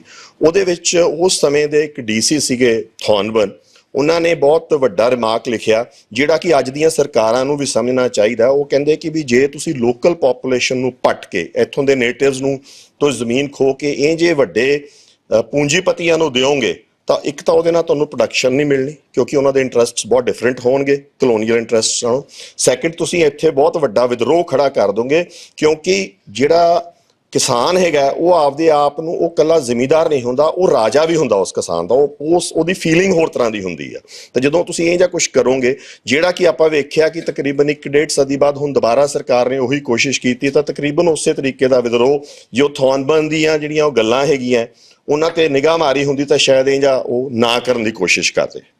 ਸੋ ਮੋਟਾ ਅੰਗਰੇਜ਼ ਵੇਲੇ ਐਂ ਚੱਲਦਾ ਗਿਆ, ਪਰ ਅੰਗਰੇਜ਼ ਨੇ ਪਾਣੀ ਦੇ ਉੱਤੇ ਕਾਬੂ ਪਾਉਣ ਵਾਸਤੇ ਕਾਨੂੰਨ ਲਿਆਉਣੇ ਸ਼ੁਰੂ ਕਰਤੇ। ਪਹਿਲਾਂ ਇਹ ਜੇ ਕੋਈ ਕਾਨੂੰਨ ਨਹੀਂ ਹੁੰਦੇ ਸੀਗੇ। ਪਹਿਲਾਂ ਕਨਾਲ ਐਕਟ ਅਕਬਰ ਨੇ ਵੀ ਲਿਆਂਦਾ, ਫਿਰੋਜ਼ ਸ਼ਾਹ ਤੁਗਲਕ ਨੇ ਵੀ ਲਿਆਂਦਾ, ਬਟ ਉਹ ਬੜਾ ਬੈਨੀਵੋਲੈਂਟ ਜਿਹਾ ਕਨਾਲ ਐਕਟ ਸੀਗਾ ਕਿ ਅਸੀਂ ਜੀ ਨਹਿਰਾਂ ਬਣਾਵਾਂਗੇ ਤਾਂ ਕਿ ਲੋਕਾਂ ਨੂੰ ਫਾਇਦਾ ਹੋਵੇ, ਲੋਕਾਂ ਨੂੰ, ਕਿਸਾਨਾਂ ਨੂੰ ਪਾਣੀ ਮਿਲੇ, ਅਸੀਂ ਖੂਹ ਪੱਟਾਂਗੇ, ਫਲਾਨਾ ਕਰਾਂਗੇ। ਉਹ ਮਤਲਬ ਕਿਤੇ ਨਾ ਕਿਤੇ ਕੁਦਰਤ ਦੇ ਡਰ ਤੋਂ ਜਾਂ ਆਪਦੀ ਪ੍ਰਜਾ ਦੇ ਵਾਸਤੇ ਇਹ ਕੰਮ ਕਰਦੇ ਸੀਗੇ। ਅੰਗਰੇਜ਼ ਨੇ 1875 ਦੇ ਵਿੱਚ ਪਹਿਲਾ Northern India canal and drainage act ਲਿਆਂਦਾ, ਜਿਹਦੇ ਵਿੱਚ ਉਹਨੇ ਇਹ ਕਿਹਾ ਕਿ ਜਿਹੜਾ ਸਰਫੇਸ ਦੇ ਉੱਤੇ ਪਾਣੀ ਹੈ, ਜਿਹੜਾ ਪਾਣੀ ਤਹਿ ਦੇ ਉੱਤੇ ਹੈਗਾ, ਉਹਦੀ ਜਿਹੜੀ ਮਲਕੀਅਤ ਆ ਉਹ ਸਰਕਾਰ ਕੋਲੇ ਸ਼ਿਫਟ ਹੋਈ। ਇਹ ਪਹਿਲਾ ਵਾਰੀ ਪਾਣੀ ਦੀ ਮਲਕੀਅਤ ਰਾਈਪੇਰੀਅਨ ਰਾਈਟਸ ਤੋਂ ਸ਼ਿਫਟ ਹੋ ਕੇ ਗਵਰਨਮੈਂਟ ਦੇ ਕੋਲੇ ਚਲੀ ਗਈ ਜਾਂ ਸਰਕਾਰ ਕੋਲੇ ਜਾਂਦੀ ਰਹੀ। ਹਾਲਾਂਕਿ ਉਹ ਚਾਹੇ ਸੂਬਾ ਸਰਕਾਰ ਕੋਲੇ ਗਈ, ਬਟ ਉਹ ਪ੍ਰਾਈਵੇਟ ਹੈਂਡਸ ਤੋਂ ਜਾਂ ਕਿਸਾਨ ਦੇ ਹੱਥੋਂ ਨਿਕਲ ਕੇ ਸਰਕਾਰ ਦੇ ਹੱਥ 'ਚ ਜਾਣੀ ਸ਼ੁਰੂ ਹੋ ਗਈ। ਉਦੋਂ ਬਾਅਦ ਨੰਬਰ ਆਫ ਐਕਟਸ ਹੋਰ ਆਏ, ਪਰ ਕਦੀ ਵੀ ਸੂਬੇ ਤੋਂ ਬਾਹਰ ਪਾਣੀ ਨਹੀਂ ਜਾਂਦਾ ਸੀ, ਕਿਉਂਕਿ PWD ਡਿਪਾਰਟਮੈਂਟ ਬਣਾਇਆ ਸੀ। ਹੋਰ ਵੀ ਬੜੇ ਕਾਰਨ ਸੀ ਜਿਹਦੇ ਕਰਕੇ ਪਾਣੀ ਨੂੰ ਜਿਹੜਾ ਉਸ ਸੂਬੇ ਦਾ ਜਾਂ ਉਸ ਰਾਈਪੇਰੀਅਨ ਇਲਾਕੇ ਦੇ ਵਿੱਚ ਹੀ ਸੀਮਤ ਰੱਖਿਆ ਸੀ ਅੰਗਰੇਜ਼ ਨੇ। ਪਰ 1880-85 ਦੇ ਕਰੀਬ ਰਾਜਸਥਾਨ ਦੇ ਵਿੱਚ ਬਹੁਤ ਵੱਡਾ ਅਕਾਲ ਪਿਆ, ਬੀਕਾਨੇਰ ਸਟੇਟ ਦੇ ਵਿੱਚ ਵੀ ਬਹੁਤ ਵੱਡਾ ਅਕਾਲ ਪਿਆ। ਬੀਕਾਨੇਰ ਦੇ ਵਿੱਚ ਜਿਹੜਾ ਅਕਾਲ ਪਿਆ ਉਹਨੇ ਤਕਰੀਬਨ ਬੀਕਾਨੇਰ ਦੀ 50% ਦੀ ਜਿਹੜੀ ਪੋਪੂਲੇਸ਼ਨ ਸੀ ਉਹ ਤਬਾਹ ਕਰਤੀ, ਜਾਨਵਰ ਵੀ ਬਹੁਤ ਮਰ ਗਏ ਤੇ ਬਹੁਤ ਬੁਰਾ ਹਾਲ ਹੋ ਗਿਆ ਬੀਕਾਨੇਰ ਸਟੇਟ ਦਾ। ਤਾਂ ਬੀਕਾਨੇਰ ਦਾ ਜਿਹੜਾ ਮਹਾਰਾਜਾ ਸੀ ਉਹਨੇ ਮੰਗ ਕੀਤੀ ਕਿ ਵੀ ਮੈਨੂੰ ਪੰਜਾਬ 'ਚੋਂ ਪਾਣੀ ਦਿੱਤਾ ਜਾਵੇ। ਉਹਨੇ ਆਪਦੇ ਆਪ ਨੂੰ ਲੋਅਰ ਰਾਈਪੇਰੀਅਨ ਸਾਈਟ ਕੀਤਾ। ਉਹਨੇ ਕਿਹਾ ਵੀ ਪੁਰਾਣਾ ਹੀ ਇੱਥੋਂ ਦਰਿਆ ਵਗਦੇ ਸੀਗੇ ਕਿਸੇ ਸਮੇਂ, ਤਾਂ ਮੈਨੂੰ ਉਸ ਰਾਈਟ ਦੇ ਨਾਲ ਦਿੱਤਾ ਜਾਵੇ, ਜਿਹੜਾ ਕਿ ਪੰਜਾਬ ਨੇ ਤੇ ਬਾਵਲਪੁਰ ਸਟੇਟ ਨੇ ਆਊਟਰਾਈਟਲੀ ਰਿਜੈਕਟ ਕਰ ਦਿੱਤਾ। ਉਦੋਂ ਬਾਅਦ ਪਹਿਲੀ ਵੱਡੀ ਜੰਗ ਲੱਗ ਜਾਂਦੀ ਆ। ਪਹਿਲੀ ਜੰਗ ਜਿਹੜੀ ਲੱਗਦੀ ਆ ਉਹਦੇ ਵਿੱਚ ਅੰਗਰੇਜ਼ ਨੂੰ ਮੈਨ ਪਾਵਰ ਦੀ ਸਪੋਰਟ ਦੀ ਬਹੁਤ ਲੋੜ ਪਈ, ਤਾਂ ਉਹਨਾਂ ਨੇ ਉਦੋਂ ਬੀਕਾਨੇਰ ਸਟੇਟ ਨੇ ਬਹੁਤ ਜ਼ਿਆਦਾ ਮਦਦ ਕੀਤੀ ਅੰਗਰੇਜ਼ ਦੀ। ਇੰਨੀ ਜ਼ਿਆਦਾ ਮਹਾਰਾਜਾ ਗੰਗਾ ਸਿੰਘ ਦਾ ਇੰਨਾ ਜ਼ਿਆਦਾ ਰਸੂਖ ਸੀ ਅੰਗਰੇਜ਼ਾਂ ਨਾਲ ਕਿ ਜਿਹੜੀ ਟ੍ਰੀਟੀ ਆਫ ਵਰਸੇਲਸ ਹੋਈ ਸੀ, ਜਿੱਥੇ ਫਾਈਨਲ ਸੰਧੀ ਹੋਈ ਸੀ, ਉਹਦੇ ਸਿਗਨੇਟਰੀ ਵੀ ਸੀਗੇ ਆਪਣਾ ਮਹਾਰਾਜਾ ਗੰਗਾ ਸਿੰਘ। 100 ਸਿਗਨੇਟਰੀ ਸੀ, ਉਹਨਾਂ ਚੋਂ ਇੱਕ ਸਿਗਨੇਟਰੀ ਉਹ ਸੀਗੇ। ਤਾਂ ਉਹਨਾਂ ਤੇ ਬਹੁਤ ਅੰਗਰੇਜ਼ੀ ਸਰਕਾਰ ਖੁਸ਼ ਸੀ। ਤਾਂ ਪਹਿਲੀ ਜਿਹੜੀ ਪੰਜਾਬ ਦੇ ਪਾਣੀਆਂ ਦੀ ਲੁੱਟ ਸ਼ੁਰੂ ਹੋਈ ਆ ਕਹਿ ਲਓ, ਜਾਂ ਪਾਣੀਆਂ ਨੂੰ ਗੈਰ ਸਿਧਾਂਤਕ ਤੌਰ ਤੇ ਬਸਤੀਵਾਦੀ ਲੁੱਟ ਉਹਦੀ ਸ਼ੁਰੂ ਹੋਈ ਆ। ਕਿਸੇ ਬਸਤੀਵਾਦੀ ਤਾਕਤ ਨੇ ਉਹ ਪਾਣੀ ਆਪਣੇ ਤੋਂ ਖੋ ਕੇ ਬਾਹਰ ਦਿੱਤਾ, ਤਾਂ ਅੰਗਰੇਜ਼ ਨੇ ਉਹ ਪ੍ਰੋਜੈਕਟ ਸੈਂਕਸ਼ਨ ਕੀਤਾ ਕਿ ਉਹਨੂੰ 2100 ਕਿਊਸੈਕ ਦੀ ਇੱਕ ਨਹਿਰ ਸੈਂਕਸ਼ਨ ਕਰਤੀ, ਜਿਹੜੀ ਕਿ ਫਿਰੋਜ਼ਪੁਰ ਹੈਡਵਰਕਸ ਤੋਂ ਚੱਲਦੀ ਸੀ ਤੇ ਉਹਨੂੰ ਗੰਗ ਕਨਾਲ ਕਿਹਾ ਜਾਂਦਾ ਹੈ। ਉਹ ਤਕਰੀਬਨ 5.5 ਕਰੋੜ ਰੁਪਇਆ ਉਸ ਸਮੇਂ ਦੀ ਉਹਦੀ ਇਨਵੈਸਟਮੈਂਟ ਸੀਗੀ। ਤੇ ਉਹਦੇ ਉੱਤੇ ਨਾਲ ਉਹ ਨਹਿਰ ਤੇ ਨਾਲ ਉਹਨੇ ਇੱਕ ਰੇਲਵੇ ਨੈਟਵਰਕ ਡਿਵੈਲਪ ਕੀਤਾ ਤੇ ਜਿਹਦੇ ਵਿੱਚ ਹੁਣ ਪ੍ਰੈਜ਼ੈਂਟ ਗੰਗਾ ਨਗਰ ਦੇ ਜਿਹੜੀਆਂ ਤਹਿਸੀਲਾਂ ਉਹਨੂੰ ਪਾਣੀ ਮਿਲਦਾ ਹੈ ਤੇ ਉਹਦੇ ਵਿੱਚ ਮਤਲਬ ਗੰਗਾ ਨਗਰ, ਸ੍ਰੀ ਕਰਨਪੁਰ ਤੇ ਇਹ ਇਲਾਕੇ ਜਿਹੜੇ ਹੈਗੇ ਆ, ਪਦਮਪੁਰ, ਇਹਨਾਂ ਇਲਾਕਿਆਂ ਦੇ ਵਿੱਚ ਪਾਣੀ ਮਿਲਦਾ ਹੈਗਾ। ਤੇ ਇਨਵੈਸਟਮੈਂਟ ਉਹਨੇ 5.5 ਕਰੋੜ ਜਿਹੜੀ ਕੀਤੀ ਸੀ, ਉਹਦੇ ਵਿੱਚ ਬਹੁਤ ਡੈਟ ਸੀਗਾ, ਕਰਜ਼ਾ ਸੀ, ਬਟ ਇਨਵੈਸਟਮੈਂਟ ਕਰਨ ਦਾ ਉਹਦਾ ਮੁੱਖ ਕਾਰਨ ਇਹ ਵੀ ਸੀਗਾ ਕਿ ਉਹਨੇ ਵੇਖਿਆ ਸੀ ਕਿ ਅੰਗਰੇਜ਼ਾਂ ਨੇ ਜਦੋਂ ਇਨਵੈਸਟਮੈਂਟ ਕੀਤੀ ਸੀ, ਜਦੋਂ ਉਹਨਾਂ ਨੇ ਪਲਾਨ ਬਣਾਏ ਸੀ ਪੰਜਾਬ ਦੇ ਵਿੱਚ, ਤਾਂ ਜਿੱਥੇ 6 ਲੱਖ ਸਟਰਲਿੰਗ ਇਨਵੈਸਟਮੈਂਟ ਜਿੱਥੇ ਹੋਈ ਸੀ ਜਾਂ ਪਾਉਂਡ ਦੀ ਇਨਵੈਸਟਮੈਂਟ ਹੋਈ ਸੀ, ਉੱਥੇ ਸਾਲਾਨਾ ਤਕਰੀਬਨ 3.5 ਮਿਲੀਅਨ ਜਿਹੜਾ ਪਾਉਂਡ ਸਟਰਲਿੰਗ ਦੀ ਐਨੂਅਲ ਇਨਕਮ ਸ਼ੁਰੂ ਹੋ ਗਈ ਸੀ ਅੰਗਰੇਜ਼ ਨੂੰ, ਮੰਡੀਆਂ ਚੋਂ, ਕਿਸਾਨਾਂ ਦੇ ਮਾਲੀਏ ਚੋਂ, ਹੋਰ ਤਰੀਕਿਆਂ ਚੋਂ। ਤੇ ਉਹਨੂੰ ਆਏ ਸੀਗਾ ਕਿ ਵੀ ਮੈਨੂੰ ਵੀ ਹੋ ਜੂ, ਤੇ ਉਹਦੇ ਨਾਲ ਗੰਗ ਕਨਾਲ ਵਾਲਾ ਇਲਾਕਾ ਜਿਹੜਾ ਹੈਗਾ ਉਹ ਜ਼ਰਖੇਜ਼ ਵੀ ਹੋਇਆ, ਪੰਜਾਬੀ ਸੈਟਲਰਸ ਵੀ ਉੱਥੇ ਗਏ, ਆਪਣਾ ਵੀ ਜਿਹੜਾ ਡੈਂਸ ਇਲਾਕੇ ਸੀ, ਚਾਹੇ ਦੁਆਬੇ ਦੇ ਸੀ, ਮਾਝੇ ਦੇ ਸੀ, ਤੇ ਲਾਰਜਲੀ ਮਾਲਵੇ ਦਾ ਇਲਾਕਾ ਜਿੱਥੇ ਖਾਰਾ ਪਾਣੀ ਸੀ, ਉਹ ਉੱਥੇ ਨਹਿਰੀ ਪਾਣੀ ਦੇ ਵਿੱਚ ਜਾ ਕੇ ਸੈਟਲ ਹੋਣੇ ਸ਼ੁਰੂ ਹੋਏ ਤੇ ਉਹਨਾਂ ਨੇ ਬਹੁਤ ਸੋਹਣਾ ਉਸ ਇਲਾਕੇ ਨੂੰ ਜ਼ਰਖੇਜ਼ ਕਰ ਦਿੱਤਾ। ਇਹ ਲਾਲਚ ਉਸੇ ਮਹਾਰਾਜੇ ਨੂੰ ਉੱਥੇ ਫੇਰ ਪੈ ਗਿਆ ਤੇ ਉਹਨੇ ਫੇਰ ਅਗਲੀ ਪ੍ਰਪੋਜ਼ਲ ਦਿੱਤੀ, ਜਿਹਨੂੰ ਹੁਣ ਪ੍ਰੈਜ਼ੈਂਟ ਆਪਾਂ ਰਾਜਸਥਾਨ ਕਨਾਲ ਕਹਿੰਦੇ ਹਾਂ, ਬਟ ਅੰਗਰੇਜ਼ ਨੇ ਉਹ ਇੱਕ ਐਂਡਰਸਨ ਕਮੇਟੀ ਬੈਠੀ ਸੀ। ਇਹ ਐਕਚੁਅਲੀ ਜਿਹੜੇ ਗੰਗ ਕਨਾਲ ਦਾ ਪ੍ਰੋਜੈਕਟ ਦਿੱਤਾ ਸੀ, ਇਹਦੇ ਵਿੱਚ ਵੀ ਅੰਗਰੇਜ਼ ਨੇ ਬਲਾਈਂਡਲੀ ਨਹੀਂ ਕਰ ਦਿੱਤਾ ਸੀ, ਉਹਨੇ ਇੱਕ ਕਾਨੂੰਨ ਬਣਾਉਣ ਵਾਸਤੇ ਉਹਨੇ ਇੱਕ ਕਮੇਟੀ ਬਿਠਾਈ, ਕਿਉਂਕਿ ਬਹਾਵਲਪੁਰ ਦੇ ਇਤਰਾਜ਼ ਸੀਗੇ ਤੇ ਬਹਾਵਲਪੁਰ ਲੋਅਰ ਰੈਪੇਰੀਅਨ ਸੀਗਾ, ਪੰਜਾਬ ਤੋਂ ਬਾਅਦ ਪਾਣੀ ਬਹਾਵਲਪੁਰ ਸਟੇਟ 'ਚ ਜਾਂਦਾ ਸੀਗਾ, ਜਿਹੜਾ ਕਿ ਅੱਜਕੱਲ ਪਾਕਿਸਤਾਨ 'ਚ ਆ ਉਹ ਇਲਾਕਾ, ਤੇ ਬਹਾਵਲਪੁਰ ਦੇ ਇਤਰਾਜ਼ ਸੀਗੇ। ਤੇ ਉਹਨਾਂ ਨੇ ਇੱਕ ਕਮੇਟੀ ਬਿਠਾਈ, ਉਹਨੂੰ ਕਲੌਡ ਹਿਲ, ਸਰ ਕਲੌਡ ਹਿਲ ਕਮੇਟੀ ਕਹਿੰਦੇ ਆ। ਸਰ ਕਲੌਡ ਹਿਲ ਕਮੇਟੀ ਨੇ ਇਹ ਕਿਹਾ ਕਿ ਵੀ ਪਾਣੀ ਤੁਸੀਂ ਬਾਹਰਲੇ ਸੂਬੇ ਨੂੰ ਦੇ ਸਕਦੇ ਹੋ, ਨੌਨ ਰੈਪੇਰੀਅਨ ਸੂਬੇ ਨੂੰ ਵੀ, ਬਟ ਪਹਿਲਾਂ ਅੰਦਰਲੀਆਂ ਮੰਗਾਂ ਪੂਰੀਆਂ ਹੋ ਜਾਣ, ਪਬਲਿਕ ਗੁੱਡ ਹੁੰਦਾ ਹੋਵੇ ਤੇ ਉਹਦੇ ਬਦਲੇ ਕੋਈ ਇਕਨੋਮਿਕ ਫਾਇਦਾ ਹੁੰਦਾ ਹੋਵੇ ਦੇਣ ਦਾ ਸੂਬੇ ਨੂੰ। ਤਾਂ ਉਹਦੇ ਬਦਲੇ ਇਹ ਸੀਗਾ ਕਿ ਗੰਗ ਕਨਾਲ ਜਦੋਂ ਵਗਦੀ ਸੀਗੀ ਤਾਂ ਉਹਦਾ ਪੰਜਾਬ ਨੂੰ ਇੱਕ ਰਾਇਲਟੀ ਮਿਲਦੀ ਸੀ ਜਾਂ ਸੀਨਰੇਜ ਮਿਲਦੀ ਸੀ ਐਕਚੁਅਲੀ, ਕਿ ਵੀ ਜੋ ਸਾਡਾ ਲਾਸਿਸ ਕਵਰ ਕਰਨ ਦਾ ਸੀਗਾ ਉਹ ਉਸ ਤਰੀਕੇ ਨਾਲ ਉਹਨੂੰ ਉਹ ਪੈਸਾ ਮਿਲਦਾ ਸੀਗਾ, ਜਿਹੜਾ ਕਿ ਬਾਅਦ ਚ ਪੈਪਸੂ ਸਟੇਟ ਨੂੰ ਵੀ ਜਦੋਂ ਨਹਿਰ ਦੇ ਰਾਹੀਂ ਪਾਣੀ ਉਦੋਂ ਪਹਿਲਾਂ ਦਿੱਤਾ ਗਿਆ ਤਾਂ ਉਹਨਾਂ ਨੇ ਵੀ ਉਹ ਵੀ ਦਿੰਦੇ ਸੀ ਪੰਜਾਬ ਨੂੰ ਉਹ ਚੀਜ਼। ਤਾਂ ਇਹ ਪਹਿਲੀ ਸਾਡੀ ਲੁੱਟ ਸੀਗੀ ਤੇ ਉਹਦਾ ਬਹੁਤ ਪ੍ਰੋਫਿਟ ਵੀ ਹੋਇਆ। ਤੇ ਉਹਨੇ ਜਦੋਂ ਰਾਜਸਥਾਨ ਕਨਾਲ ਦੀ ਗੱਲ ਕੀਤੀ ਤਾਂ ਇੱਕ ਅਗਲੀ ਐਂਡਰਸਨ ਕਮੇਟੀ ਬੈਠੀ, ਜਿਹਨੇ ਆਊਟਰਾਈਟਲੀ ਰਿਜੈਕਟ ਕਰਦਾ ਕਿ ਵੀ ਰਾਜਸਥਾਨ ਕਨਾਲ ਨਾਂ ਦੀ ਕੋਈ ਚੀਜ਼ ਨਹੀਂ ਦਿੱਤੀ ਜਾਊਗੀ। ਬਿਲਕੁਲ ਮਤਲਬ ਉਹ ਬਿਲਕੁਲ ਕੰਵਰ ਸੇਨ ਇੱਕ ਇੰਜੀਨੀਅਰ ਸੀ ਜਿਹੜੇ ਉਹਨੂੰ ਪੁੱਟ ਅਪ ਕਰ ਰਹੇ ਸੀਗੇ, ਪਰ ਉਹ ਚੀਜ਼ ਨੂੰ ਉਹਨਾਂ ਨੇ ਰਿਜੈਕਟ ਕਰ ਦਿੱਤਾ। ਤੇ ਐਂ ਚੱਲਦੇ ਸਤਲੁਜ ਵੈਲੀ ਪ੍ਰੋਜੈਕਟ ਵੀ ਉਹਨਾਂ ਅੰਗਰੇਜ਼ਾਂ ਦੇ ਟਾਈਮ 'ਚ ਹੀ ਬਣਿਆ, ਜਿਹਦੇ ਰਾਹੀਂ ਡੈਮ ਬਣਿਆ ਤੇ ਗਾਂ ਬਣਿਆ, ਪਰ ਉਹ ਪ੍ਰੋਜੈਕਟ ਸਾਰੇ ਰੋਕ ਦਿੱਤੇ ਗਏ। ਇੰਨੇ 'ਚ 1947 ਆ ਗਿਆ ਤੇ ਭਾਰਤ ਤੇ ਪਾਕਿਸਤਾਨ ਦੀ ਵੰਡ ਹੋ ਗਈ ਤੇ ਇੱਥੇ ਅੰਗਰੇਜ਼ ਦਾ ਰਾਜ ਨਹੀਂ ਰਿਹਾ, ਉਹ ਇੱਥੋਂ ਚਲਾ ਗਿਆ। ਉਦੋਂ ਬਾਅਦ ਜਿਹੜੀ ਸਿਆਸਤ ਆ ਉਹਨੇ ਇੱਕ ਬਿਲਕੁਲ ਡਿਫਰੈਂਟ ਟਰਨ ਲੈ ਲਿਆ।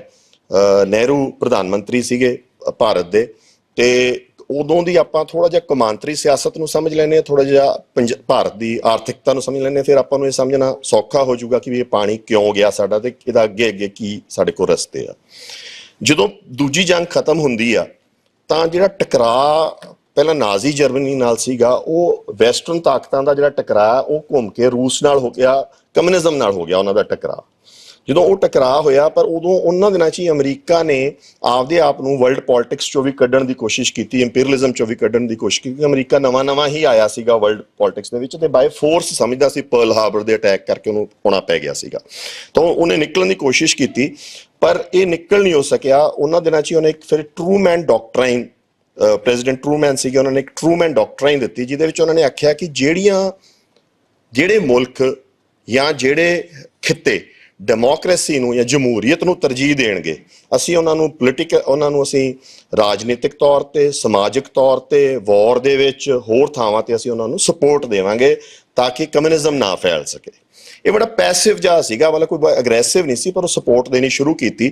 ਤੇ ਟਰੂਮੈਨ ਡਾਕਟਰਾਈਨ ਦੇ ਵਿੱਚ ਜਿਹੜਾ ਭਾਰਤ ਦਾ ਖਿੱਤਾ ਸੀਗਾ, ਜਿਹਨੂੰ ਆਪਾਂ ਸਾਊਥ ਏਸ਼ੀਆ ਕਹਿੰਦੇ, ਚਾਹੇ ਉਹ ਪਾਕਿਸਤਾਨ ਆ ਚਾਹੇ ਮੌਜੂਦਾ ਭਾਰਤ ਹੈਗਾ, ਇਹ ਖਿੱਤਾ ਬੜਾ ਅਹਿਮੀਅਤ ਰੱਖਦਾ ਸੀਗਾ, ਕਿਉਂਕਿ ਥੋੜੇ ਦਿਨ ਪਹਿਲਾਂ ਹੀ ਚੀਨ ਜਿਹੜਾ ਉਹ ਪੂਰੀ ਤਰ੍ਹਾਂ ਕਮਿਊਨਿਸਟ ਚਾਈਨਾ ਬਣ ਚੁੱਕਿਆ ਸੀ, closed economy, authoritarian economy country ਬਣ ਗਈ ਸੀ। ਦੂਜੇ ਪਾਸੇ ਰੂਸ ਪਹਿਲਾਂ ਹੀ ਕਮਿਊਨਿਸਟ ਸੀਗਾ ਤੇ ਉਹਦਾ ਇਨਫਲੂਐਂਸ ਅਫਗਾਨਿਸਤਾਨ ਤੱਕ ਬਹੁਤ ਸਟਰੋਂਗ ਬਣਦਾ ਪਿਆ ਸੀਗਾ, ਅੰਗਰੇਜ਼ ਜਾ ਚੁੱਕਿਆ ਸੀ ਇੱਥੋਂ। ਤਾਂ ਇਸ ਖਿੱਤੇ ਨੂੰ ਡੈਮੋਕ੍ਰੇਸੀ ਦੇ ਤੌਰ ਤੇ ਮਜ਼ਬੂਤ ਕਰਨਾ ਬਹੁਤ ਉਹਨਾਂ ਵਾਸਤੇ ਅਹਿਮ ਸੀਗਾ। ਪਰ ਇਹਦੇ ਵਿੱਚ ਇੱਕ ਬਹੁਤ ਵੱਡਾ ਉਹਨਾਂ ਨੂੰ ਇੱਕ ਚੈਲੰਜ ਵੀ ਆਉਂਦਾ ਸੀਗਾ ਕਿ ਪਾਕਿਸਤਾਨ ਤੇ ਭਾਰਤ ਜਿਹੜੇ ਉਹਨਾਂ ਦੇ ਵਿੱਚ 3-4 ਬੜੀਆਂ ਮੇਜਰ ਪ੍ਰੋਬਲਮ ਸੀਗੀਆਂ, ਜਿਹਦੇ ਕਰਕੇ ਉਹਨਾਂ ਨੂੰ ਹੈਂਡਲ ਕਰਨਾ ਬੜਾ ਮੁਸ਼ਕਿਲ ਸੀਗਾ ਕਿ ਜੇ ਉਹਨਾਂ ਦਾ ਕਨਫਲਿਕਟ ਆ ਸਕਦਾ ਸੀ। ਤੇ ਉਹ ਉਸ ਸਮੇਂ ਨਹਿਰੂ ਨੇ ਵੀ ਵਿਜ਼ਿਟ ਕੀਤੀ ਅਮਰੀਕਾ, ਤੇ ਉਹਨਾਂ ਦਿਨਾਂ ਦੇ ਵਿੱਚ ਹੀ ਆਪਣਾ ਲਿਆਕਤ ਅਲੀ ਉਦੋਂ ਬਾਅਦ ਜਿਹੜੇ ਆਪਣਾ ਪਾਕਿਸਤਾਨ ਦੇ ਪ੍ਰਾਈਮ ਮਿਨਿਸਟਰ ਸੀ ਉਹ ਵੀ USA ਗਏ। ਨਹਿਰੂ ਦੀ ਜਿਹੜੀ ਵਿਜ਼ਿਟ ਸੀ ਉਹ ਜਾਣ ਤੋਂ ਪਹਿਲਾਂ ਨਹਿਰੂ ਦੀ ਵਿਜ਼ਿਟ ਦੀ ਬਹੁਤ ਐਕਸਾਈਟਮੈਂਟ ਸੀ USA ਦੇ ਵਿੱਚ, ਪਰ ਜਦੋਂ ਉੱਥੇ ਨਹਿਰੂ ਨੇ ਲੈਕਚਰ ਦਿੱਤਾ ਉਹ ਵੋਇਜ ਆਫ ਡੈਮੋਕ੍ਰੇਸੀ ਸ਼ਾਇਦ ਕਹਿੰਦੇ ਉਸ ਲੈਕਚਰ ਨੂੰ, ਉਹਨੂੰ ਜਦੋਂ ਉਹ ਲੈਕਚਰ ਦਿੱਤਾ ਤਾਂ ਉਦੋਂ ਬਾਅਦ ਉਹਨਾਂ ਨੂੰ ਕਲੀਅਰ ਹੋ ਗਿਆ ਕਿ ਨਹਿਰੂ ਜਿਹੜਾ ਹੈਗਾ ਉਹ ਅਮਰੀਕਨ ਪਾਲੇ 'ਚ ਨਹੀਂ ਜਾਊਗਾ, ਉਹਦੀ ਟਿਲਟ ਸੋਸ਼ਲਿਸਟ ਕੰਟਰੀ ਜਾਂ US ਆਪਣਾ ਰੂਸ ਵਾਲ ਰਹੂਗੀ, ਬਟ ਉਹ ਨਾਨ ਅਲਾਈਨਡ ਰਹੂਗਾ ਲਾਰਜਲੀ। ਸੋ ਚੈਲੰਜ ਜਿਹੜਾ ਅਮਰੀਕਾ ਵਾਸਤੇ ਅਗਲਾ ਆ ਗਿਆ ਉਹ ਸੀਗਾ ਕਿ ਭਾਰਤ ਨੂੰ ਡੈਮੋਕ੍ਰੇਸੀ ਕਿਵੇਂ ਰੱਖਿਆ ਜਾ ਸਕੇ, ਚਾਹੇ ਉਹਦਾ ਟਿਲਟ ਸੋਸ਼ਲਿਜ਼ਮ ਵੱਲ ਵੀ ਹੋਵੇ। ਦੂਸਰਾ ਚੈਲੰਜ ਉਹਨਾਂ ਨੂੰ ਇੱਕ ਹੋਰ ਖੜਾ ਹੋ ਗਿਆ, ਉਹ ਇਹ ਸੀਗਾ ਕਿ ਮਿਡਲ ਈਸਟ ਦੇ ਵਿੱਚ, ਈਰਾਨ ਦੇ ਵਿੱਚ ਮੁਹੰਮਦ ਮੁਸਾਦੇਗ ਨਾਂ ਦਾ ਇੱਕ ਬੰਦਾ ਸੀਗਾ ਜਿਹੜਾ ਪਾਵਰ 'ਚ ਆ ਗਿਆ ਸੀਗਾ ਈਰਾਨ ਦੇ ਵਿੱਚ, ਉਹਨੇ ਸਾਰੇ ਜਿਹੜੇ ਆਇਲ ਸੀਗਾ ਸਾਰਾ ਉਹ ਨੈਸ਼ਨਲਾਈਜ਼ ਕਰਤਾ। ਦੂਜੇ ਪਾਸੇ ਇਰਾਕ ਜਿਹੜਾ ਸੀ ਉਹ ਲਾਰਜਲੀ ਅਨਸਟੇਬਲ ਸੀ, ਤੇ ਕਦੀ ਉਧਰ ਹੋ ਜਾਂਦਾ ਸੀ, ਕਦੀ ਰੂਸ ਵੱਲ ਟਿਲਟ ਕਰ ਜਾਂਦਾ ਸੀ। ਅਰਬਾਂ ਦੇ ਵਿੱਚ ਵੀ ਬਹੁਤ ਅਨਸਟੇਬਿਲਿਟੀ ਸੀ। ਸੋ ਉਹਨਾਂ ਨੂੰ ਮਿਡਲ ਈਸਟ ਨੂੰ ਦੇ ਉੱਤੇ ਆਪਦੇ ਆਪ ਨੂੰ ਸਟਰੋਂਗ ਕਰਨ ਵਾਸਤੇ ਉਹਨਾਂ ਨੂੰ ਟਰਕੀ ਤੇ ਪਾਕਿਸਤਾਨ ਬਹੁਤ ਇੰਪੋਰਟੈਂਟ ਪਿਵਟ ਸੀਗੇ, ਜਿਹਦੇ ਵਿੱਚ ਉਹਨਾਂ ਨੂੰ ਹਥਿਆਰ ਦੇਣਾ ਬਹੁਤ ਜ਼ਰੂਰੀ ਸੀ। ਪਰ ਜੋ ਵੱਧ ਹਥਿਆਰ ਦਿੰਦੇ ਸੀ ਤਾਂ ਪਾਕਿਸਤਾਨ ਉਹ ਹਥਿਆਰ ਕਸ਼ਮੀਰ ਦੇ ਆਲੇ ਪਾਸੇ ਹਿੰਦੁਸਤਾਨ ਤੇ ਵੀ ਵਰਤ ਸਕਦਾ ਸੀ। ਤਾਂ ਇੰਡੀਆ ਨੂੰ ਵੀ ਉਹਨਾਂ ਨੇ ਖੁਸ਼ ਰੱਖਣਾ ਬਹੁਤ ਜ਼ਰੂਰੀ ਸੀ। ਹਿੰਦੁਸਤਾਨ ਦੇ ਵਿੱਚ ਦੋ ਦਿੱਕਤਾਂ ਸੀ ਕਿ ਇੱਕ ਤਾਂ ਕੀ ਆ ਕਿ ਪਾਕਿਸਤਾਨ ਕੋਈ ਐਡਵੈਂਚਰ ਨਾ ਕਰ ਸਕੇ ਹਿੰਦੁਸਤਾਨ ਨਾਲ, ਦੂਸਰਾ ਉਹਨਾਂ ਨੂੰ ਇਹ ਸੀਗਾ ਕਿ ਇੱਥੇ ਭੁੱਖਮਰੀ ਬਹੁਤ ਫੈਲ ਰਹੀ ਸੀ, ਤੇ ਜੇ ਭੁੱਖਮਰੀ ਵੱਧਦੀ ਆ ਤਾਂ ਉਹਦੇ ਨਾਲ ਕਮਿਊਨਿਜ਼ਮ ਦਾ ਆਉਣ ਦਾ ਖਤਰਾ ਵੱਧਦਾ ਸੀਗਾ। ਤਾਂ ਇੱਥੇ ਜਿਹੜਾ PL 480 ਨਾਂ ਦਾ ਇੱਕ ਪਬਲਿਕ ਲੈਜਿਸਲੇਸ਼ਨ 480 ਦੇ ਤਹਿਤ ਕਣਕ ਮਿਲਣ ਦੇਣੀ ਸ਼ੁਰੂ ਕੀਤੀ ਉਹਨਾਂ ਨੇ। ਇੱਕ ਵਾਰੀ ਉਹ ਡਿਲੇ ਹੋ ਗਈ ਸੀ, ਉਸ ਟਾਈਮ ਰੂਸ ਨੇ ਫਟਾਫਟ ਸਿੱਟਤੀ ਸੀ, ਤਾਂ ਉਹਦੇ ਤੋਂ ਉਹਨਾਂ ਨੂੰ ਡਰ ਹੋਰ ਵੱਧ ਗਿਆ ਤੇ ਉਹਨਾਂ ਨੇ ਫਟਾਫਟ ਉਹ ਮਤਲਬ ਇੰਨੀ ਜ਼ਿਆਦਾ ਲੋੜ ਸੀਗੀ ਕਿ ਭਾਰਤ ਦੇ ਉੱਤੇ ਤਕਰੀਬਨ ਉਹਨਾਂ ਦਿਨਾਂ ਦੇ ਵਿੱਚ ਸਾਲਾਨਾ 100 ਕਰੋੜ ਦਾ ਡੈਟ ਖੜਾ ਹੁੰਦਾ ਸੀ ਬਾਹਰੋਂ ਕਣਕ ਇੰਪੋਰਟ ਕਰਨ ਦਾ। ਤੇ ਉਹ ਕਣਕ ਦੀ ਜਿਹੜੀ ਸ਼ਿਪ ਟੂ ਮਾਊਥ ਕਹਿੰਦੇ ਸੀ ਉਹਨੂੰ, ਕਿ ਹਰ ਘੰਟੇ ਬਾਅਦ ਇੱਕ ਸਮੁੰਦਰੀ ਬੇੜਾ ਉੱਥੋਂ ਕਣਕ ਲੈ ਕੇ ਭਾਰਤ ਨੂੰ ਚੱਲਦਾ ਸੀਗਾ। ਤੇ ਉਹ PL 480 ਜਿਹਨੂੰ ਲਾਲ ਕਣਕ ਵੀ ਆਪਣੇ ਬਜ਼ੁਰਗ ਕਹਿੰਦੇ ਰਹੇ ਆ, ਉਹ ਇੱਥੇ ਆਉਂਦੀ ਸੀਗੀ। ਉਹ ਘਾਹ ਹੀ ਸੀਗਾ ਐਕਚੁਅਲੀ ਮੈਕਸੀਕਨ, ਜਿਹਦੇ 'ਚ ਉਹ ਕਣਕ ਸੀਗੀ। ਆਪਾਂ ਨਹੀਂ ਮਤਲਬ ਆਪਣੀ ਦੇਸੀ ਕਣਕ ਉਹਦੇ ਨਾਲ ਬਹੁਤ ਟੇਸਟੀ ਸੀਗੀ, ਪਰ ਉਹ ਭੁੱਖਮਰੀ ਨੂੰ ਖਤਮ ਕਰਨ ਵਾਸਤੇ ਅੰਗਰੇਜ਼ ਨੇ ਉਹ ਇੱਥੇ ਦੇਣੀ ਸ਼ੁਰੂ ਕੀਤੀ। ਸੋ ਵੱਡੇ ਜਿਹੜੇ ਚੈਲੰਜਸ ਸੀਗੇ ਅਮਰੀਕਾ ਦੇ ਉਹ ਇਹ ਸੀਗੇ ਕਿ ਕਿਵੇਂ ਨਾ ਕਿਵੇਂ ਭਾਰਤ ਤੇ ਪਾਕਿਸਤਾਨ ਦੇ ਵਿੱਚ ਕੋਈ ਜੰਗ ਨਾ ਹੋ ਜੇ। ਸੈਕਿੰਡ, ਉਹਨਾਂ ਦੇ ਵਿੱਚ ਇੱਥੇ ਭੁੱਖਮਰੀ ਨਾ ਫੈਲ ਜੇ, ਤਾਂ ਕਿ ਕਮਿਊਨਿਜ਼ਮ, ਉਹਨਾਂ ਦਾ ਮਕਸਦ ਸਿਰਫ ਕਮਿਊਨਿਜ਼ਮ ਨੂੰ ਰੋਕਣਾ ਸੀਗਾ ਕਿਸੇ ਢੰਗ ਨਾਲ ਵੀ, ਕਿ ਕਿਸੇ ਤਰੀਕੇ ਦੀ ਅਥਾਰਟੇਰੀਅਨ ਕਮਿਊਨਿਜ਼ਮ ਵੀ ਨਹੀਂ, ਰਾਦਰ ਡੈਮੋਕ੍ਰੇਸੀ ਦੀ ਬਦਲੇ ਅਥਾਰਟੇਰੀਅਨ ਸਰਕਾਰ ਨਾਲ ਜੇ। ਅੱਜ ਤਕਰੀਬਨ ਹਾਲਾਤ ਉਂਝੇ ਦੁਬਾਰਾ ਬਣੇ ਪਏ ਆ। ਇੱਕ ਪਾਸੇ ਅਥਾਰਟੇਰੀਅਨ ਸਰਕਾਰਾਂ ਰੂਸ ਦੀਆਂ ਤੇ ਚੀਨ ਦੀਆਂ ਜਿਹੜੀਆਂ ਦੁਬਾਰਾ ਸਿਰ ਚੁੱਕ ਚੁੱਕੀਆਂ, ਇੱਕ ਪਾਸੇ ਅਮਰੀਕਾ ਚਾਹੁੰਦਾ ਹੈ ਕਿ ਵੀ ਕਿਸੇ ਨਾ ਕਿਸੇ ਰੂਪ 'ਚ ਚਾਹੇ ਟੁੱਟੀ ਭੱਜੀ ਜੀ ਡੈਮੋਕ੍ਰੇਸੀ ਵੀ ਇੱਥੇ ਬਚੀ ਰਹਿਣੀ ਚਾਹੀਦੀ ਹੈਗੀ ਆ। ਸੋ ਅਸੀਂ ਫੇਰ ਉਸੇ ਹੀ ਕਿਸੇ ਸਮੇਂ ਦੇ ਵਿੱਚ ਪਹੁੰਚ ਗਏ ਹਾਂ ਅੱਜ ਦੇ ਵਿੱਚ ਵੀ, ਤੇ ਉੱਥੇ ਟਕਰਾਅ ਫੇਰ ਉਹ ਕੌਮਾਂਤਰੀ ਤਾਕਤਾਂ ਦਾ ਇੱਥੇ ਨਜ਼ਰ ਆ ਰਿਹਾ ਬਣਦਾ ਆਪਾਂ ਨੂੰ। ਜਿਹੜੇ ਆਪਾਂ ਹਾਲਾਤ ਵੇਖ ਰਹੇ ਹਾਂ ਉੱਥੇ ਕਿਤੇ ਨਾ ਕਿਤੇ ਉਹਨਾਂ ਦੀ ਇੰਟਰਫੇਰੈਂਸਿਸ ਵੀ ਆ ਰਹੀਆਂ। ਤਾਂ ਇਹਨਾਂ ਹਾਲਾਤਾਂ ਦੇ ਵਿੱਚ ਇੱਕ ਐਟੋਮਿਕ ਐਨਰਜੀ ਕਮਿਸ਼ਨ ਦੇ ਚੇਅਰਮੈਨ ਸੀਗੇ ਜਿਹੜੇ ਰਿਟਾਇਰ ਹੋ ਚੁੱਕੇ ਸੀ, ਲਿਲੈਂਥੀਅਲ, ਉਹ ਭਾਰਤ ਉਹਨਾਂ ਨੇ ਆਉਣ ਦੀ ਸੋਚੀ ਕਿ ਵੀ ਮੈਂ ਭਾਰਤ ਜਾ ਕੇ ਆਵਾਂ, ਤੇ ਉਹ ਇੱਥੇ ਵਿਜ਼ਿਟ ਕੀਤੀ ਉਹਨਾਂ ਨੇ। ਉਹ 3 ਹਫ਼ਤੇ ਨਹਿਰੂ ਦੇ ਨਾਲ ਤੀਨ ਮੂਰਤੀ ਭਵਨ ਰਹੇ। ਉਹਨਾਂ ਦੀ ਨਹਿਰੂ ਦੇ ਨਾਲ ਬਹੁਤ ਸੋਹਣੀ ਵਾਈਬ ਸੈਟਲ ਹੋ ਗਈ, ਕਿਉਂਕਿ ਨਹਿਰੂ ਵੀ ਗੱਲਾਂ ਇਹ ਜਿਹੀਆਂ ਕਰਦਾ ਸੀਗਾ ਕਿ ਵੀ ਵੱਡੇ ਵੱਡੇ ਡੈਮਸ ਹੋਣੇ ਚਾਹੀਦੇ ਆ, ਇਹ ਸਾਡੇ ਮੰਦਿਰ ਹੋਣਗੇ ਸਾਡੀ ਪ੍ਰੋਗਰੈਸ ਦੇ, ਜਾਂ ਵੱਡੇ ਵੱਡੇ ਪ੍ਰੋਜੈਕਟਸ ਦੀ ਗੱਲਾਂ ਕਰਦਾ ਸੀਗਾ। ਤੇ ਦੂਜੇ ਪਾਸੇ ਲਿਲੈਂਥੀਅਲ ਵੀ ਜਿਹੜੇ ਸੀਗੇ ਉਹ TVA ਹੈਗੀ ਜਿਹੜੀ ਉਹਨਾਂ ਦੀ ਸਭ ਤੋਂ ਵੱਡਾ ਡੈਮ ਪ੍ਰੋਜੈਕਟ ਸੀਗਾ, ਉਹਦੇ ਉਹ ਚੇਅਰਮੈਨ ਰਹਿ ਚੁੱਕੇ ਸੀ। ਤਾਂ ਉਹ ਸਾਇੰਸ ਨਾਲ ਜਾਂ ਤਕਨੀਕ ਨਾਲ ਸਾਰੇ ਮਸਲਿਆਂ ਨੂੰ ਹੱਲ ਕਰਨਾ ਚਾਹੁੰਦੇ ਸੀਗੇ। ਉਹ ਸੋਚਦੇ ਸੀਗੇ ਵੀ ਤਕਨੀਕ ਰਾਹੀਂ ਜਾਂ ਟੈਕਨੋਲੋਜੀ ਰਾਹੀਂ, ਇੰਜੀਨੀਅਰਿੰਗ ਦੇ ਮੈਥਡਸ ਰਾਹੀਂ ਅਸੀਂ ਸਾਰੇ ਵੱਡੇ ਵੱਡੇ ਮਸਲਿਆਂ ਨੂੰ ਹੱਲ ਕਰ ਸਕਾਂਗੇ ਇੱਥੋਂ ਦਿਆਂ ਨੂੰ। ਤਾਂ ਲਿਲੈਂਥੀਅਲ ਇੱਥੇ ਰਹੇ, ਉਹਨਾਂ ਨੂੰ ਨਹਿਰੂ ਦੀ ਬਹੁਤ ਆਈਡੀਆਜ਼ ਚੰਗੇ ਲੱਗੇ। ਫਿਰ ਉਹ ਕਸ਼ਮੀਰ ਗਏ, ਸ਼ੇਖ ਅਬਦੁੱਲਾ ਨੂੰ ਮਿਲੇ। ਫਿਰ ਉਹ ਪਾਕਿਸਤਾਨ ਵੀ ਗਏ ਜਿੱਥੇ ਉਹ ਲਿਆਕਤ ਅਲੀ ਨੂੰ ਮਿਲੇ। ਲਿਆਕਤ ਅਲੀ ਜਿਹੜੇ ਸੀਗੇ ਉਹ ਬਹੁਤ ਕਾਬਲ ਪ੍ਰਧਾਨ ਮੰਤਰੀ ਸੀ ਪਾਕਿਸਤਾਨ ਦੇ, ਇੰਨੇ ਇਮਾਨਦਾਰ ਸੀਗੇ ਕਿ ਉਹ ਜੇ ਜਰਾਬ ਵੀ ਕਹਿੰਦੇ ਫਟ ਜਾਂਦੀ ਸੀ ਤਾਂ ਉਹ ਆਪ ਉਹਨੂੰ ਸਿਉਂ ਕੇ ਜਰਾਬ ਨੂੰ ਪਾ ਲੈਂਦੇ ਸੀ। ਵੀ ਉਹਨਾਂ ਨੂੰ ਪਾਕਿਸਤਾਨ ਦੀ ਇਕੋਨਮੀ ਉਹਨਾਂ ਦਿਨਾਂ 'ਚ ਇੰਨੀ ਮਾੜੀ ਸੀ ਤਾਂ ਉਹਦੇ ਤੇ ਉਹ ਬੋਝ ਕਿਸੇ ਤਰੀਕੇ ਦਾ ਨਹੀਂ ਉਹ ਪਾਉਂਦੇ ਸੀਗੇ। ਤੇ ਲਿਆਕਤ ਅਲੀ ਬਹੁਤ ਹੀ ਇੰਟਰਨੈਸ਼ਨਲ ਕਮਾਂਤਰੀ ਜਿਹੜੀ ਸੀਗੀ ਥਾਟ ਉਹਦੇ ਉੱਤੇ ਮਤਲਬ ਕਿ ਵੀ ਕੌਮਾਂਤਰੀ ਜਿਹੜਾ ਰਿਲੇਸ਼ਨਸ਼ਿਪਸ ਚੰਗੇ ਹੋਣ, ਸਟਰੋਂਗ ਹੋਣ, ਲੋਕਾਂ 'ਚ ਜੰਗ ਨਾ ਹੋਵੇ, ਆਪਾਂ ਪਹਿਲਾਂ ਹੋਰ ਮਸਲੇ ਹੱਲ ਕਰੀਏ। ਤਾਂ ਉਹ ਤਕਰੀਬਨ ਉਹਨਾਂ ਨੂੰ ਇੱਕ ਟੀਮ ਮਿਲ ਗਈ ਜਿਹੜੀ ਪ੍ਰੋਗਰੈਸ ਚਾਹੁੰਦੀ ਸੀ ਲੈਂਥੀਅਲ ਨੂੰ। ਪਰ ਲੈਂਥੀਅਲ ਨੂੰ ਨਾਲ ਜਦੋਂ ਸ਼ੇਖ ਅਬਦੁੱਲਾ ਨਾਲ ਮਿਲੇ ਤਾਂ ਉਹਨਾਂ ਨੂੰ ਖਤਰੇ ਵੀ ਸਮਝ ਆਉਣ ਲੱਗ ਗਏ ਕਿ ਇੱਥੇ ਬਹੁਤ ਇਸ਼ੂਜ਼ ਹੈਗੇ ਐਸੇ ਜਿਹੜੇ ਕੱਲ ਨੂੰ ਵਿਸਫੋਟ ਹੋ ਸਕਦਾ। ਜਦੋਂ ਉਹ ਵਾਪਸ ਗਏ ਤਾਂ ਉਹਨਾਂ ਨੇ ਆਪਦੇ ਲੇਖ ਲਿਖੇ, ਕੁਛ ਇੱਕ ਮੈਗਜ਼ੀਨ ਆ ਕੌਲੀਅਰ, ਉਹਦੇ ਵਿੱਚ ਉਹਨਾਂ ਨੇ ਲੇਖ ਲਿਖੇ, ਉਹਨਾਂ ਦਾ ਜੋ ਇੱਥੋਂ ਦਾ ਐਕਸਪੀਰੀਅੰਸ ਸੀ ਉਹ ਲਿਖਣਾ ਸ਼ੁਰੂ ਕੀਤਾ। ਤਾਂ ਉਹਨਾਂ ਨੇ ਕਿਹਾ ਕਿ ਇਹ ਸ਼ਾਇਦ ਇਹ ਦੁਬਾਰਾ ਜਿਹੜਾ ਭਾਰਤ ਹੈਗਾ, ਜੇ ਇੱਥੇ ਜੰਗ ਲੱਗ ਜਾਂਦੀ ਹੈ ਤਾਂ ਇਹ ਕੋਰੀਅਨ ਮੇਕਿੰਗ ਆ।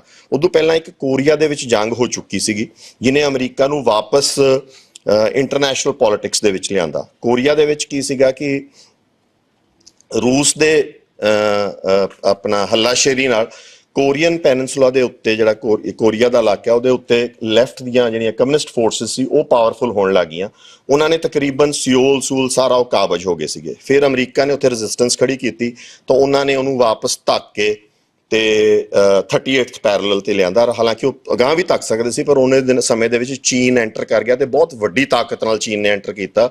ਤੇ ਅੱਜ ਤੱਕ ਵੀ ਜਿਹੜਾ ਨਾਰਥ ਕੋਰੀਆ ਉਹ ਇੱਕ ਤਰ੍ਹਾਂ ਦੀ ਚੀਨ ਦੀ ਹੀ ਪਪਟ ਸਟੇਟ ਹੈਗੀ ਆ, ਉਹ ਚੀਨ ਹੀ ਉਹਨੂੰ ਸਪੋਰਟ ਕਰਦਾ। ਤੇ ਚੀਨ ਦੀ ਜਿਹੜੀ ਤਾਕਤ ਇੰਨੀ ਸੀਗੀ ਕਿ ਇਹਨਾਂ ਨੂੰ ਵੀ ਆਪਦੀ ਇੰਟੈਲੀਜੈਂਸ ਫੇਲੀਅਰ ਸੀਗਾ ਅਮਰੀਕਨਾਂ ਦਾ, ਪਰ ਫਿਰ ਵੀ ਉਹ ਕਾਫੀ ਹੱਦ ਤੱਕ ਉਸ ਸਿਚੁਏਸ਼ਨ ਨੂੰ ਸੰਭਾਲ ਗਏ ਤੇ ਉਹਨਾਂ ਨੇ ਸਾਊਥ ਕੋਰੀਆ ਉੱਥੇ ਜਿਹਦੇ ਵਿੱਚੋਂ ਡਿਵੈਲਪ ਹੋ ਗਿਆ। ਉਸੇ ਸਮੇਂ ਹੀ ਤਾਇਵਾਨ ਨੂੰ ਵੀ ਉਹਨਾਂ ਨੇ ਬਚਾਉਣ ਦੀ ਸੋਚੀ, ਉੱਥੋਂ ਇੱਕ ਸ਼ਿਪ ਕੱਢੀ ਜਿਹੜੀ ਤਾਇਵਾਨ ਸਟ੍ਰੇਟਸ ਦੇ ਵਿੱਚ ਦੀ, ਕਿ ਵੀ ਇਹ ਚੀਨ ਅੱਡ ਤੇ ਤਾਇਵਾਨ ਅੱਡ ਸ਼ੋਅ ਕਰਨ ਵਾਸਤੇ।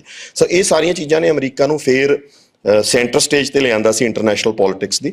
ਤਾਂ ਉਹਨਾਂ ਨੂੰ ਇਹ ਡਰ ਸੀ ਕਿ ਭਾਰਤ ਦੇ ਵਿੱਚ ਵੀ ਕਿਤੇ ਇਹ ਜੀ ਕੋਈ ਗੱਲ ਨਾ ਹੋ ਜੇ ਕਿ ਵੀ ਇਹ ਇੱਥੇ ਸਿਚੁਏਸ਼ਨ ਇੰਨੀ ਬੈਲੀਗਰੈਂਟ ਹੋ ਜੇ, ਲੜਾਈ ਹੋ ਜੇ, ਖਾਣਾ ਮਿਲੇ ਨਾ। ਤਾਂ ਉਹਨਾਂ ਨੂੰ ਇਹ ਡਰ ਸੀ ਕਿ ਭਾਰਤ ਜਿਹੜਾ ਉਹ ਬੈਲਕਨਾਈਜ਼ ਹੋ ਜੂ। ਬੈਲਕਨਾਈਜ਼ ਹੋਣ ਦਾ ਮਤਲਬ ਹੁੰਦਾ ਕਿ ਬਾਲਕਨ ਸਟੇਟਸ ਹੈਗੀਆਂ ਯੂਰਪ ਦੇ ਵਿੱਚ, ਜਿਵੇਂ ਜਿਹੜੀਆਂ ਮਿਡਲ ਯੂਰਪ ਦੇ ਵਿੱਚ, ਜਿਵੇਂ ਸਰਬੀਆ, ਮੈਸੀਡੋਨੀਆ, ਯੂਗੋਸਲਾਵੀਆ ਦੀਆਂ ਕੁਛ ਜਿਹੜੀਆਂ ਅਗਾਂਹ ਦੀਆਂ ਸਟੇਟਸ ਬਣੀਆਂ ਉਹ ਹੈਗੀਆਂ, ਜਿਹਨੂੰ ਆਪਾਂ ਬਲਗੇਰੀਆ ਸਾਰੀਆਂ ਨਿੱਕੇ ਸੂਬੇ ਬਣ ਗਏ ਸੀਗੇ, ਨਿੱਕੀਆਂ ਰਾਜ ਬਣ ਗਏ ਸੀ, ਦੇਸ਼ ਬਣ ਗਏ ਸੀ, ਨੇਸ਼ਨਸ। ਤੇ ਇੰਨੇ ਜ਼ਿਆਦਾ ਨੇਸ਼ਨਸ ਬਣ ਜਾਣਗੇ ਕਿ ਵੀ ਇੱਥੇ ਸੰਭਾਲਣਾ ਸਾਨੂੰ ਮੁਸ਼ਕਿਲ ਹੋ ਜੂ ਤੇ ਅਸੀਂ ਇੱਥੇ ਜਮਹੂਰੀਅਤ ਕਾਇਮ ਰੱਖਣੀ ਹੈ, ਕਿਉਂਕਿ ਇਹ ਜਮਹੂਰੀਅਤ ਜਿਹੜੀ ਹੈ ਇਹਨੇ ਚੀਨ ਦੇ ਉਲਟ ਤੇ ਰੂਸ ਦੇ ਉਲਟ ਟੱਕਰ ਦੇਣੀ ਹੈਗੀ ਆ। ਸੋ ਇਹ ਉਹਨਾਂ ਦੀ ਕੰਪਲਸ਼ਨ ਸੀਗੀ ਤੇ ਉਹਨਾਂ ਨੇ ਇਸ ਕੰਪਲਸ਼ਨ ਦੇ ਤਹਿਤ ਇੱਥੇ ਇੰਟਰਫੇਰੈਂਸ ਸ਼ੁਰੂ ਕੀਤੀ। ਉਹ ਕੌਲੀਅਰ ਮੈਗਜ਼ੀਨ 'ਚ ਉਹਨੇ ਉਹ ਲੇਖ ਲਿਖੇ, 2-3 ਲੇਖ ਲਿਖੇ। ਤੇ ਉਹਨਾਂ ਦਿਨਾਂ 'ਚ ਯੂਜੀਨ ਬਲੈਕ ਨਾਂ ਦੇ ਇੱਕ ਮਤਲਬ ਉਂਜੀਨ ਬਲੈਕ ਦੀ ਪ੍ਰੋਨੰਸੀਏਸ਼ਨ 'ਚ ਹੋ ਸਕਦਾ ਮੇਰੇ ਕੋਈ ਗਲਤੀ ਹੋਵੇ, ਤੇ ਉਹ ਬਲੈਕ ਜਿਹੜੇ ਸੀਗੇ ਉਹ ਵਰਲਡ ਬੈਂਕ ਦੇ ਹੈੱਡ ਬਣੇ ਉਹਨਾਂ ਦਿਨਾਂ 'ਚ। ਤੇ ਉਹਨਾਂ ਨੇ ਉਹ ਕਿਤੇ 에ਅਰਕ੍ਰਾਫਟ ਚੜ੍ਹਨ ਲੱਗੇ, ਉਹ ਬਹੁਤ ਘੱਟ ਮੈਗਜ਼ੀਨ ਪੜ੍ਹਦੇ ਸੀ, ਪਰ ਉਹ ਕਹਿੰਦੇ ਵੀ ਮੈਂ ਉਹ ਮੈਗਜ਼ੀਨ ਖਰੀਦ ਲਿਆ। ਤੇ ਉਹਨੇ ਜਦੋਂ ਪੜ੍ਹਿਆ ਤੇ ਲੈਂਥੀਅਲ ਦੇ ਆਰਟੀਕਲ ਸੀਗੇ ਤੇ ਉਹਨੇ ਉਹਨੂੰ ਫੋਨ ਕੀਤਾ ਤੇ ਪੁੱਛਿਆ ਕਿ ਵੀ ਇਹ ਸਥਿਤੀ ਕਿਵੇਂ ਜੀ ਆ। ਤੇ ਉਹਨੇ ਦੱਸਿਆ ਕਿ ਵੀ ਆਪਾਂ ਨੂੰ ਕੁਛ ਨਾ ਕੁਛ ਕਰਨਾ ਪਊਗਾ।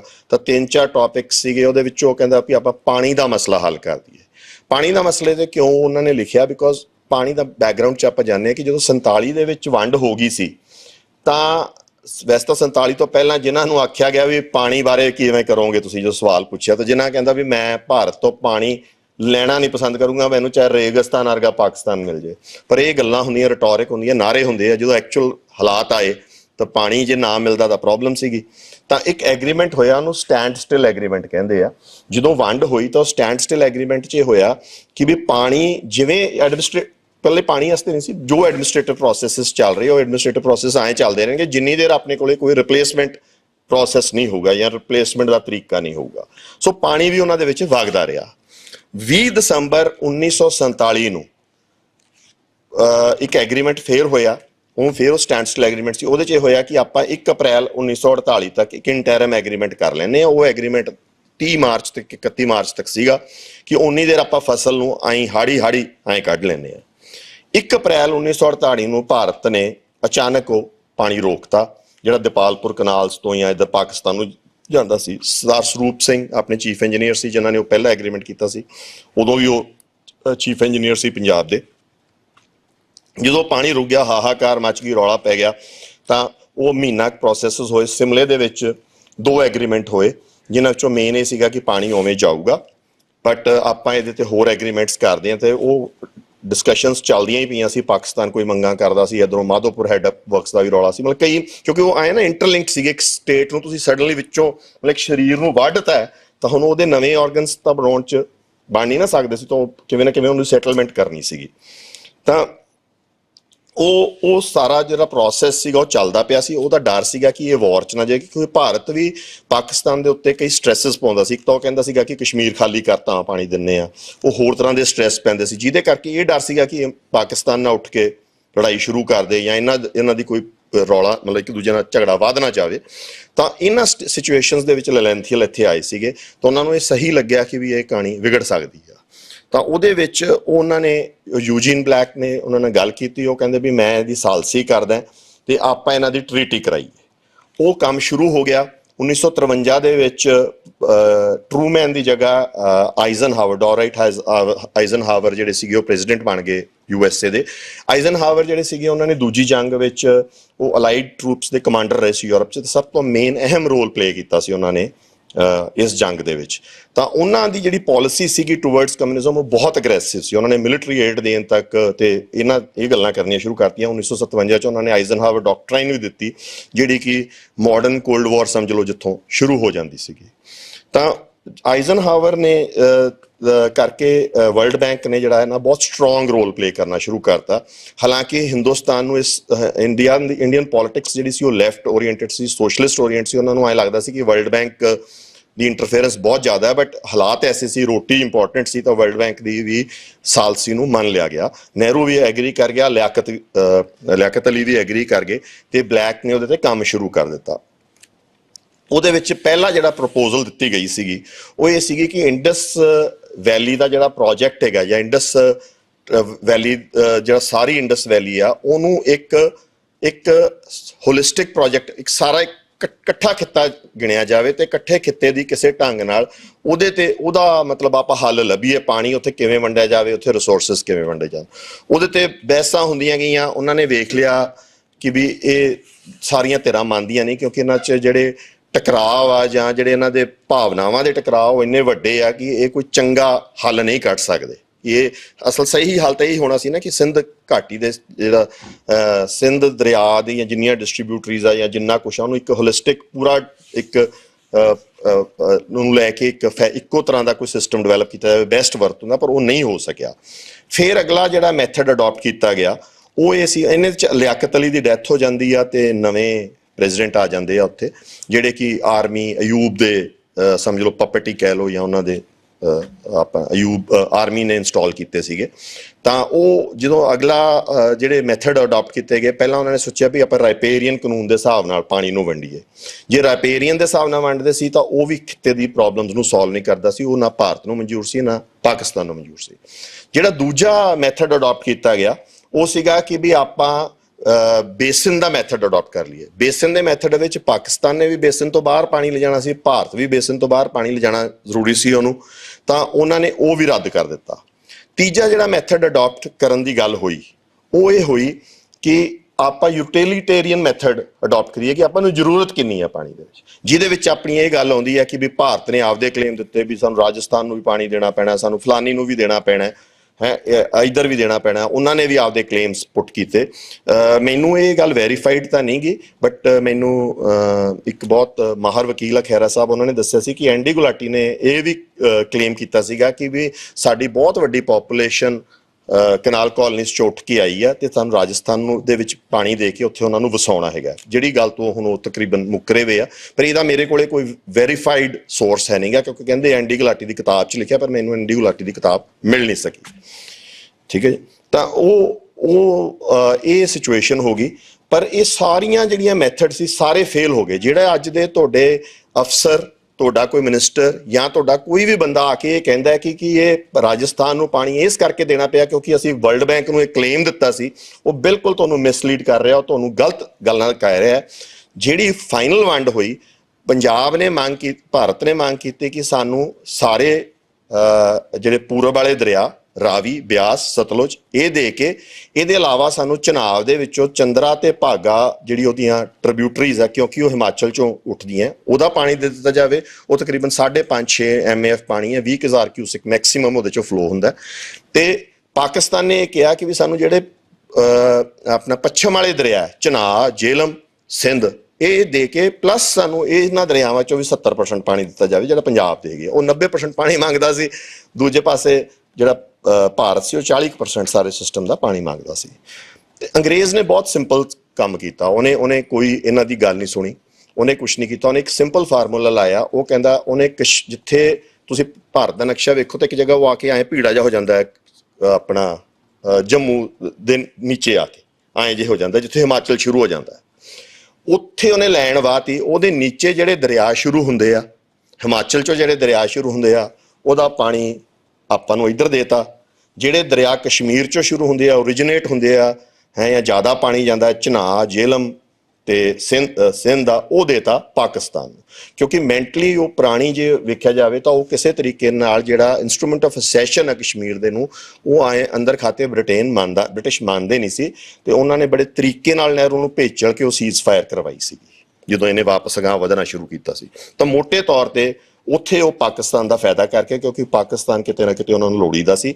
ਇੱਥੋਂ ਤੱਕ ਕਿ ਜਿਹੜਾ ਚੰਦਰਾ ਤੇ ਭਾਗਾ ਟ੍ਰਿਬਿਊਟਰੀਜ਼ ਹੈਗੀਆਂ ਚਨਾਬ ਦੀਆਂ, ਉਹ ਹਿਮਾਚਲ ਚੋਂ ਸ਼ੁਰੂ ਹੁੰਦੀਆਂ, ਉਹ ਪਾਣੀ ਵੀ ਭਾਰਤ ਨੂੰ ਨਹੀਂ ਦਿੱਤਾ, ਉਹ ਵੀ ਉਧਰ ਜਾਂਦਾ ਰਿਹਾ। ਜਦੋਂ ਇਹ ਟ੍ਰੀਟੀ ਹੋ ਗਈ, ਜਦੋਂ ਇਹ ਸਮਝੌਤਾ ਕਰ ਦਿੱਤਾ ਗਿਆ, ਤਾਂ ਇਹ ਸਮਝੌਤੇ ਦੇ ਉੱਤੇ ਪੰਜਾਬ ਦੇ ਭਾਰਤ ਦੇ ਵਿੱਚ ਬਵਾਲ ਖੜਾ ਹੋ ਗਿਆ। ਉਹਦੇ ਵਿੱਚ ਕੀ ਸੀ, ਆਚਾਰਿਆ ਕ੍ਰਿਪਲਾਨੀ ਪਹਿਲਾਂ ਕਾਂਗਰਸ ਸੀਗੇ, ਆਚਾਰਿਆ ਕ੍ਰਿਪਲਾਨੀ ਉੱਥੋਂ ਛੱਡ ਕੇ ਉਹਨਾਂ ਨੇ ਇੱਕ ਆਪਦੀ ਪਾਰਟੀ ਬਣਾਈ। ਉਹਨਾਂ ਦੇ ਨਾਲ ਨਹਿਰੂ ਤੋਂ ਵੀ ਜ਼ਿਆਦਾ ਲੈਫਟ ਓਰੀਐਂਟਡ ਜਾਂ ਜ਼ਿਆਦਾ ਖੱਬੇ ਪੱਖੀ ਜਿਹੜੇ ਸੀਗੇ, ਜਿਵੇਂ ਜੈ ਪ੍ਰਕਾਸ਼ ਨਾਰਾਇਣ, ਰਾਮ ਮਨੋਹਰ ਲੋਹੀਆ, ਅਸ਼ੋਕ ਮਹਿਤਾ, ਇਹਨਾਂ ਦੇ ਇੱਕ ਪਾਰਟੀ ਸੀ, ਉਹ ਪਾਰਟੀ PSP ਕਿ ਕੀ ਆਏ ਨਾਂ ਦੀ ਪਾਰਟੀ ਸੀ, ਉਹਦੇ ਵਿੱਚ ਉਹ ਸੀਗੇ। ਤੇ ਉਹਨਾਂ ਨੇ ਪਾਰਲੀਮੈਂਟ ਦੇ ਵਿੱਚ ਬਹੁਤ ਹੰਗਾਮਾ ਕੀਤਾ ਕਿ ਵੀ ਇਹ ਸਮਝੌਤਾ ਬਹੁਤ ਗਲਤ ਆ। ਰਾਜਸਥਾਨ ਦੇ ਇੱਕ ਵਿਧਾਇਕ, ਇੱਕ ਸੰਸਦ ਸੀਗੇ ਹਰੀਸ਼ ਮਾਥੁਰ, ਉਹ ਸੀ ਤਾਂ ਕਾਂਗਰਸ ਦੇ, ਉਹਨਾਂ ਨੇ ਵੀ ਬਹੁਤ ਆਵਾਜ਼ ਉਠਾਈ। ਅਟਲ ਬਿਹਾਰੀ ਵਾਜਪਾਈ ਨੇ ਤਾਂ ਬਹੁਤ ਡਿਬੇਟਸ ਕੀਤੀਆਂ। ਨਹਿਰੂ ਨੇ ਅਲਟੀਮੇਟਲੀ ਇਹ ਗੱਲ ਆਖੀ ਕਿ ਵੀ ਮੈਂ ਇਹ ਸਾਰਾ ਕੁਝ ਤਾਂ ਕਰ ਰਿਹਾ ਕਿ ਇਹਨੂੰ ਲਾਰਜਰ ਪਰਸਪੈਕਟਿਵ 'ਚ ਵੇਖੋ, ਤੁਸੀਂ ਇਹਨੂੰ ਇਕੱਲੇ ਪਾਣੀ ਦੇ ਪਰਸਪੈਕਟਿਵ 'ਚ ਨਾ ਵੇਖੋ। ਹਾਲਾਂਕਿ ਉਹ ਭਾਰਤ ਦੀ ਹਾਰ ਸੀ, ਨਹਿਰੂ ਦੀ ਕਮਜ਼ੋਰੀ ਸੀ। ਉਹ ਕਮਜ਼ੋਰੀ ਕਿਉਂ ਸੀ ਇਹ ਵੀ ਸਮਝਣ ਦੀ ਆਪਾਂ ਨੂੰ ਲੋੜ ਆ, ਵੀ ਨਹਿਰੂ ਨੂੰ ਐਸਾ ਕੀ ਦਬਾਅ ਸੀ ਕਿ ਉਹਨੂੰ ਇਹ ਸਮਝੌਤਾ ਸਾਈਨ ਕਰਨਾ ਪਿਆ, ਵਰਲਡ ਬੈਂਕ ਦਾ ਦਬਾਅ ਕੀ ਸੀਗਾ। 48 ਤੋਂ ਬਾਅਦ ਨਹਿਰੂ ਨੇ ਜਿਹੜੀ ਪਾਲਿਸੀ ਫੋਲੋ ਕੀਤੀ, ਉਹਨੇ ਇਹ ਕਿਹਾ ਕਿ ਅਸੀਂ ਵੱਡੀਆਂ ਇਨਵੈਸਟਮੈਂਟਸ ਕਰਾਂਗੇ, big steel plants, big dams, ਤੇ ਉਹਨਾਂ ਵਾਸਤੇ ਪੈਸਾ ਬਹੁਤ ਚਾਹੀਦਾ ਸੀਗਾ, ਬਹੁਤ ਜ਼ਿਆਦਾ ਪੈਸਾ ਚਾਹੀਦਾ ਸੀ, ਜਿਹੜਾ ਕਿ ਭਾਰਤ ਅਫੋਰਡ ਹੀ ਨਹੀਂ ਕਰ ਸਕਦਾ ਸੀ ਐਡੀਆਂ ਵੱਡੇ ਪਲਾਂਟਸ।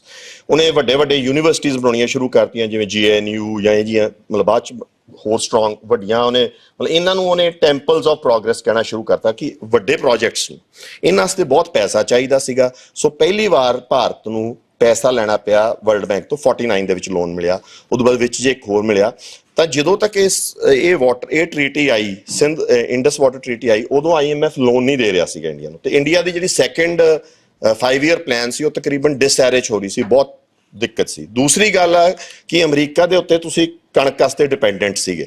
ਸੋ ਇਹ ਦੋ ਪ੍ਰੈਸ਼ਰ ਜਿਹੜੇ ਸੀ, ਇੱਕ ਨਹਿਰੂ ਦੀਆਂ ਰੋਂਗ ਪਾਲਿਸੀਜ਼, ਆਰਥਿਕ ਪਾਲਿਸੀਜ਼, ਤੇ ਉਹਦੀ ਕਮਜ਼ੋਰੀ, ਤੇ ਪਲੱਸ ਖਾਣੇ ਦੀ ਕਮੀ, ਇਹ ਤਿੰਨ ਚੀਜ਼ਾਂ ਨੇ ਦਾ ਜਿਹੜਾ ਖਮਿਆਜ਼ਾ ਹੈ ਉਹ ਪੰਜਾਬ ਨੂੰ, ਆਪਾਂ ਨੂੰ ਭੁਗਤਣਾ ਪਿਆ ਕਿ ਉਹਨੇ ਚੱਕ ਕੇ ਉਹ ਪਾਣੀ ਜਿਹੜਾ ਚੰਦਰਾ ਤੇ ਭਾਗਾ ਦਾ ਸੀਗਾ 20,000 ਕਿਊਸੈਕ, ਉਹ ਉਹਨੇ ਪਾਕਿਸਤਾਨ ਨੂੰ ਦੇਤਾ।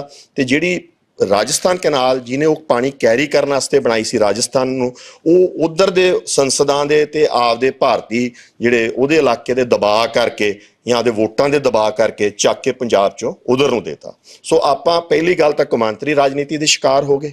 ਕੌਮਾਂਤਰੀ ਰਾਜਨੀਤੀ ਤੋਂ ਬਾਅਦ ਆਪਾਂ ਭਾਰਤੀ ਰਾਜਨੀਤੀ ਦੇ ਸ਼ਿਕਾਰ ਹੋ ਗਏ, ਤੇ ਸਾਡਾ ਬਹੁਤ ਵੱਡਾ ਹਿੱਸਾ 8.5 ਮਿਲੀਅਨ ਏਕੜ ਫੁੱਟ ਪਾਣੀ, ਜਿਹੜਾ ਕਿ ਸਾਡੇ ਸਮਝ ਲਓ ਜਿਹੜੇ ਸਾਨੂੰ 2.5 ਦਰਿਆ ਮਿਲੇ, ਛੋਟੇ ਦਰਿਆ ਮਿਲੇ ਆਪਾਂ ਨੂੰ ਇੱਧਰ, ਉਹਨਾਂ ਚੋਂ ਇੱਕ ਪੂਰਾ ਦਰਿਆ ਸਮਝ ਲਓ ਰਾਜਸਥਾਨ ਨੂੰ ਜਾਣ ਲੱਗ ਗਿਆ, ਜਿਹਦੀ ਜਿਵੇਂ ਭਾਈ ਪਰਮਜੀਤ ਹਰਿਆ ਨੇ ਦੱਸਿਆ ਕਿ ਵੀ ਬਰਬਾਦ ਹੀ ਹੋ ਰਿਹਾ ਉੱਥੇ ਜਾ ਕੇ, ਤੇ ਉੱਥੇ ਕੋਈ ਉਹਦਾ ਫਾਇਦਾ ਨਹੀਂ, ਪਰ ਸਾਨੂੰ ਵੀ ਨੁਕਸਾਨ ਹੋ ਰਿਹਾ, ਸਾਡਾ ਪਾਣੀ ਲਗਾਤਾਰ ਨੀਚੇ ਜਾ ਰਿਹਾ। ਸੋ ਅਸੀਂ ਕੌਮਾਂਤਰੀ ਰਾਜਨੀਤੀ ਦੇ ਵੀ ਸ਼ਿਕਾਰ ਹੋਏ, ਅਸੀਂ ਇਹਨਾਂ ਦੀ ਇੰਟਰਨਲ ਰਾਜਨੀਤੀ ਦੇ ਵੀ ਸ਼ਿਕਾਰ ਹੋਏ, ਉਹਨਾਂ ਦੀ ਵੋਟ ਰਾਜਨੀਤੀ ਦੇ ਵੀ ਸ਼ਿਕਾਰ ਹੋਏ, ਤੇ ਸਾਡਾ ਇੱਕ ਤਰ੍ਹਾਂ ਇਹ ਬਸਤੀਵਾਦੀ ਲੁੱਟ ਜਿਹੜੀ ਆ ਉਹ ਇੱਕ ਤਰ੍ਹਾਂ ਪਰਪੱਕ ਹੋ ਗਈ। ਪਹਿਲਾਂ ਸਾਨੂੰ ਅੰਗਰੇਜ਼ ਨੇ ਆਪਦੀ ਕਾਟਨ ਪਿੱਛੇ ਲੁੱਟਿਆ, ਠੀਕ ਹੈ, ਉਹਨੇ ਸਾਨੂੰ ਇੱਥੇ ਉਸ ਤਰੀਕੇ ਦੀਆਂ ਨਹਿਰਾਂ ਬਣਾਈਆਂ, ਚਲੋ ਉਹਦੇ ਨਾਲ ਸਾਡੇ ਪ੍ਰੋਗਰੈਸ ਵੀ ਆਈ, ਬਟ ਅੱਜ ਆਪਾਂ ਕਹਿੰਦੇ ਆ ਫੇਰ ਕਿ ਵੀ ਸਾਡੇ ਅਸੀਂ ਸਿਕਿਉਰ ਇਨਕਮ ਦਾ ਰਾਹ ਹੀ ਸਾਡੇ ਕੋਲੇ ਝੋਨਾ ਹੈ, ਬਟ ਉਹ ਝੋਨਾ ਵੀ ਸਾਨੂੰ ਇੱਕ ਤਰ੍ਹਾਂ ਖਿੱਚ ਹੀ ਰਿਹਾ ਸਾਡੇ ਪਾਣੀ ਨੂੰ, ਕਿਉਂਕਿ ਜੇ ਉਹਨਾਂ ਨੇ ਸਿਕਿਉਰ ਇਨਕਮ ਦੇਣੀ ਹੋ ਤਾਂ ਕਿਸੇ ਹੋਰ ਚੀਜ਼ ਤੇ ਵੀ MSP ਦੇ ਸਕਦੇ ਹੋ। ਇਨਸੈਂਟਿਵ ਸਿਸਟਮ ਹੀ ਐਂ ਬਣਾਇਆ ਕਿ ਸਾਡੀ ਲੁੱਟ ਨੂੰ ਅਸੀਂ ਖੁਸ਼ ਹੋ ਕੇ ਕਰਵਾਈ ਜਾਈਏ। ਸੋ ਇਹ ਸਾਡੀ ਜਿਹੜੀ ਲੁੱਟ ਹੋਈ ਆ ਜਾਂ ਇਹ ਬਸਤੀਵਾਦੀ ਲੁੱਟ ਹੋਈ ਹੈ, ਇਹ ਹਲੇ ਕੰਟੀਨਿਊਸ ਚੱਲ ਰਹੀ ਆ। ਹੁਣ ਦੂਜੀ ਗੱਲ ਹੁੰਦੀ ਹੈ ਕਿ ਅਸੀਂ ਕਰ ਕੀ ਸਕਦੇ ਹਾਂ।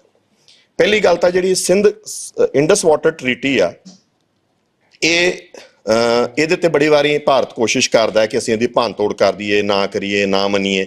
ਪਰ ਇਹਦੇ ਵਿੱਚ ਜਿਵੇਂ ਆਪਾਂ ਪਹਿਲਾਂ ਵੀ ਗੱਲ ਕਰ ਚੁੱਕੇ ਹਾਂ ਕਿ ਚਾਈਨਾ ਦਾ ਵੀ ਇੱਕ ਬਹੁਤ ਵੱਡਾ ਰੋਲ ਆ। ਉਹ ਵੀ ਕੱਲ ਨੂੰ ਉਹਨੂੰ ਵੀ ਐਕਸਕਿਊਜ਼ ਮਿਲ ਜਾਂਦਾ ਵੀ ਤੁਸੀਂ ਜੇ ਹਿਲਾਉਣੇ ਹੋ ਤਾਂ ਮੈਂ ਵੀ ਹਿਲਾ ਸਕਦਾ। ਤਾਂ ਇਹਦੇ ਉੱਤੇ ਪਹਿਲਾਂ ਇੱਕ ਵਾਰੀ ਇੱਕ ਮੀਟਿੰਗ ਬੈਠੀ ਸੀ ਬਹੁਤ, ਉਦੋਂ ਜਦੋਂ ਹਲੇ ਪਾਣੀ ਦੀ ਵੰਡ ਨਹੀਂ ਹੋਈ ਸੀ। ਤਾਂ ਉਹਨਾਂ ਨੇ ਆਖਿਆ ਸੀਗਾ ਕਿ ਵੀ ਇਹ ਪਾਣੀ ਦੀ ਵੰਡ ਕਿਵੇਂ ਹੋਵੇ। ਜਾਰਡਨ ਰਿਵਰ ਦਾ ਵੀ ਰੌਲਾ ਸੀ, ਸਿੰਧ ਘਾਟੀ ਦਾ ਵੀ ਚੱਕਰ ਸੀਗਾ। ਤਾਂ ਉਹ ਜਿਹੜੀ ਮੀਟਿੰਗ ਬੈਠੀ ਸੀ ਉਹਦੇ ਵਿੱਚ ਜਿਹੜਾ ਵਰਲਡ ਦੇ ਜਿੰਨੇ ਹੋਰ ਜਿਹੜੇ ਅਮਰੀਕਾ ਨੇ ਆਪਦੇ ਹੋਰ ਬੰਦੇ ਬਿਠਾਏ ਸੀ ਉਹਦੇ ਵਿੱਚ, ਜਾਂ ਜਿਹੜੇ ਹੋਰ ਐਕਸਪਰਟ ਸੀਗੇ, ਉਹਨਾਂ ਦਾ ਇਹ ਕਹਿਣਾ ਸੀਗਾ ਕਿ ਯੂਟਿਲਿਟੀ ਦੇ ਹਿਸਾਬ ਨਾਲ ਪਾਣੀ ਵੰਡਿਆ ਜਾਵੇ, ਜ਼ਰੂਰਤ ਦੇ ਹਿਸਾਬ ਨਾਲ ਪਾਣੀ ਵੰਡ ਲਓ।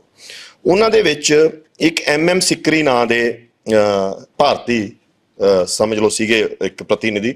ਉਹਨਾਂ ਨੇ ਆਖਿਆ ਕਿ ਜਿਹੜਾ ਅਪਰ ਰੈਪੇਰੀਅਨ ਹੁੰਦਾ ਹੈ, ਜਿਹਦਾ ਪਾਣੀ ਜਿੱਥੋਂ ਲੰਘਦਾ ਹੈ, ਉਹਦਾ ਸਾਰਾ ਐਬਸੋਲੂਟ ਰਾਈਟ ਆ ਉਹ ਹੇਠਲੇ ਨੂੰ ਦੇਵੇ ਜਾਂ ਨਾ ਦੇਵੇ। ਉਹਦੇ ਬਹੁਤ ਹੰਗਾਮਾ ਮੱਚਿਆ ਤੇ MM ਸਿਕਰੀ ਪਾਕਿਸਤਾਨ ਨੂੰ ਬਿਲਕੁਲ ਇੱਕ ਬੂੰਦ ਵੀ ਪਾਣੀ ਨਹੀਂ ਦੇਣਾ ਚਾਹੁੰਦਾ ਸੀ। ਉਹਦਾ ਕਾਰਨ ਇਹ ਸੀਗਾ ਕਿ ਉਹ ਲਾਹੌਰ ਤੋਂ ਆਇਆ ਸੀ, ਉਹਦੀ ਫੈਮਿਲੀ ਨੂੰ ਵੀ ਬਹੁਤ ਬੁਰੀ ਤਰ੍ਹਾਂ ਮਤਲਬ ਉਹਨੂੰ ਨੁਕਸਾਨ ਬਹੁਤ ਝੱਲਿਆ ਸੀ ਉਸ ਪਰਿਵਾਰ ਨੇ। ਤਾਂ ਉਹਦੀ ਇੱਕ ਭਾਵਨਾ ਉਹ ਵੀ ਉੱਠਦੀ ਸੀ। ਪਰ ਉਹ ਬਹੁਤ ਇੰਟੈਲੀਜੈਂਟ ਆਏ ਸੀਗਾ ਕਿ ਉਹ ਐਡਵੋਕੇਟ ਜਨਰਲ ਰਿਹਾ ਸੀ ਪੰਜਾਬ ਦਾ ਉਦੋਂ ਪਹਿਲਾਂ। ਤੇ ਉਹਨੇ ਸਾਈਟ ਕੀਤਾ ਅਮਰੀਕਾ ਦਾ ਆਪਦਾ ਕਾਨੂੰਨ। ਉਹਨੇ ਕਿਹਾ ਵੀ ਤੁਸੀਂ ਹਰਮਨ, ਇੱਕ ਜਸਟਿਸ ਹਰਮਨ ਦੀ ਇੱਕ ਰਿਪੋਰਟ ਹੈਗੀ, ਹਰਮਨ ਕਹਿ ਦੋ, ਜਿਹਨੇ ਮੈਕਸੀਕੋ ਨੂੰ ਜਾਂਦਾ ਪਾਣੀ ਬਿਲਕੁਲ ਰੋਕਤਾ, ਇਹ ਕਹਿ ਕੇ ਕਿ ਇਹ ਅਪਰ ਰੈਪੇਰੀਅਨ ਸਾਡੀ ਰਾਈਟ ਆ, ਅਸੀਂ ਤਾਂ ਪਾਣੀ ਖੋ ਸਕਦੇ ਹਾਂ। ਸੋ ਪਾਣੀ ਦਾ ਜਿੱਥੇ ਵੀ ਵੰਡ ਹੋਈ ਆ ਉੱਥੇ ਡਾਢੇ ਦਾ 37 20 100 ਉਹ ਗੱਲ ਆ ਵੀ ਜਿਹਨੇ ਵੀ ਛਿੱਤਰਨਾ ਜਿੰਨਾ ਖੋਹ ਲਿਆ। ਆਪਣੀ ਵੀ ਉਵੇਂ ਲੁੱਟ ਹੋ ਰਹੀ ਆ। ਤਕੜੇ ਨੇ ਆ ਕੇ ਖੋ ਕੇ ਪਾਕਿਸਤਾਨ ਨੂੰ ਦੇਤਾ ਵੱਧ, ਇਹਨਾਂ ਨੇ ਆਪਣਾ ਖੋ ਕੇ ਰਾਜਸਥਾਨ ਨੂੰ ਦੇਤਾ ਉਹਨੂੰ ਪੂਰਾ ਕਰਨ ਨੂੰ। ਸੋ ਅੱਜ ਵੀ ਉਹ ਲੁੱਟ ਚੱਲ ਰਹੀ ਆ। ਬਟ ਉਹ ਜਿਹੜੀ ਕਮੇਟੀ ਬਣੀ ਉਹ ਅੱਗੇ ਜਾ ਕੇ ਉਹਨਾਂ ਨੇ ਸਿੰਧ ਜਿਹੜਾ ਇੰਡਸ ਵਾਟਰ ਟ੍ਰੀਟੀ ਨੂੰ ਜਾਇਜ਼ ਕਿਹਾ। ਤੇ ਉਦੋਂ ਬਾਅਦ ਅੱਗੇ ਆ ਕੇ ਅਮਰੀਕਾ ਨੇ ਵੇਖਿਆ ਕਿ ਵੀ ਕੱਲ ਨੂੰ ਕੋਈ ਵੀ ਇਹਨਾਂ ਚੋਂ ਜਿਹੜਾ ਹੈਗਾ ਉਹ ਸਿੰਧ ਇੰਡਸ ਵਾਟਰ ਟ੍ਰੀਟੀ ਨੂੰ ਤੋੜ ਨਾ ਦੇਵੇ। ਜੋ ਇਹ ਪਾਣੀ ਜਿਵੇਂ ਵਗ ਰਿਹਾ ਇਹ ਐਂ ਵਗੇ, ਜਿੰਨਾ ਭਾਰਤ ਨੂੰ ਮਿਲ ਰਿਹਾ ਭਾਰਤ ਨੂੰ ਮਿਲੇ, ਜਿੰਨਾ ਪਾਕਿਸਤਾਨ ਨੂੰ ਮਿਲ ਰਿਹਾ ਪਾਕਿਸਤਾਨ ਨੂੰ ਮਿਲੇ, ਇਹਦੇ ਤੇ ਕੋਈ ਬੰਨ ਨਾ ਲੱਗ ਸਕਣ ਜਾਂ ਕੁਛ ਨਾ ਲੱਗ ਸਕਣ।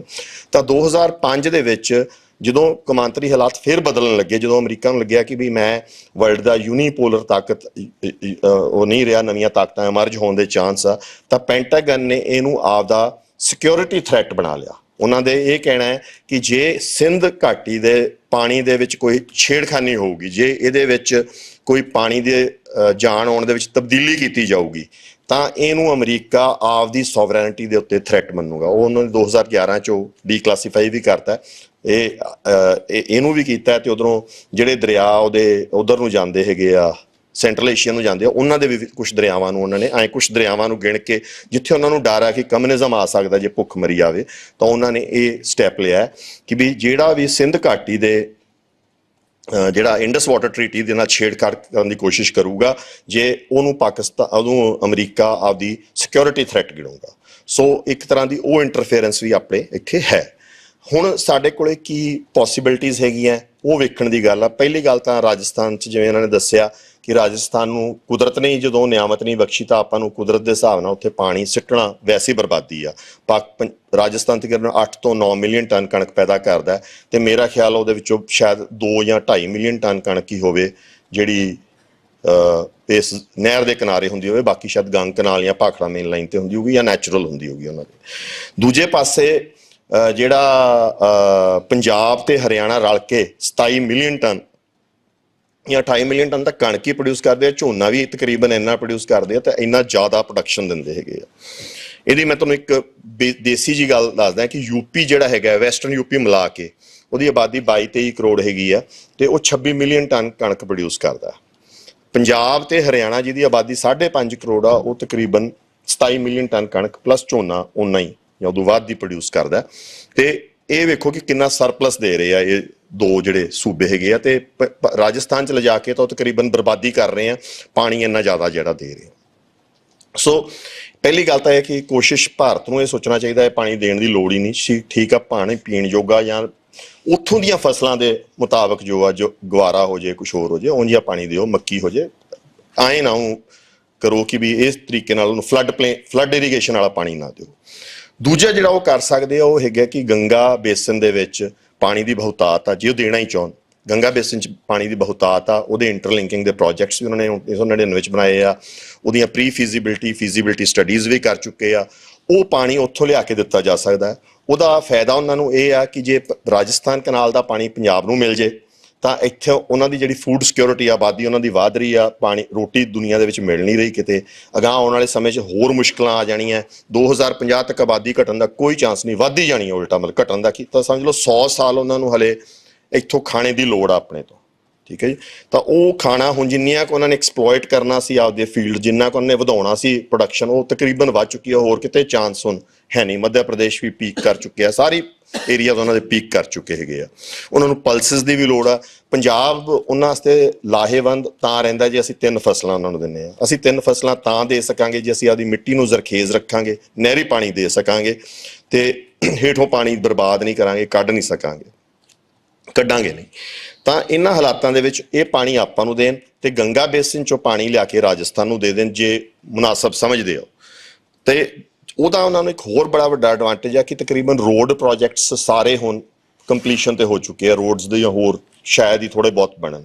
ਤਾਂ ਜੇ ਉਹ ਕੈਨਾਲਸ ਦੇ ਪ੍ਰੋਜੈਕਟਸ ਨੂੰ ਟੇਕ ਅਪ ਕਰ ਲੈਂਦੇ ਆ, ਚਾਹੇ ਲੋਨ ਲੈ ਕੇ ਚਾਹੇ ਕਰਜ਼ਾ ਲੈ ਕੇ ਵਰਲਡ ਬੈਂਕ ਤੋਂ ਟੇਕ ਅਪ ਵੀ ਕਰਦੇ ਆ, ਤਾਂ ਇੱਕ ਵਾਰੀ ਉਹਨਾਂ ਨੂੰ GDP ਦੇ ਵਿੱਚ ਵੀ 2-3% ਦਾ ਉਛਾਲ ਉਹਦੇ ਨਾਲ ਵੀ ਮਿਲਦਾ, ਡਿਵੈਲਪਮੈਂਟ ਦੇ ਨਾਲ ਵੀ, ਤੇ ਰੁਜ਼ਗਾਰ ਵੀ ਮਿਲਦੀ ਆ ਲੋਕਾਂ ਨੂੰ, ਤੇ ਇਹ ਮਸਲਾ ਵੀ ਸਾਡਾ ਹੱਲ ਹੁੰਦਾ ਹੈ।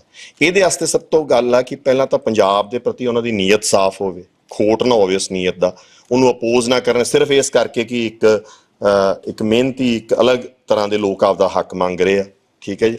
ਉਸ ਨੀਤੀ ਸਾਫ਼ ਹੋਵੇ। ਫਿਰ ਉਹ ਨੀਤੀ ਜਿਹੜੀ ਕਿ ਚਾਹੇ ਨੀਤੀ ਕਿੰਨੀ ਵੀ ਸਾਫ਼ ਹੋਵੇ, ਭਾਰਤ ਇੰਨਾ ਕਰਪਟ ਤੇ ਇੰਨਾ ਬੁਰੀ ਹਾਲਤ ਹੋ ਚੁੱਕੀ ਹੈ, ਸਾਡਾ ਚਰਮਰਾ ਚੁੱਕੀ ਹੈ ਬਿਊਰੋਕ੍ਰੇਸੀ ਤੇ ਸਿਸਟਮ ਇਹਦਾ, ਤੇ ਕਿਰਦਾਰ ਪੱਖੋਂ ਇਹਨਾਂ ਡਿੱਗ ਚੁੱਕਿਆ ਕਿ ਉਹ ਨੀਤੀ ਥੱਲੇ ਤੱਕ ਉਹ ਲਾਗੂ ਕਰ ਸਕਣ ਕਿਸੇ ਢੰਗ ਨਾਲ, ਜਿਵੇਂ ਉਹਨਾਂ ਨੇ ਸੜਕਾਂ ਦੀ ਲਾਗੂ ਕੀਤੀ ਉਵੇਂ ਉਹ ਦਰਿਆਵਾਂ ਦੀ ਲਾਗੂ ਕਰ ਸਕਣ।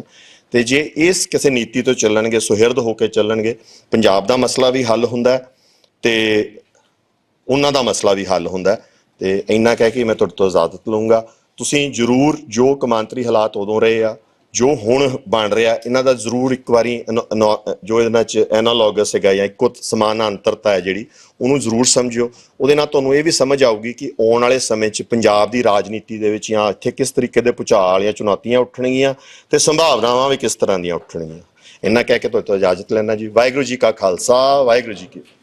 ਬਹੁਤ ਧੰਨਵਾਦ ਸਰਦਾਰ ਅਜੇਪਾਲ ਸਿੰਘ ਬਰਾੜ ਹੋਣਾ ਦਾ, ਜਿਨ੍ਹਾਂ ਨੇ ਪੰਜਾਬ ਦੀ ਪਾਣੀਆਂ ਦੀ ਵੰਡ ਦੇ ਵਿੱਚ ਇਤਿਹਾਸ ਦੇ ਵਿੱਚ ਕੌਮਾਂਤਰੀ ਤਾਕਤਾਂ ਦਾ ਕੀ ਰੋਲ ਰਿਹਾ, ਅੱਜ ਕੌਮਾਂਤਰੀ ਤਾਕਤਾਂ ਕਿਵੇਂ ਇਸ ਮਸਲੇ ਨੂੰ ਪ੍ਰਭਾਵਿਤ ਕਰ ਰਹੀਆਂ ਨੇ, ਉਸ ਚੀਜ਼ ਬਾਰੇ ਗੱਲਬਾਤ ਕੀਤੀ। ਤੇ ਹੁਣ ਅੱਜ ਦੀ ਗੱਲਬਾਤ ਬਾਰੇ ਜੇ ਕਿਸੇ ਦਾ ਕੋਈ ਸਵਾਲ ਆ ਤੇ ਟਿੱਪਣੀ ਆ, ਉਹ ਆਪਣੀ ਰੱਖ ਸਕਦਾ। ਪਹਿਲਾਂ ਬੇਨਤੀ ਹੈ ਕਿ ਜਿਨ੍ਹਾਂ ਦਾ ਸਵਾਲ ਆ ਉਹ ਪਹਿਲਾਂ ਰੱਖ ਲੈਣ, ਤੇ ਜੇ ਕੋਈ ਟਿੱਪਣੀ ਕਰਨਾ ਚਾਹੁੰਦਾ ਉਹ ਸਵਾਲਾਂ ਤੋਂ ਬਾਅਦ ਰੱਖ ਲੈਣ। ਤੇ ਜਦੋਂ ਸਵਾਲ ਪੁੱਛਣਾ ਤਾਂ ਬੁਲਾਰੇ ਨੂੰ ਸੰਬੋਧਨ ਹੋ ਕੇ ਵੀ ਕਿਹਨਾਂ ਤੋਂ ਪੁੱਛ ਰਹੇ ਹੋ।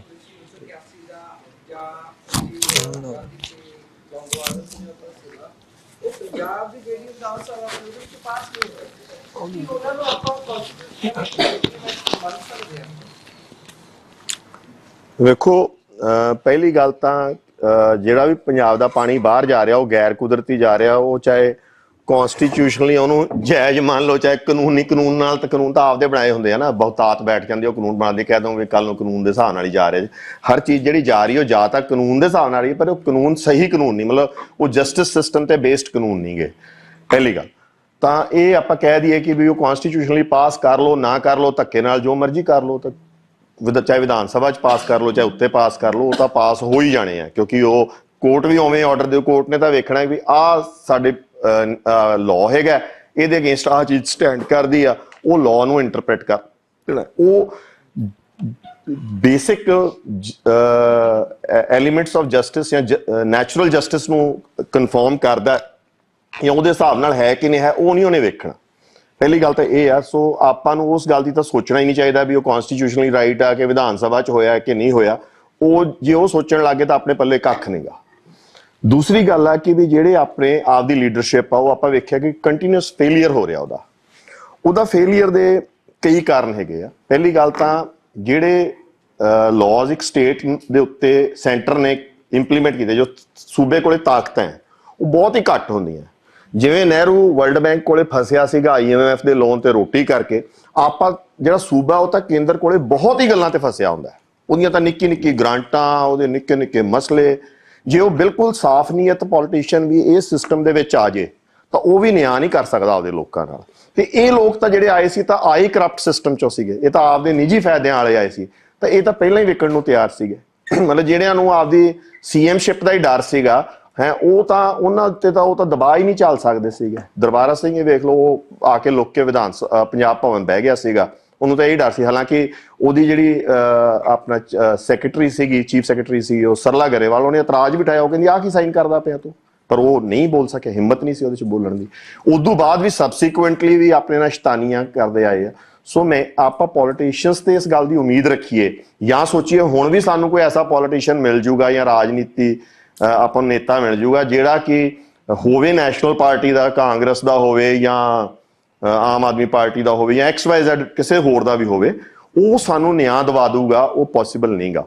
ਇਹ ਸਿਸਟਮ ਦੇ ਵਿੱਚ ਸਟਰਗਲ ਹੀ ਤੁਹਾਨੂੰ ਨਿਆਂ ਦਵਾ ਸਕਦੀ ਹੈ। ਸਿਵਲ ਰਾਈਟਸ ਮੂਵਮੈਂਟਸ ਹੋਣ ਤੁਹਾਡੀਆਂ, ਤੁਸੀਂ ਖੜੇ ਹੋ ਜਾਓ ਇੰਨੇ ਵੱਡੀ ਤਾਦਾਦ 'ਚ ਕਿ ਕੰਪਲਸ਼ਨ, ਮਤਲਬ ਇੱਕ ਪਾਸੇ ਜੇ ਦਿੱਲੀ ਦਾ ਵਜਨ ਆ ਉਹਦੇ ਉੱਤੇ ਪ੍ਰੈਸ਼ਰ ਆ, ਤਾਂ ਉਹਦੇ ਬਰਾਬਰ ਕਾਊਂਟਰ ਵੇਟ ਇੱਥੇ ਪੋਪੂਲੇਸ਼ਨ ਦਾ ਕ੍ਰੀਏਟ ਕਰਨਾ ਪਊਗਾ, ਫੇਰ ਹੀ ਸਾਨੂੰ ਨਿਆਂ ਦਊ। ਕਿਉਂਕਿ ਸਾਡੀ ਸਿਚੁਏਸ਼ਨ ਇਹ ਜੀ ਆ, ਜਿੰਨੀ ਦੇਰ ਅਸੀਂ ਕੋਈ ਫਾਈਨਲ ਹੀਲੇ ਨਹੀਂ ਕਰ ਸਕਦੇ ਤਾਂ ਉਨੀ ਦੇਰ ਇਹੀ ਹਾਲਾਤ ਆ। ਬਾਕੀ ਕੱਲ ਨੂੰ ਭਾਰਤ ਦੀ ਨੀਤੀ ਬਦਲ ਜੇ, ਇੱਥੇ ਕੋਈ ਯੂਨੀਅਨ ਆਫ ਸਟੇਟਸ ਵਰਗੀ ਕੋਈ ਗੱਲ ਹੋ ਜਾਏ ਜਾਂ ਕੁਛ ਹੋ ਜਾਏ, ਫਿਰ ਸ਼ਾਇਦ ਆਪਾਂ ਨੂੰ ਨਿਆਂ ਮਿਲ ਜਾਏ। ਇਹ ਸਿਸਟਮ 'ਚ ਆਪਾਂ ਨੂੰ ਕੋਰਟਸ ਤੋਂ ਜਾਂ ਜੁਡੀਸ਼ਰੀ ਤੋਂ ਜਾਂ ਲੈਜਿਸਲੇਚਰ ਤੋਂ ਵਸੀਲਿਆਂ ਦੇ ਮਸਲੇ 'ਚ ਨਿਆਂ ਮਿਲ ਜੂ, ਮੈਨੂੰ ਨਹੀਂ ਲੱਗਦਾ। ਸਰ ਜਿਵੇਂ ਆਪਣੇ ਫੈਡਰਲ, ਮੇਰਾ ਵੈਸੇ PhD ਦਾ ਕੰਮ ਇਹਦੇ ਤੇ ਚੱਲ ਰਿਹਾ ਸਰ। ਮੇਰਾ ਇੱਕ ਫੈਡਰਲ ਸਟਰਕਚਰ ਤੇ ਇੰਟਰਨੈਸ਼ਨਲ ਰਿਵਰ ਵਾਟਰ ਸ਼ੇਅਰਿੰਗ ਤੇ ਆ। ਜੇ ਮੈਂ US ਦੀ ਗੱਲ ਕਰਦਾ, ਕੈਨੇਡਾ ਦੀ ਗੱਲ ਕਰਦਾ, ਆਸਟ੍ਰੇਲੀਆ ਦੀ ਗੱਲ ਕਰਦਾ, ਤਾਂ ਉੱਥੇ ਸਬਜੈਕਟ ਜਿਹੜਾ ਵਾਟਰ ਸਬਜੈਕਟ ਆ ਉਹ ਸਟੇਟ ਦੇ ਕੋਲ ਆ ਮੋਸਟਲੀ। ਤੇ ਜੇ ਉਹਨਾਂ ਨੇ ਜਾਂ ਕੋਈ ਕਨਫਲਿਕਟ ਹੁੰਦਾ ਵੀ ਆ ਤਾਂ ਉਹ ਰਿਪੇਰੀਅਨ, ਅਪਰ ਰਿਪੇਰੀਅਨ ਤੇ ਡਾਊਨ ਰਿਪੇਰੀਅਨ ਦੇ ਤੌਰ ਤੇ ਹੀ ਹੁੰਦਾ। ਪਰ ਇੰਡੀਆ ਦੇ ਵਿੱਚ ਜੇ ਆਪਾਂ ਤਮਿਲਨਾਡੂ ਕਾਵੇਰੀ ਦੀ ਗੱਲ ਕਰਦੇ ਆ, ਉੱਥੇ ਤਾਂ ਇਹ ਯੂਜ਼ ਕਰ ਲੈਂਦੇ ਨੇ ਵੀ ਪੌਂਡੀਚੇਰੀ ਹੋ ਗਿਆ ਤਮਿਲਨਾਡੂ ਤੇ ਉਹਦੇ ਆਪਣੀ ਥਰਡ ਸਟੇਟ ਹੈ ਜਿਹੜੀ। ਪਰ ਪੰਜਾਬ ਤੇ ਹਰਿਆਣੇ ਵਿੱਚ ਐਦਾਂ ਦਾ ਕੋਈ ਨਹੀਂ, ਵੈਸਟਰਨ ਫਲੋ ਅਲੱਗ ਆ, ਈਸਟਰਨ ਫਲੋ ਅਲੱਗ ਚੀਜ਼ ਚੱਲ ਰਹੀ ਆ। ਕੀ ਮਤਲਬ ਇਹ ਜਿਹੜਾ ਕੁਦਰਤੀ ਬਹਾਅ ਹੈ ਉਸ ਨੂੰ ਆਪਾਂ ਛੇੜਛਾੜ, ਮਤਲਬ ਕਿੰਨਾ ਕੁ ਇਹ ਨੈਗੇਟਿਵ ਇੰਪੈਕਟ ਪਾਏਗਾ ਫਿਰ ਇਹ? ਪਹਿਲੀ ਗੱਲ ਤਾਂ ਵਰਲਡ ਦੇ ਵਿੱਚ ਨਾ, ਚਾਹੇ ਦੁਨੀਆ ਦੇ ਕਿਤੇ ਵੀ ਤੁਸੀਂ ਵੇਖ ਲਓ, USA ਦਾ ਹੀ ਐਗਜ਼ਾਮਪਲ ਲੈ ਲਓ। USA ਨੇ ਜਿੱਦਾਂ ਤਾਂ ਵਿਦਨ ਦੇਅਰ ਕੰਟਰੀ ਜੋ ਉਹਨਾਂ ਨੇ ਲਾਜ਼ ਆ, ਉਹ ਲਾਜ਼ ਨਾਲ ਉਹ ਮੈਕਸੀਕੋ ਨੂੰ ਨਹੀਂ ਡੀਲ ਕਰਦੇ, ਉਹ ਬਿਲਕੁਲ ਅਲੱਗ ਕਾਨੂੰਨਾਂ ਨਾਲ ਡੀਲ ਕਰਦੇ ਉਹਨੂੰ। ਜਾਂ ਠੀਕ ਹੈ ਜੀ, ਅੰਦਰ ਵੀ ਉਹਨਾਂ ਨੇ ਨਿਊਯਾਰਕ ਨੂੰ ਪਾਣੀ ਦੇਣਾ ਸੀ ਤਾਂ ਉਹਦੇ ਬੜੇ ਤਰੀਕੇ ਉਹਨਾਂ ਨੇ ਟੇਢੇ ਮੇਢੇ ਕਰਕੇ ਦੇ ਦਿੱਤਾ। ਬਟ ਇਹ ਆ ਕਿ ਵੀ ਜਿਹੜੇ ਮੋਟੇ-ਮੋਟੇ ਤੌਰ ਤੇ 3-4 ਤਰੀਕਿਆਂ ਨਾਲ ਹੀ ਪਾਣੀ ਵੰਡਿਆ ਜਾਂਦਾ। ਇੱਕ ਰਾਈਪੇਰੀਅਨ ਲਾਅ, ਇੱਕ ਬੇਸਿਨ ਦਾ ਲਾਅ ਹੈ, ਇੱਕ ਇਹ ਆ ਕਿ ਵੀ ਆਪਣਾ ਸਮੀਰ ਸੈਲਬਾ ਲਾਅ ਹੈਗਾ ਜਿਹੜਾ ਜਾਰਡਨ ਰਿਵਰ ਨੂੰ ਜਿਵੇਂ ਵੰਡਿਆ ਗਿਆ, ਠੀਕ ਹੈ। ਇੱਕ ਹੈਲਸਿੰਕੀ ਐਗਰੀਮੈਂਟ ਹੈਗਾ, ਉਹ ਅੱਜ ਕੱਲ ਮੈਥਡ ਯੂਜ਼ ਹੋ ਰਿਹਾ। ਤੇ ਇੱਕ ਮੈਥਡ ਆ ਕਿ ਵੀ ਜਿਵੇਂ ਪਾਣੀ ਜਾ ਰਿਹਾ ਸੀ ਉਹਨੂੰ ਉਵੇਂ ਹੀ ਰੱਖਿਆ ਜਾਵੇ, ਠੀਕ ਹੈ ਜੀ। ਜਾਂ ਹੁਣ ਜਿਹੜੇ ਲਾਜ਼ ਭਾਰਤ ਦੇ ਵਿੱਚ ਹੁੰਦੇ ਆ ਯੂਟਿਲਿਟੀ, ਜਿਹੜਾ ਭਾਰਤ ਦੇ ਵਿੱਚ ਪਾਣੀ ਦੀ ਵੰਡ ਹੁੰਦੀ ਆ ਜਾਂ ਜੋ ਵੀ ਤਰੀਕਾ ਕਾਰ ਕੀਤਾ ਜਾਂਦਾ, ਉਹ ਇੱਕ ਮੋਟੀ ਜਿਹੜੀ ਉਹਦੀ ਜਿਹੜੀ ਮੋਟਾ ਉਹਦਾ ਜਿਹੜਾ ਮੈਥਡ ਆ, ਉਹ ਹੈਗਾ ਕਿ ਇਹਨਾਂ ਨੇ ਇੰਡੀਆ ਨੂੰ ਇੱਕ ਯੂਨਿਟ ਮੰਨਦੇ ਆ। ਉਹਦੇ ਵਿੱਚ ਚਾਹੇ ਕਲਚਰਲੀ ਵੀ ਸਾਰਿਆਂ ਨੂੰ ਇੱਕੋ ਕਰਨਾ ਚਾਹੁੰਦੇ ਆ, ਯੂਟਿਲਿਟੀ ਵੀ ਉਸ ਹਿਸਾਬ ਨਾਲ ਸੋਚਦੇ ਹੈਗੇ ਆ ਉਹਨੂੰ। ਜਿਵੇਂ ਆਪਣੇ ਫਾਈਨੈਂਸ ਕਮਿਸ਼ਨ ਆ ਹਨਾ, ਉਹ ਪੈਸੇ ਦੀ ਵੰਡ ਵੀ ਇਸ ਹਿਸਾਬ ਨਾਲ ਨਹੀਂ ਕਰਦਾ ਕਿ ਕਿਹੜੀ ਕਮਿਊਨਿਟੀ। ਫॉर ਐਗਜ਼ਾਮਪਲ ਜੇ ਮਹਾਰਾਸ਼ਟਰ 100 ਰੁਪਏ ਟੈਕਸ ਦਿੰਦਾ, ਤੁਹਾਨੂੰ 15-16 ਰੁਪਏ ਮਿਲਦੇ ਆ ਵਾਪਸ, ਠੀਕ ਹੈ। ਪੰਜਾਬ 100 ਰੁਪਏ ਟੈਕਸ ਦਿੰਦਾ ਤਾਂ 42 ਰੁਪਏ ਵਾਪਸ ਮਿਲਦੇ ਆ। ਯੂਪੀ ਜੇ 100 ਰੁਪਏ ਟੈਕਸ ਦਿੰਦਾ ਤੁਹਾਨੂੰ 140-45 ਰੁਪਏ ਸੈਂਟਰ ਤੋਂ ਮਿਲ ਜਾਂਦੇ ਆ। ਸੋ ਉਸੇ ਤਰੀਕੇ ਹੀ ਵਸੀਲਿਆਂ ਦੀ ਡਿਸਟ੍ਰੀਬਿਊਸ਼ਨ ਆ। ਉਹ ਇੱਕ ਪਰਟੀਕੁਲਰ ਆਈਡੀਆ ਆਫ ਇੰਡੀਆ ਲੈ ਲੈਣ, ਚਾਹੇ ਉਹਨੂੰ ਆਪਣਾ ਜੈ ਸ਼੍ਰੀ ਰਾਮ ਵਾਲਾ ਸਲੋਗਨ ਦੇ ਦੇਣ, ਕਿਸੇ ਤਰੀਕੇ ਨਾਲ ਉਹਨਾਂ ਨੇ ਬੰਨਣਾ, ਤੁਹਾਨੂੰ ਬਣਾਉਣਾ ਇੱਕੋ ਖਿਚੜੀ, ਮਤਲਬ ਮੈਲਟਿੰਗ ਪੌਟ 'ਚ ਪਾ ਕੇ ਇੱਕੋ ਤਰੀਕੇ ਵੱਲ ਲਿਜਾ ਰਹੇ ਆ। ਪਹਿਲੀ ਗੱਲ ਤਾਂ ਇਹ ਆ। ਸੈਕੰਡ ਇਹ ਆ ਕਿ ਵੀ ਕਿਤੇ ਨਾ ਕਿਤੇ ਮੈਨੂੰ ਇਹ ਲੱਗਦਾ ਕਿ ਜਿਹੜਾ ਕੰਟਰੀ ਐਸ ਸੱਚ ਇੰਡੀਆ ਹੈਗਾ, ਉਹਦੇ ਵਿੱਚ ਨੈਸ਼ਨਲ ਪਰਸਪੈਕਟਿਵਸ ਵੀ ਪੂਰੇ ਨਹੀਂ ਹੇਠਾਂ ਤੱਕ ਇੰਪਲੀਮੈਂਟ ਹੋ ਰਹੇ। ਉਹਨਾਂ ਦੀਆਂ ਚਾਹੇ ਉਹ ਕਿੰਨੀਆਂ ਵੀ ਨੀਤੀਆਂ ਬਣਾ ਲੈਣ, ਪਰ ਕਿਰਦਾਰ ਇਹਨਾਂ ਗਿਰ ਚੁੱਕਿਆ ਹੈ, ਸਟਰਕਚਰ ਇਹਨਾਂ ਟੁੱਟ ਚੁੱਕਿਆ ਹੈ, ਤੇ ਸਿਸਟਮ ਹੱਥੋਂ ਨਿਕਲ ਚੁੱਕਿਆ, ਸਿਸਟਮ ਕਰੰਬਲ ਹੋ ਚੁੱਕਿਆ ਹੈ ਕਿ ਵੀ ਉਹ ਚਾਹੇ ਬਿਹਤਰੀ ਵੀ ਚਾਹੁੰਦੇ ਹੋਣ ਕਿਸੇ ਇਲਾਕੇ ਦੀ ਜਾਂ ਕੁਝ ਕਰਨਾ ਵੀ ਚਾਹੁੰਦੇ ਹੋਣ, ਤਾਂ ਉਹਨਾਂ ਦੇ ਵੱਸ ਦਾ ਰੋਗ ਨਹੀਂ ਹੋਣੇ ਰਹੇਗਾ।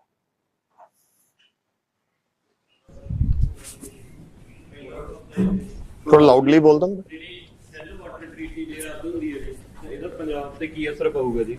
ਤੇ ਦੂਸਰਾ ਇਹ ਹੈ ਜਿਹੜੀ ਗੰਗ ਕਨਾਲ ਜਾ ਰਹੀ ਹੈ ਜੀ, ਇਹਦਾ ਮੋਸਟਲੀ ਪਾਣੀ ਜਿਹੜਾ ਪੰਜਾਬੀ ਭਾਈਚਾਰਾ ਸਿੱਖ ਭਾਈਚਾਰਾ ਉਹੀ ਯੂਜ਼ ਕਰ ਰਿਹਾ ਗੰਗਾ ਨਗਰ ਦਾ ਇਹ ਤੇ ਪਦਮਪੁਰ ਦੇ ਇਲਾਕੇ ਦੇ ਲਈ, ਇਹਦਾ ਕਿਸ ਤਰ੍ਹਾਂ ਦਾ ਰਿਵਿਊ ਕੀਤਾ ਜਾਣਾ ਚਾਹੀਦਾ ਜੀ? ਦੇਖੋ ਗੰਗ ਕਨਾਲ ਦੇ ਉੱਤੇ ਮੇਰਾ ਖਿਆਲ ਨਾਲ ਹਮੇਸ਼ਾ ਹੀ ਇੱਕ ਸਟੈਂਡ ਰਿਹਾ ਪੰਜਾਬ ਦਾ ਓਵਰਆਲ ਹੀ, ਉਹ ਇਹ ਰਿਹਾ ਕਿ ਵੀ ਅਸੀਂ ਗੰਗ ਕਨਾਲ ਨੂੰ ਨਹੀਂ ਛੇੜਦੇ ਹਨਾ ਕਿਸੇ ਵੀ ਇਸ਼ੂ ਦੇ ਵਿੱਚ ਆ ਕੇ। ਹੁਣ ਵੀ ਆਪਾਂ ਜੇ ਮੁੱਦਕੀ ਮੋਰਚੇ ਤੇ ਵੀ ਬੈਠੇ ਆ ਤਾਂ ਆਪਣਾ ਮੇਨ ਥਰਸਟ ਹੈਗਾ ਕਿ ਜਿੱਥੇ 80% ਆਪਣੀ ਪ੍ਰੋਬਲਮ ਆ ਆਪਾਂ ਉਹਨੂੰ ਟੱਚ ਕਰੀਏ, ਰਾਜਸਥਾਨ ਫੀਡਰ ਕਨਾਲ ਨੂੰ। ਤੇ ਗੰਗ ਕਨਾਲ ਜੇ 2100 2200 ਜਾਂ 2400 ਕਿਊਸਿਕ, ਵੈਸੇ ਉਹ 2700 ਕਿਊਸਿਕ ਦੀ ਨਹਿਰ ਆ, ਉਹ ਜਾਂਦੀ ਵੀ ਆ ਤਾਂ ਹੈ ਨਹੀਂ ਕੋਈ ਇਹਦੀ ਪ੍ਰੋਬਲਮ ਨਹੀਂ ਗਿਣੀ ਜਾਂਦੀ ਪੰਜਾਬ ਵੱਲੋਂ, ਕਿਉਂਕਿ ਕਿਸੇ ਨਾ ਕਿਸੇ ਤਰੀਕੇ ਨਾਲ ਉਹ ਪੰਜਾਬੀ ਭਾਈਚਾਰੇ ਨੂੰ ਹੀ ਸਰਵ ਕਰਦੀ। ਈਵਨ ਭਾਖੜਾ ਮੇਨ ਲਾਈਨ ਦੇ ਉੱਤੇ ਵੀ ਬਹੁਤ ਪੰਜਾਬੀ ਗਏ ਆ। ਵੈਸੇ ਤੁਹਾਨੂੰ ਗੰਗ ਕਨਾਲ ਦਾ ਵੀ ਪਾਸਟ ਦੱਸਦਾ ਕਿ ਪਹਿਲੀ ਵਾਰ ਜਦੋਂ ਮਹਾਰਾਜੇ ਨੇ ਉੱਥੇ ਵਸਾਈ ਸੀਗੀ ਉਹ ਗੰਗ ਕਨਾਲ, ਤਾਂ ਉਹਨੇ ਪੰਜਾਬ ਦੇ ਕਿਸਾਨਾਂ ਨੂੰ ਨਹੀਂ ਉਹ ਲੈ ਕੇ ਗਿਆ ਸੀ, ਉਹਨੇ ਆਪਦੇ ਹੀ ਲੋਕਾਂ ਚੋਂ ਜ਼ਮੀਨ ਵਸਾਉਣ ਦੀ ਕੋਸ਼ਿਸ਼ ਕੀਤੀ ਸੀ। ਤੇ ਜਦੋਂ 1 ਸਾਲ ਬਾਅਦ ਉਹ ਆਇਆ ਤੇ ਥੋੜੇ ਬਹੁਤ ਪੰਜਾਬੀ ਕਿਸਾਨ ਸੀ, ਜ਼ਿਆਦਾ ਉਹਨਾਂ ਦੇ ਬੰਦੇ ਸੀਗੇ। ਤੇ ਜਦੋਂ 1 ਸਾਲ ਬਾਅਦ ਉੱਥੇ ਉਹਨੇ ਗੇੜਾ ਮਾਰਿਆ ਤਾਂ ਉਹਦੇ ਕੋਲੋਂ ਮਾਲੀਆ ਨਹੀਂ ਇਕੱਠਾ ਹੋਇਆ ਸੀ, ਉੱਥੇ ਉਹਦੇ ਕੁਝ ਨਹੀਂ ਹੋਇਆ ਸੀਗਾ। ਤੇ ਉਹਨੇ ਜਦੋਂ ਆਪਦੇ ਉਹਨਾਂ ਨੂੰ ਪੁੱਛਿਆ ਆ ਕੇ ਕਿ ਵੀ ਕਿਵੇਂ ਲੱਗਦਾ ਤੁਹਾਨੂੰ, ਜੱਟਾਂ ਨੂੰ ਪੁੱਛਿਆ ਕਿ ਕਿਵੇਂ ਲੱਗਦਾ ਤੁਹਾਨੂੰ, ਤਾਂ ਉਹ ਕਹਿੰਦੇ ਮਾਈ ਬਾਪ ਹੁਕਮ ਮੌਜਾਂ ਹੀ ਮੌਜਾਂ, ਧੋਬਾ ਭਰ ਪਾਣੀ ਪੀਆਂ, ਠੀਕ ਹੈ ਨਾ। ਤੇ ਜਦੋਂ ਜੱਟਾਂ ਦੇ ਪਿੰਡਾਂ 'ਚ ਵੜਿਆ ਉਹ ਗੱਲ ਪੈ ਗਏ ਕਿ ਪਾਣੀ ਤਾਂ ਦਿੰਦਾ ਨਹੀਂ ਤੂੰ ਪ੍ਰੋਪਰ, ਕਿਉਂਕਿ ਰੇਤਾ ਆ ਕੇ ਨਹਿਰਾਂ 'ਚ ਡਿੱਗ ਜਾਂਦਾ ਸੀ, ਮਾਈਨਰਸ ਦੇ ਵਿੱਚ ਉਹ ਭਰ ਦਿੰਦੀਆਂ ਸੀ, ਵਾਟਰ ਕਲੌਗਿੰਗ ਹੋ ਜਾਂਦੀ ਸੀਗੀ। ਤਾਂ ਉਹਨੂੰ ਇਹ ਸਮਝ ਆ ਗਈ ਕਿ ਇਹ ਧੋਬਾ ਭਰ ਪਾਣੀ ਪੀਣ ਵਾਲਿਆਂ ਨੇ ਮੈਨੂੰ ਪਾਰ ਨਹੀਂ ਲਾਉਣੀ, ਤੇ ਉਹ ਮਜਬੂਰੀ ਨੂੰ ਲੈ ਕੇ ਗਿਆ ਸੀ ਬਾਕੀਆਂ ਨੂੰ। ਸੋ ਉਹ ਉਹਨਾਂ ਦੀ ਨੀਡ ਸੀਗੀ ਜਿਹਦੇ ਕਰਕੇ ਆਪਾਂ ਉੱਥੇ ਗਏ ਆ। ਠੀਕ ਆ, ਅੱਜ ਉੱਥੇ ਆਪਣੀ ਪੋਪੂਲੇਸ਼ਨ ਆ, ਅੱਜ ਉਹ ਲੈਣ ਕਿਤੇ ਵੀ ਵਹੀ ਆ, ਜਿੱਦਣ ਕਿਤੇ ਲੈਣਾ ਹਿੱਲੀਆਂ ਉਹ ਲੈਣ ਆਪਣੇ ਅੰਦਰ ਹੀ ਡਿੱਗਣੀ ਆ ਇੱਧਰ ਨੂੰ ਆ ਕੇ। ਤਾਂ ਉਹ ਪਾਣੀ ਜੇ ਦਿੰਦੇ ਵੀ ਰਾਂਗੇ 2100 2700 2400 ਕਿਊਸਿਕ ਤਾਂ ਕੋਈ ਵੱਡਾ ਪਰਲੇ ਨਹੀਂ ਆਉਣ ਲੱਗੀ, ਬਹੁਤ ਛੋਟੀ ਇੱਕ ਮਾਈਨਰ ਜੀ ਨਹਿਰ ਜੋਗਾ ਹੀ ਪਾਣੀ ਹੈਗਾ। ਪਰ ਜਿਹੜਾ ਆਪਣਾ ਮੇਜਰ ਲੁੱਟ ਹੋ ਰਹੀ ਆ 8.5 ਮਿਲੀਅਨ ਏਕੜ ਫੁੱਟ ਜਾਂ 9 ਮਿਲੀਅਨ ਏਕੜ ਫੁੱਟ, ਆਪਾਂ ਨੂੰ ਉਹਦੇ ਤੇ ਫੋਕਸ ਕਰਦੇ ਆ। ਬਾਕੀ ਸਿੰਧ ਵਾਟਰ ਟ੍ਰੀਟੀ ਦਾ ਕੀ ਅਸਰ ਪੈ ਸਕਦੇ ਆ ਉਹ ਬਾਈ ਹਰੇ ਦੱਸ ਸਕਦੇ ਤੁਹਾਨੂੰ ਬੈਟਰ।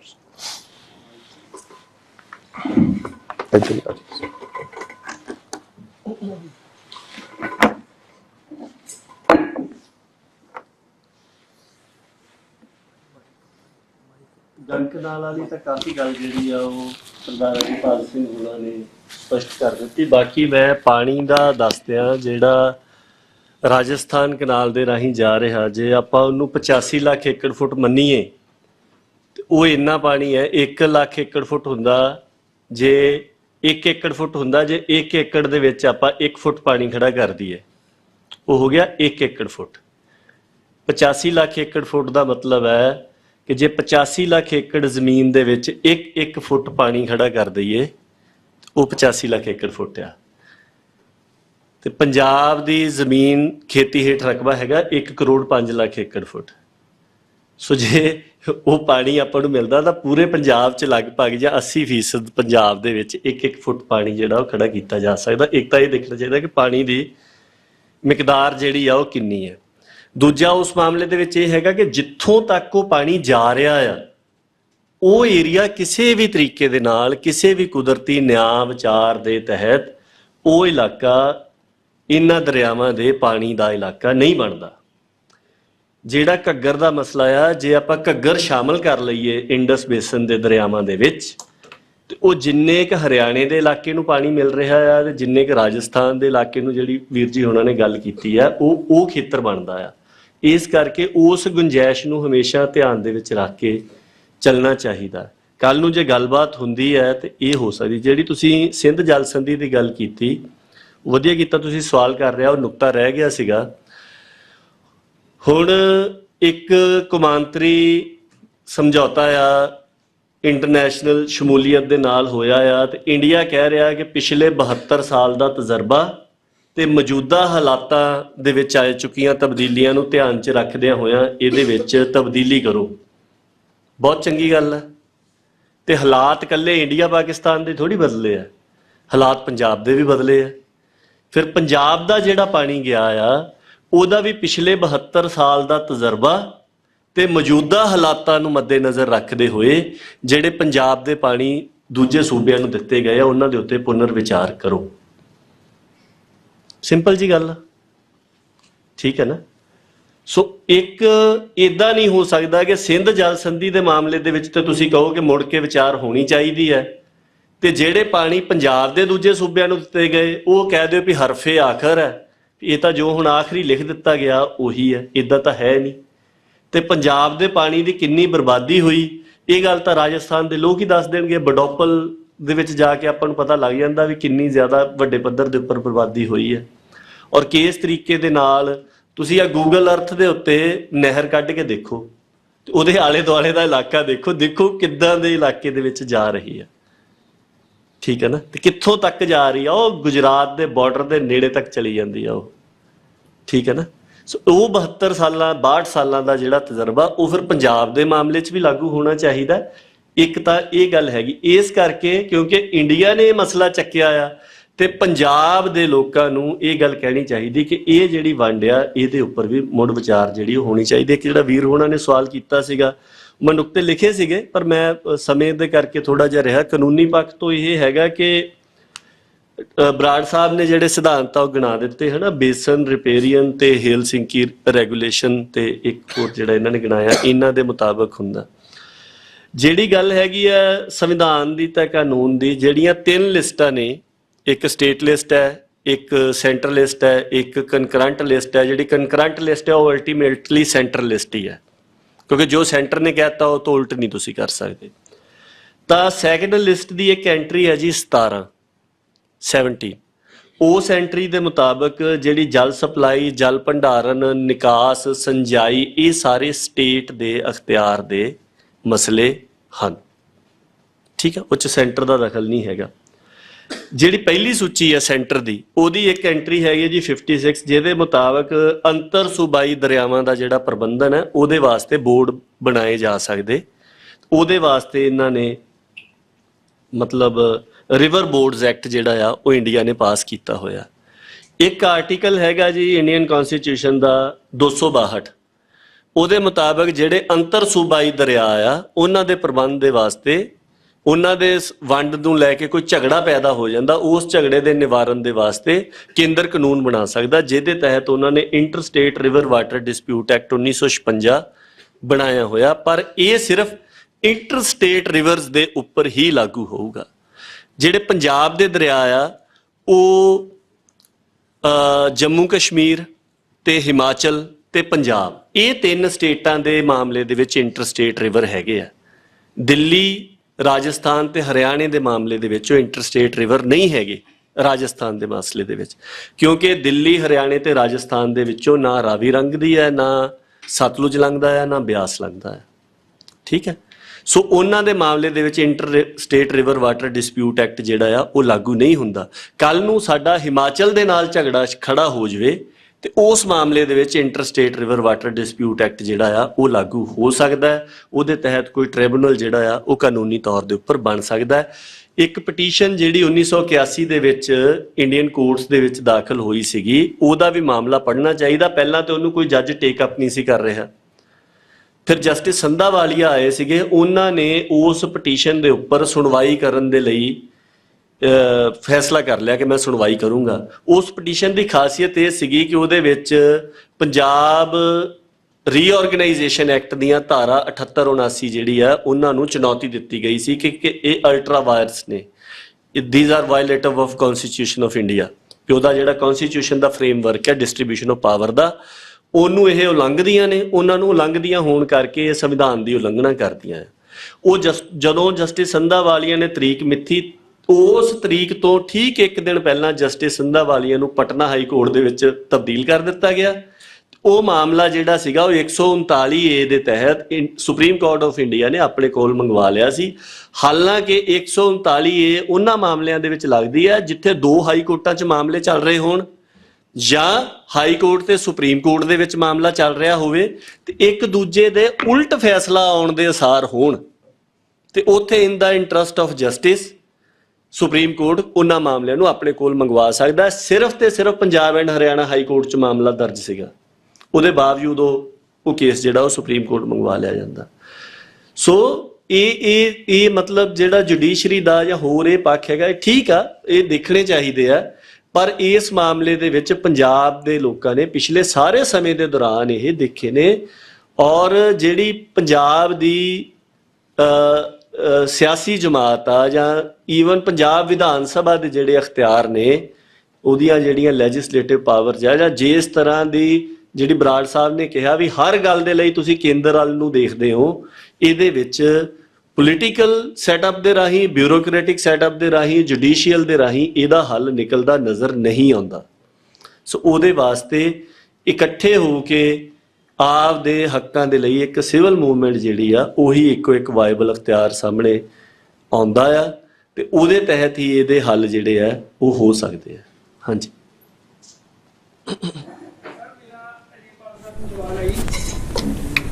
ਅਮਰੀਕਾ ਤੇ ਚੀਨ ਦੀ ਜਿਹੜੀ ਤਕਰਾਰ ਆ ਉਹਦੇ ਵਿੱਚ ਪਾਕਿਸਤਾਨ ਤੇ ਭਾਰਤ ਦੀ ਜਿਹੜੀ ਪਾਣੀਆਂ ਦੀ ਵੰਡ ਆ ਉਹਤੇ ਕੀ ਅਸਰ ਹੋਊਗਾ, ਤੇ ਭਾਰਤ ਦੀ ਰਾਜਨੀਤੀ ਦਾ ਝੁਕਾਅ ਕਿਸ ਵੱਲ ਹੋਊਗਾ ਜੀ? ਆਏ ਆ ਜੀ ਕਿ ਮੌਜੂਦਾ ਜਿਹੜਾ ਇਸ ਟਾਈਮ ਜਿਹੜਾ ਟਕਰਾਅ ਹੈਗਾ ਨਾ, ਉਹ ਦੋ ਤਰ੍ਹਾਂ ਦੀਆਂ ਤਾਕਤਾਂ ਦੇ ਵਿੱਚ ਹੈਗਾ ਵਰਲਡ ਦੇ ਵਿੱਚ। ਇੱਕ ਤਾਕਤ ਤਾਂ ਉਹ ਜਿਹੜੀਆਂ ਅਥਾਰਟੇਰੀਅਨ ਤਾਕਤਾਂ ਹੈ, ਜਿਹੜੀਆਂ ਕਿ ਮਤਲਬ ਇੱਕ ਤਰ੍ਹਾਂ ਦੀਆਂ ਮਤਲਬ ਡਿਕਟੇਟਰਸ਼ਿਪ ਕਹਿ ਲਓ ਜਾਂ ਅਥਾਰਟੇਰੀਅਨ ਤਾਕਤਾਂ ਹੈਗੀਆਂ, ਜਿਵੇਂ ਰੂਸ ਆ ਜਾਂ ਚੀਨ ਹੈਗਾ, ਜਿਹੜਾ ਕਲੋਜ਼ਡ ਤਾਕਤਾਂ ਹੈ।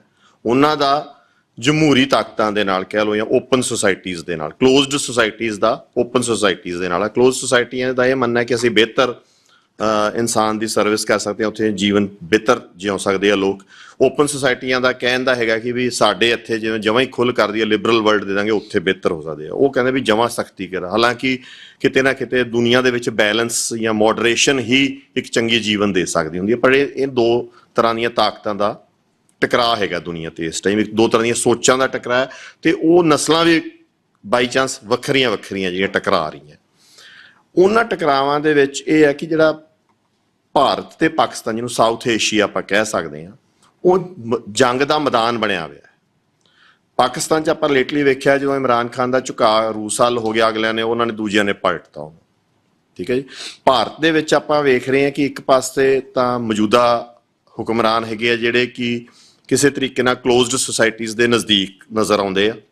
ਦੂਜੇ ਪਾਸੇ ਹੁਣ ਕਾਂਗਰਸ ਆ ਜਿਹੜੀ, ਹੁਣ ਰਾਹੁਲ ਗਾਂਧੀ ਅੱਜ ਕੱਲ੍ਹ ਬੋਲ ਰਿਹਾ ਕਿ ਯੂਨੀਅਨ ਆਫ ਸਟੇਟਸ ਆ ਤੇ ਫੈਡਰਲਿਜ਼ਮ ਚਾਹੀਦਾ ਜਾਂ ਕੁਛ ਆ। ਹਾਲਾਂਕਿ ਉਹਦੇ ਬਜ਼ੁਰਗਾਂ ਨੇ ਵੀ ਜਾਂ ਉਸ ਪਾਰਟੀ ਨੇ ਵੀ ਤੇ ਇਹਦੇ ਬਜ਼ੁਰਗਾਂ ਨੇ ਵੀ, ਉਹਨਾਂ ਨੇ ਬਿਲਕੁਲ ਅਲੱਗ ਨੀਤੀ ਰੱਖੀ ਭਾਰਤ ਦੇ ਨੂੰ ਲੈ ਕੇ, ਤੇ ਪਰ ਅੱਜ ਉਹ ਭਾਸ਼ਾ ਬੋਲ ਰਹੇ ਆ। ਤਾਂ ਕਿਤੇ ਨਾ ਕਿਤੇ ਭਾਰਤ ਦੇ ਵਿੱਚ ਵੀ ਆਪਾਂ ਵੇਖਾਂਗੇ 2024 'ਚ ਜਾਂ ਉਸ ਤੋਂ ਬਾਅਦ ਵੀ ਇਹ ਟਕਰਾਅ ਚੱਲੂਗਾ। ਸੋ ਹਲੇ ਇਹਦਾ ਕੀ ਨਤੀਜੇ ਨਿਕਲਦੇ ਆ, ਕੀ ਨਹੀਂ ਨਿਕਲਦੇ, ਉਹ ਕਹਿਣਾ ਬਹੁਤ ਮੁਸ਼ਕਲ ਆ। ਪਰ ਇਹ ਸਿਚੁਏਸ਼ਨ ਫਲੂਇਡ ਹੈਗੀ ਆ।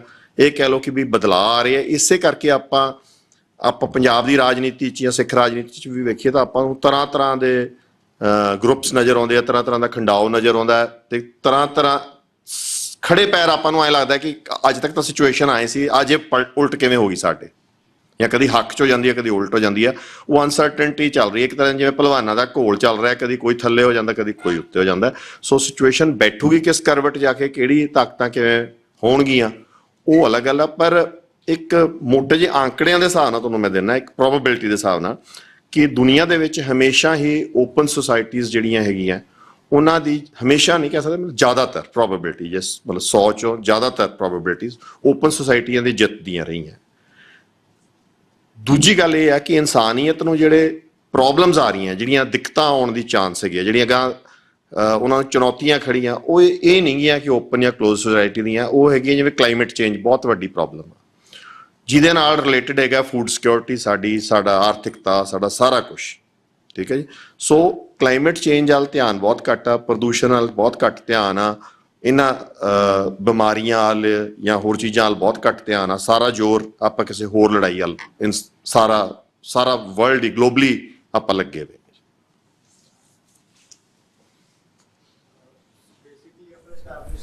ਜੁਡੀਸ਼ਰੀ ਤੇ ਪੋਲੀਟੀਕਲ ਤੋਂ ਕੋਈ ਲਾਭ ਮਿਲਣਾ ਨਹੀਂ। ਸੋ ਜਿਹੜਾ ਲਾਸਟ ਰਾਹ, ਜਿਵੇਂ ਸੰਘਰਸ਼ ਦਾ ਰਾਹ ਜਾਂ ਫॉर दैट ਮੈਟਰ ਜਿਹੜਾ ਮੁੱਦ ਕੀ ਮੋਰਚਾ ਚੱਲ ਰਿਹਾ, ਸੋ ਉਹ ਰਾਹ ਦਾ ਕੀ ਫਿਊਚਰ ਹੈਗਾ ਵਾ?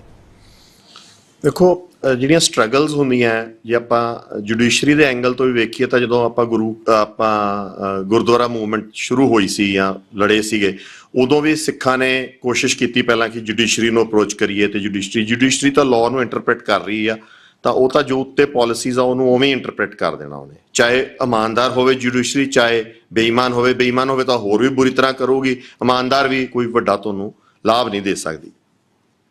ਦੂਜਾ ਆਪਾਂ ਇਸ ਖਿੱਤੇ 'ਚ ਕੀ ਦੁਨੀਆ 'ਚ ਹੀ ਵੇਖਿਆ ਕਿ ਰੈਜ਼ਿਸਟੈਂਸ ਮੂਵਮੈਂਟਸ ਜਿਹੜੀਆਂ ਆਦੀਆਂ ਰਾਈਟਸ ਦੀਆਂ ਮੂਵਮੈਂਟਸ, ਫੋਰ ਐਗਜ਼ਾਮਪਲ ਜੇ ਜੁਡੀਸ਼ਰੀ ਨੇ ਇੰਟਰਪ੍ਰੀਟ ਕਰਨਾ ਹੁੰਦਾ ਤਾਂ ਉਹਨੇ ਫਾਰਮ ਲਾਅ ਵੀ ਤਾਂ ਉਵੇਂ ਇੰਟਰਪ੍ਰੀਟ ਕਰਨਾ ਸੀਗਾ ਕਿ ਵੀ ਇਹ ਤਾਂ ਹੀ ਹੋਣਾ ਚਾਹੀਦਾ ਕਿਉਂਕਿ ਪਾਸ ਕੀਤਾ ਹੋਇਆ ਲਾਅ ਆ ਪਾਰਲੀਮੈਂਟ ਦਾ, ਬਟ ਉਹਨੂੰ ਫਾਈਟ ਕਰਨ ਵਾਸਤੇ ਪੋਲੀਟੀਕਲ ਫਾਈਟ ਆਪਾਂ ਨੂੰ ਦੇਣੀ ਪਈ, ਇੱਕ ਤਰ੍ਹਾਂ ਦੀ ਇਹ ਲੈ ਲਓ ਕਿ ਵੀ ਆਪਾਂ ਨੂੰ ਇੱਕ ਰੈਜ਼ਿਸਟੈਂਸ ਮੂਵਮੈਂਟ ਡਿਵੈਲਪ ਕਰਨੀ ਪਈ। ਹੁਣ ਆਪਾਂ ਮੁਦਕੀ ਮੋਰਚੇ ਵਾਲੀ ਗੱਲ ਕਰਦੇ ਹਾਂ ਤਾਂ ਉਹਨੂੰ ਆਪਾਂ ਨਾ ਫੇਜ਼ਸ 'ਚ ਵੰਡਿਆ ਹੋਇਆ 2-3 ਦੇ ਵਿੱਚ। ਪਹਿਲਾ ਫੇਜ਼ ਆ, ਆਪਾਂ ਪਹਿਲਾ ਫੇਜ਼ ਕੀ ਹੁੰਦਾ, ਪਹਿਲਾਂ ਆਪਣੇ ਤੇ ਹਮਲਾ ਆਉਂਦਾ ਤਾਂ ਆਪਾਂ ਕਹਿੰਦੇ ਵੀ ਆ ਹਮਲਾ ਰੋਕੀ ਆਪਾਂ ਲਾਜ਼ ਦੇ ਵਿੱਚ ਕੀ ਕੀਤਾ, ਆਪਾਂ ਫਰਦਰ ਸਿਚੁਏਸ਼ਨ ਤਾਂ ਹਲੇ ਵੀ ਨਾਰਮਲ ਨਹੀਂ ਪਰ ਆਪਾਂ ਉਹ ਰਿਫਾਰਮ ਕਿਹੜੇ ਲਿਆਉਣੇ ਆ ਉਹ ਨਹੀਂ ਗੱਲ ਕੀਤੀ। ਪਹਿਲਾਂ ਆਪਾਂ ਕਿਹਾ ਕਿ ਅਗਲਾ ਜਿਹੜਾ ਫਰਦਰ ਆਪਣੀ ਡਿਊਟੇਰੇਸ਼ਨ ਹੋਣੀ ਆ ਆਪਾਂ ਉਹਨੂੰ ਰੋਕੀਏ। ਤਾਂ ਫਰਦਰ ਡਿਊਟੇਰੇਸ਼ਨ ਕੀ ਹੋਣੀ ਆ, ਜਿਹੜਾ ਉਹਨਾਂ ਨੇ ਜੀਓਸਿੰਥੈਟਿਕ ਵਿੱਚ ਪਾ ਰਹੇ ਆ ਸੋਇਲ ਦੇ ਵਿੱਚ, ਦੂਜਾ ਉਹਨੂੰ ਕੰਕਰੀਟ ਕਰਕੇ ਹੋ ਸਕਦਾ ਹੈ ਕੱਲ ਨੂੰ ਵੱਧ ਪਾਣੀ ਲੈ ਜਾਣ। ਤਾਂ ਇਸ ਅਟੈਕ ਨੂੰ ਪਹਿਲਾਂ ਆਪਣਾ ਰੋਕਣਾ ਕੰਮ, ਉਹ ਆਪਾਂ ਪਾਰਸ਼ਲੀ ਆਪਾਂ ਉਹਨੂੰ ਰੋਕਣ 'ਚ ਕਾਮਯਾਬ ਵੀ ਹੋ ਗਏ ਹਾਂ ਕਿਉਂਕਿ ਐਤਕੀ ਵਾਰ ਤਾਂ ਪੈਂਦਾ ਨਹੀਂ।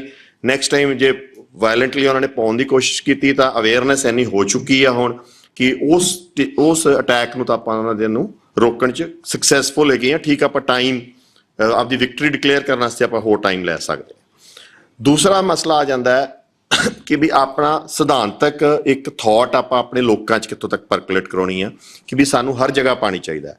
ਉਹਦੇ ਵਿੱਚ ਗਵਰਨਮੈਂਟ ਦੀ ਕੈਂਪੇਨ ਵੀ ਸਹਾਈ ਹੋ ਰਹੀ ਆ ਬਟ ਲਾਰਜਲੀ ਆਪਾਂ ਵੀ ਇਹ ਕੈਂਪੇਨ ਕਰ ਰਹੇ ਹਾਂ ਕਿ ਵੀ ਆਪਾਂ ਵਾਟਰ ਨੂੰ ਅਬਿਊਜ਼ ਨਾ ਕਰੀਏ, ਵਾਟਰ ਹਰੇਕ ਘਰ, ਹਰੇਕ ਸਨਅਤ, ਹਰੇਕ ਖੇਤ ਨੂੰ ਉਪਲਬਧ ਹੋਣਾ ਚਾਹੀਦਾ।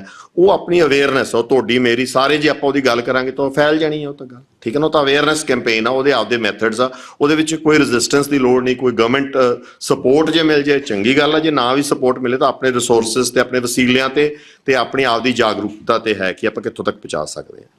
ਤੀਜਾ ਮਸਲਾ ਆ ਜਾਂਦਾ ਜਿਹੜਾ ਆਲਰੇਡੀ ਪਾਣੀ ਜਾ ਰਿਹਾ, ਕੀ ਆਪਾਂ ਉਹਨੂੰ ਮੋੜ ਸਕਾਂਗੇ ਕਿ ਨਹੀਂ ਮੋੜ ਸਕਾਂਗੇ। ਉਹ ਕਰਕਸ ਆਫ ਬੈਟਲ ਹੈਗੀ ਹੈ ਨਾ, ਉਹ ਵੱਡੀ ਲੜਾਈ ਉਹ ਹੈ, ਠੀਕ ਆ।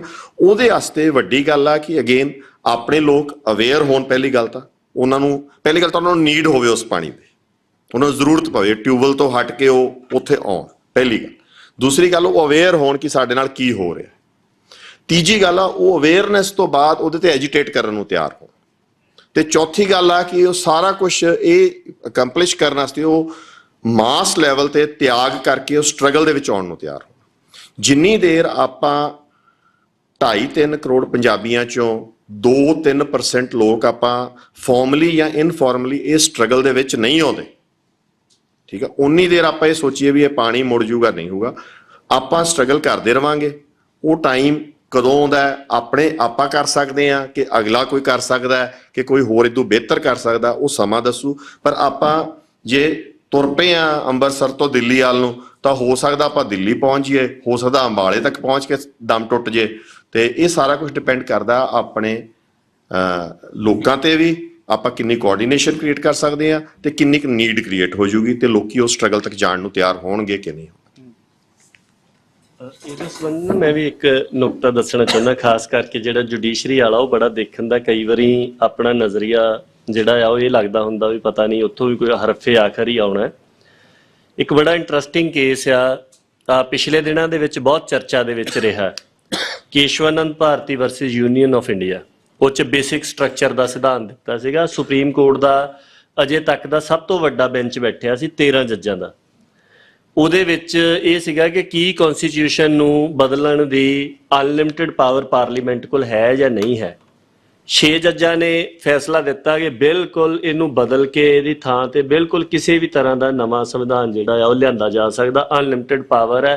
ਜੋ ਕਨਸਟੀਚੁਐਂਟ ਅਸੈਂਬਲੀ ਦੀਆਂ ਤਾਕਤਾਂ ਸੀਗੀਆਂ ਜਿਨਨੇ ਇਹ ਸੰਵਿਧਾਨ ਬਣਾਇਆ ਸੀ, ਉਹੀ ਤਾਕਤਾਂ ਜਿਹੜੀਆਂ ਆ ਉਹ ਪਾਰਲੀਮੈਂਟ ਦੀਆਂ ਨੇ। 6 ਜੱਜਾਂ ਨੇ ਕਿਹਾ ਕਿ ਪਾਰਲੀਮੈਂਟ ਹਰ ਇੱਕ ਆਰਟੀਕਲ ਨੂੰ, ਹਰ ਇੱਕ ਹਿੱਸੇ ਨੂੰ, ਹਰ ਇੱਕ ਪਾਰਟ ਨੂੰ ਬਦਲ ਸਕਦੀ ਹੈ ਪਰ ਬੇਸਿਕ ਸਟਰਕਚਰ ਨੂੰ ਨਹੀਂ ਬਦਲ ਸਕਦੀ। ਤੇ ਬੇਸਿਕ ਸਟਰਕਚਰ ਕੀ ਆ ਇਹ ਸੁਪਰੀਮ ਕੋਰਟ ਦੱਸੂਗਾ ਵੀ ਬੇਸਿਕ ਸਟਰਕਚਰ ਕੀ ਹੈ, ਠੀਕ ਹੈ। 6 ਜੱਜ ਇੱਕ ਗੱਲ ਕਹਿ ਰਹੇ ਸੀਗੇ, 6 ਜੱਜ ਬਿਲਕੁਲ ਦੂਜੀ ਗੱਲ ਕਹਿ ਰਹੇ ਸੀਗੇ। 13ਵੇਂ ਜੱਜ ਨੇ ਆਪਣੀ ਵੱਖਰੀ ਜਜਮੈਂਟ ਦੇ ਦਿੱਤੀ। ਉਹ 13ਵੇਂ ਨੇ ਜਿਹੜੇ ਬੇਸਿਕ ਸਟਰਕਚਰ ਵਾਲੇ ਸੀਗੇ ਉਹਨਾਂ ਦੇ ਨਾਲ ਕਨਕਰੰਟ ਜਜਮੈਂਟ ਦਿੱਤੀ। ਉਹਨੇ ਉਹਨਾਂ ਦੇ ਨਾਲ ਸਹਿਮਤੀ ਪ੍ਰਗਟਾਈ ਤੇ ਅੱਜ ਬਿਲਕੁਲ ਜੋ ਕਾਨੂੰਨ ਹੈਗਾ ਆ ਇਸ ਤੋਂ ਬਿਲਕੁਲ ਉਲਟ ਵੀ ਹੋ ਸਕਦਾ ਸੀਗਾ। ਸੋ ਇੱਕ ਤਾਂ it is always subject to interpretation, ਦੂਜਾ ਕੋਈ ਵੀ ਕਹੀ ਹੋਈ ਗੱਲ ਅਨਚੈਲੰਜੇਬਲ ਨਹੀਂ ਹੈਗੀ। ਆਪਾਂ ਦੇਖਿਆ ਹੀ ਆ ਹੁਣ ਤਾਂ ਮਤਲਬ ਵਿਧਾਨ ਸਭਾ ਲੋਕ ਸਭਾ ਦੇ ਸਪੀਕਰ ਤੇ ਹੋਰ ਕਿੰਨੇ ਆ, ਉਹ ਤਾਂ ਸਿੱਧੇ ਸੁਪਰੀਮ ਕੋਰਟ ਦੇ ਸਟਰਕਚਰ ਨੂੰ ਚੈਲੰਜ ਕਰ ਰਹੇ ਆ। ਕਿਰਨ ਰਿਜੀਜੂ ਦੇ ਜਿੰਨੇ ਬਿਆਨ ਆਉਂਦੇ ਆ ਇਸ ਮਾਮਲੇ ਦੇ ਵਿੱਚ, ਉਹ ਤੁਸੀਂ ਦੇਖ ਲਓ। ਸੁਪਰੀਮ ਕੋਰਟ ਦੀ ਅਜੇ ਤੱਕ ਸਭ ਤੋਂ ਵੱਡੇ ਬੈਂਚ ਦੀ ਅਥਾਰਟੀ ਜਜਮੈਂਟ ਹੋਵੇ, ਉਹਨੂੰ ਪੋਲੀਟੀਸ਼ੀਅਨ ਇੰਨੀ ਖੁੱਲ੍ਹ ਕੇ ਚੈਲੰਜ ਕਰਦਾ ਹੋਵੇ, ਇਹ ਗੱਲ ਆਪਣੇ ਸਾਹਮਣੇ ਵਾਪਰ ਰਹੀ ਹੈ। ਸੋ ਜਿਹੜਾ ਆਪਣੇ ਬੰਦੇ ਨੂੰ ਕਿਹਾ ਜਾਂਦਾ ਨਾ ਵੀ ਇਹ ਤਾਂ ਹੁਣ ਅਦਾਲਤ ਦਾ ਫੈਸਲਾ ਆ ਗਿਆ ਜੀ, ਇਹ ਅਦਾਲਤ ਦਾ ਫੈਸਲਾ, ਇਹ ਸਮਝਣਾ ਚਾਹੀਦਾ ਇਸ ਸਿਸਟਮ ਦੇ ਵੱਲੋਂ ਹੀ ਚੈਲੰਜ ਹੋ ਰਿਹਾ ਗੱਲਾਂ ਹੈਗੀਆਂ। It is always subject to interpretation. ਤੇ ਜਿੱਦਾਂ ਆਪਾਂ ਜਸਟਿਸ ਹਰੀਜੀਤ ਪਛਿਆਤ ਵਾਲੇ ਫੈਸਲੇ ਦੀ ਗੱਲ ਕੀਤੀ ਹੈ, ਦੈਟ ਵਾਸ ਟੋਟਲੀ ਇਲੌਜੀਕਲ, ਕਿ ਬਜਾਏ ਇਹਦੇ ਕਿ ਪਾਣੀ ਤੇ ਹੱਕ ਬਣਦਾ ਆ ਜਾਂ ਨਹੀਂ ਬਣਦਾ, ਬਜਾਏ ਇਸ ਗੱਲ ਦੇ ਕਿ ਕੀ ਦੇਣ ਦੇ ਲਈ ਪਾਣੀ ਹੈਗਾ ਆ ਜਾਂ ਨਹੀਂ ਹੈਗਾ, ਸੁਪਰੀਮ ਕੋਰਟ ਦਾ ਜੱਜ ਇਹ ਗੱਲ ਕਹਿ ਰਿਹਾ ਵੀ ਮੈਨੂੰ ਇਸ ਗੱਲ ਨਾਲ ਕੋਈ ਮਤਲਬ ਨਹੀਂ ਹੈ, ਨਹਿਰ ਬਣਾਉਣ ਦਾ ਤੁਸੀਂ ਵਾਅਦਾ ਕੀਤਾ ਸੀਗਾ ਉਹ ਬਣਾਓ। ਠੀਕ ਹੈ ਨਾ। ਸੋ ਇਹ ਗੱਲਾਂ ਆਪਾਂ ਨੂੰ ਇਸ ਸਬੰਧ ਦੇ ਵਿੱਚ ਵੀ ਧਿਆਨ ਦੇ ਵਿੱਚ ਰੱਖਣੀਆਂ ਚਾਹੀਦੀਆਂ। ਜਿਹੜੀ ਗੱਲ ਸਟਰਗਲ ਦੇ ਮਸਲੇ ਦੇ ਵਿੱਚ ਹੈਗੀ ਹੈ, ਉਹ ਦੇਖੋ ਉਹ ਹਮੇਸ਼ਾ ਫੇਜ਼ ਵਾਰ ਹੀ ਹੁੰਦੀ ਹੈ, ਤੇ ਹਰ ਇੱਕ ਵਾਰ ਜਿੰਨੀ ਵੀ ਤੁਸੀਂ ਅਚੀਵਮੈਂਟ ਲੈ ਲੈਂਦੇ ਆ, ਜੇ ਹੁਣ SYL ਸੀਗੀ ਉਹ ਰੁਕੀ ਹੈ, ਕਿਸੇ ਵੀ ਤਰੀਕੇ ਦੇ ਨਾਲ ਰੁਕੀ ਹੋਵੇ, ਇੱਕ ਵਾਰੀ ਐਕਸ਼ਨ ਹੋਏ ਤਾਂ ਰੁਕੀ ਸੀਗੀ ਨਾ, ਉਸ ਤੋਂ ਬਾਅਦ ਦੇ ਵਿੱਚ ਤਾਂ ਦਬਾਅ ਦੇ ਨਾਲ ਹੀ ਰੁਕੀ ਹੋਈ ਹੈ। ਤੇ ਉਹਦੇ ਨਾਲ ਆਪਾਂ ਬੇਸ਼ੱਕ ਕਹਿੰਦੇ ਵੀ ਅੱਧਾ ਪਾਣੀ ਜਾ ਰਿਹਾ, ਪਰ ਇਹ ਵੀ ਗੱਲ ਦੇਖਣੀ ਚਾਹੀਦੀ ਕਿ ਅੱਧਾ ਪਾਣੀ ਰੁਕਿਆ ਵੀ ਹੋਇਆ। ਉਹਦੇ ਨਾਲ ਕੋਈ ਪੰਜਾਬ ਦੇ ਗਰਾਊਂਡ ਵਾਟਰ ਡਿਪਲੀਸ਼ਨ ਜਿਹੜੀ ਹੈਗੀ ਹੈ, ਉਹਦੀ ਰਫ਼ਤਾਰ ਕੋਈ ਥੋੜੀ ਬਹੁਤੀ ਘੱਟ ਹੀ ਹੋਈ ਹੈ ਉਹਦੇ ਨਾਲ। ਸੋ ਇਹ ਸਾਰੀਆਂ ਗੱਲਾਂ ਇਸ ਤਰੀਕੇ ਦੇ ਨਾਲ ਚੱਲਦੀਆਂ। ਹਾਂਜੀ।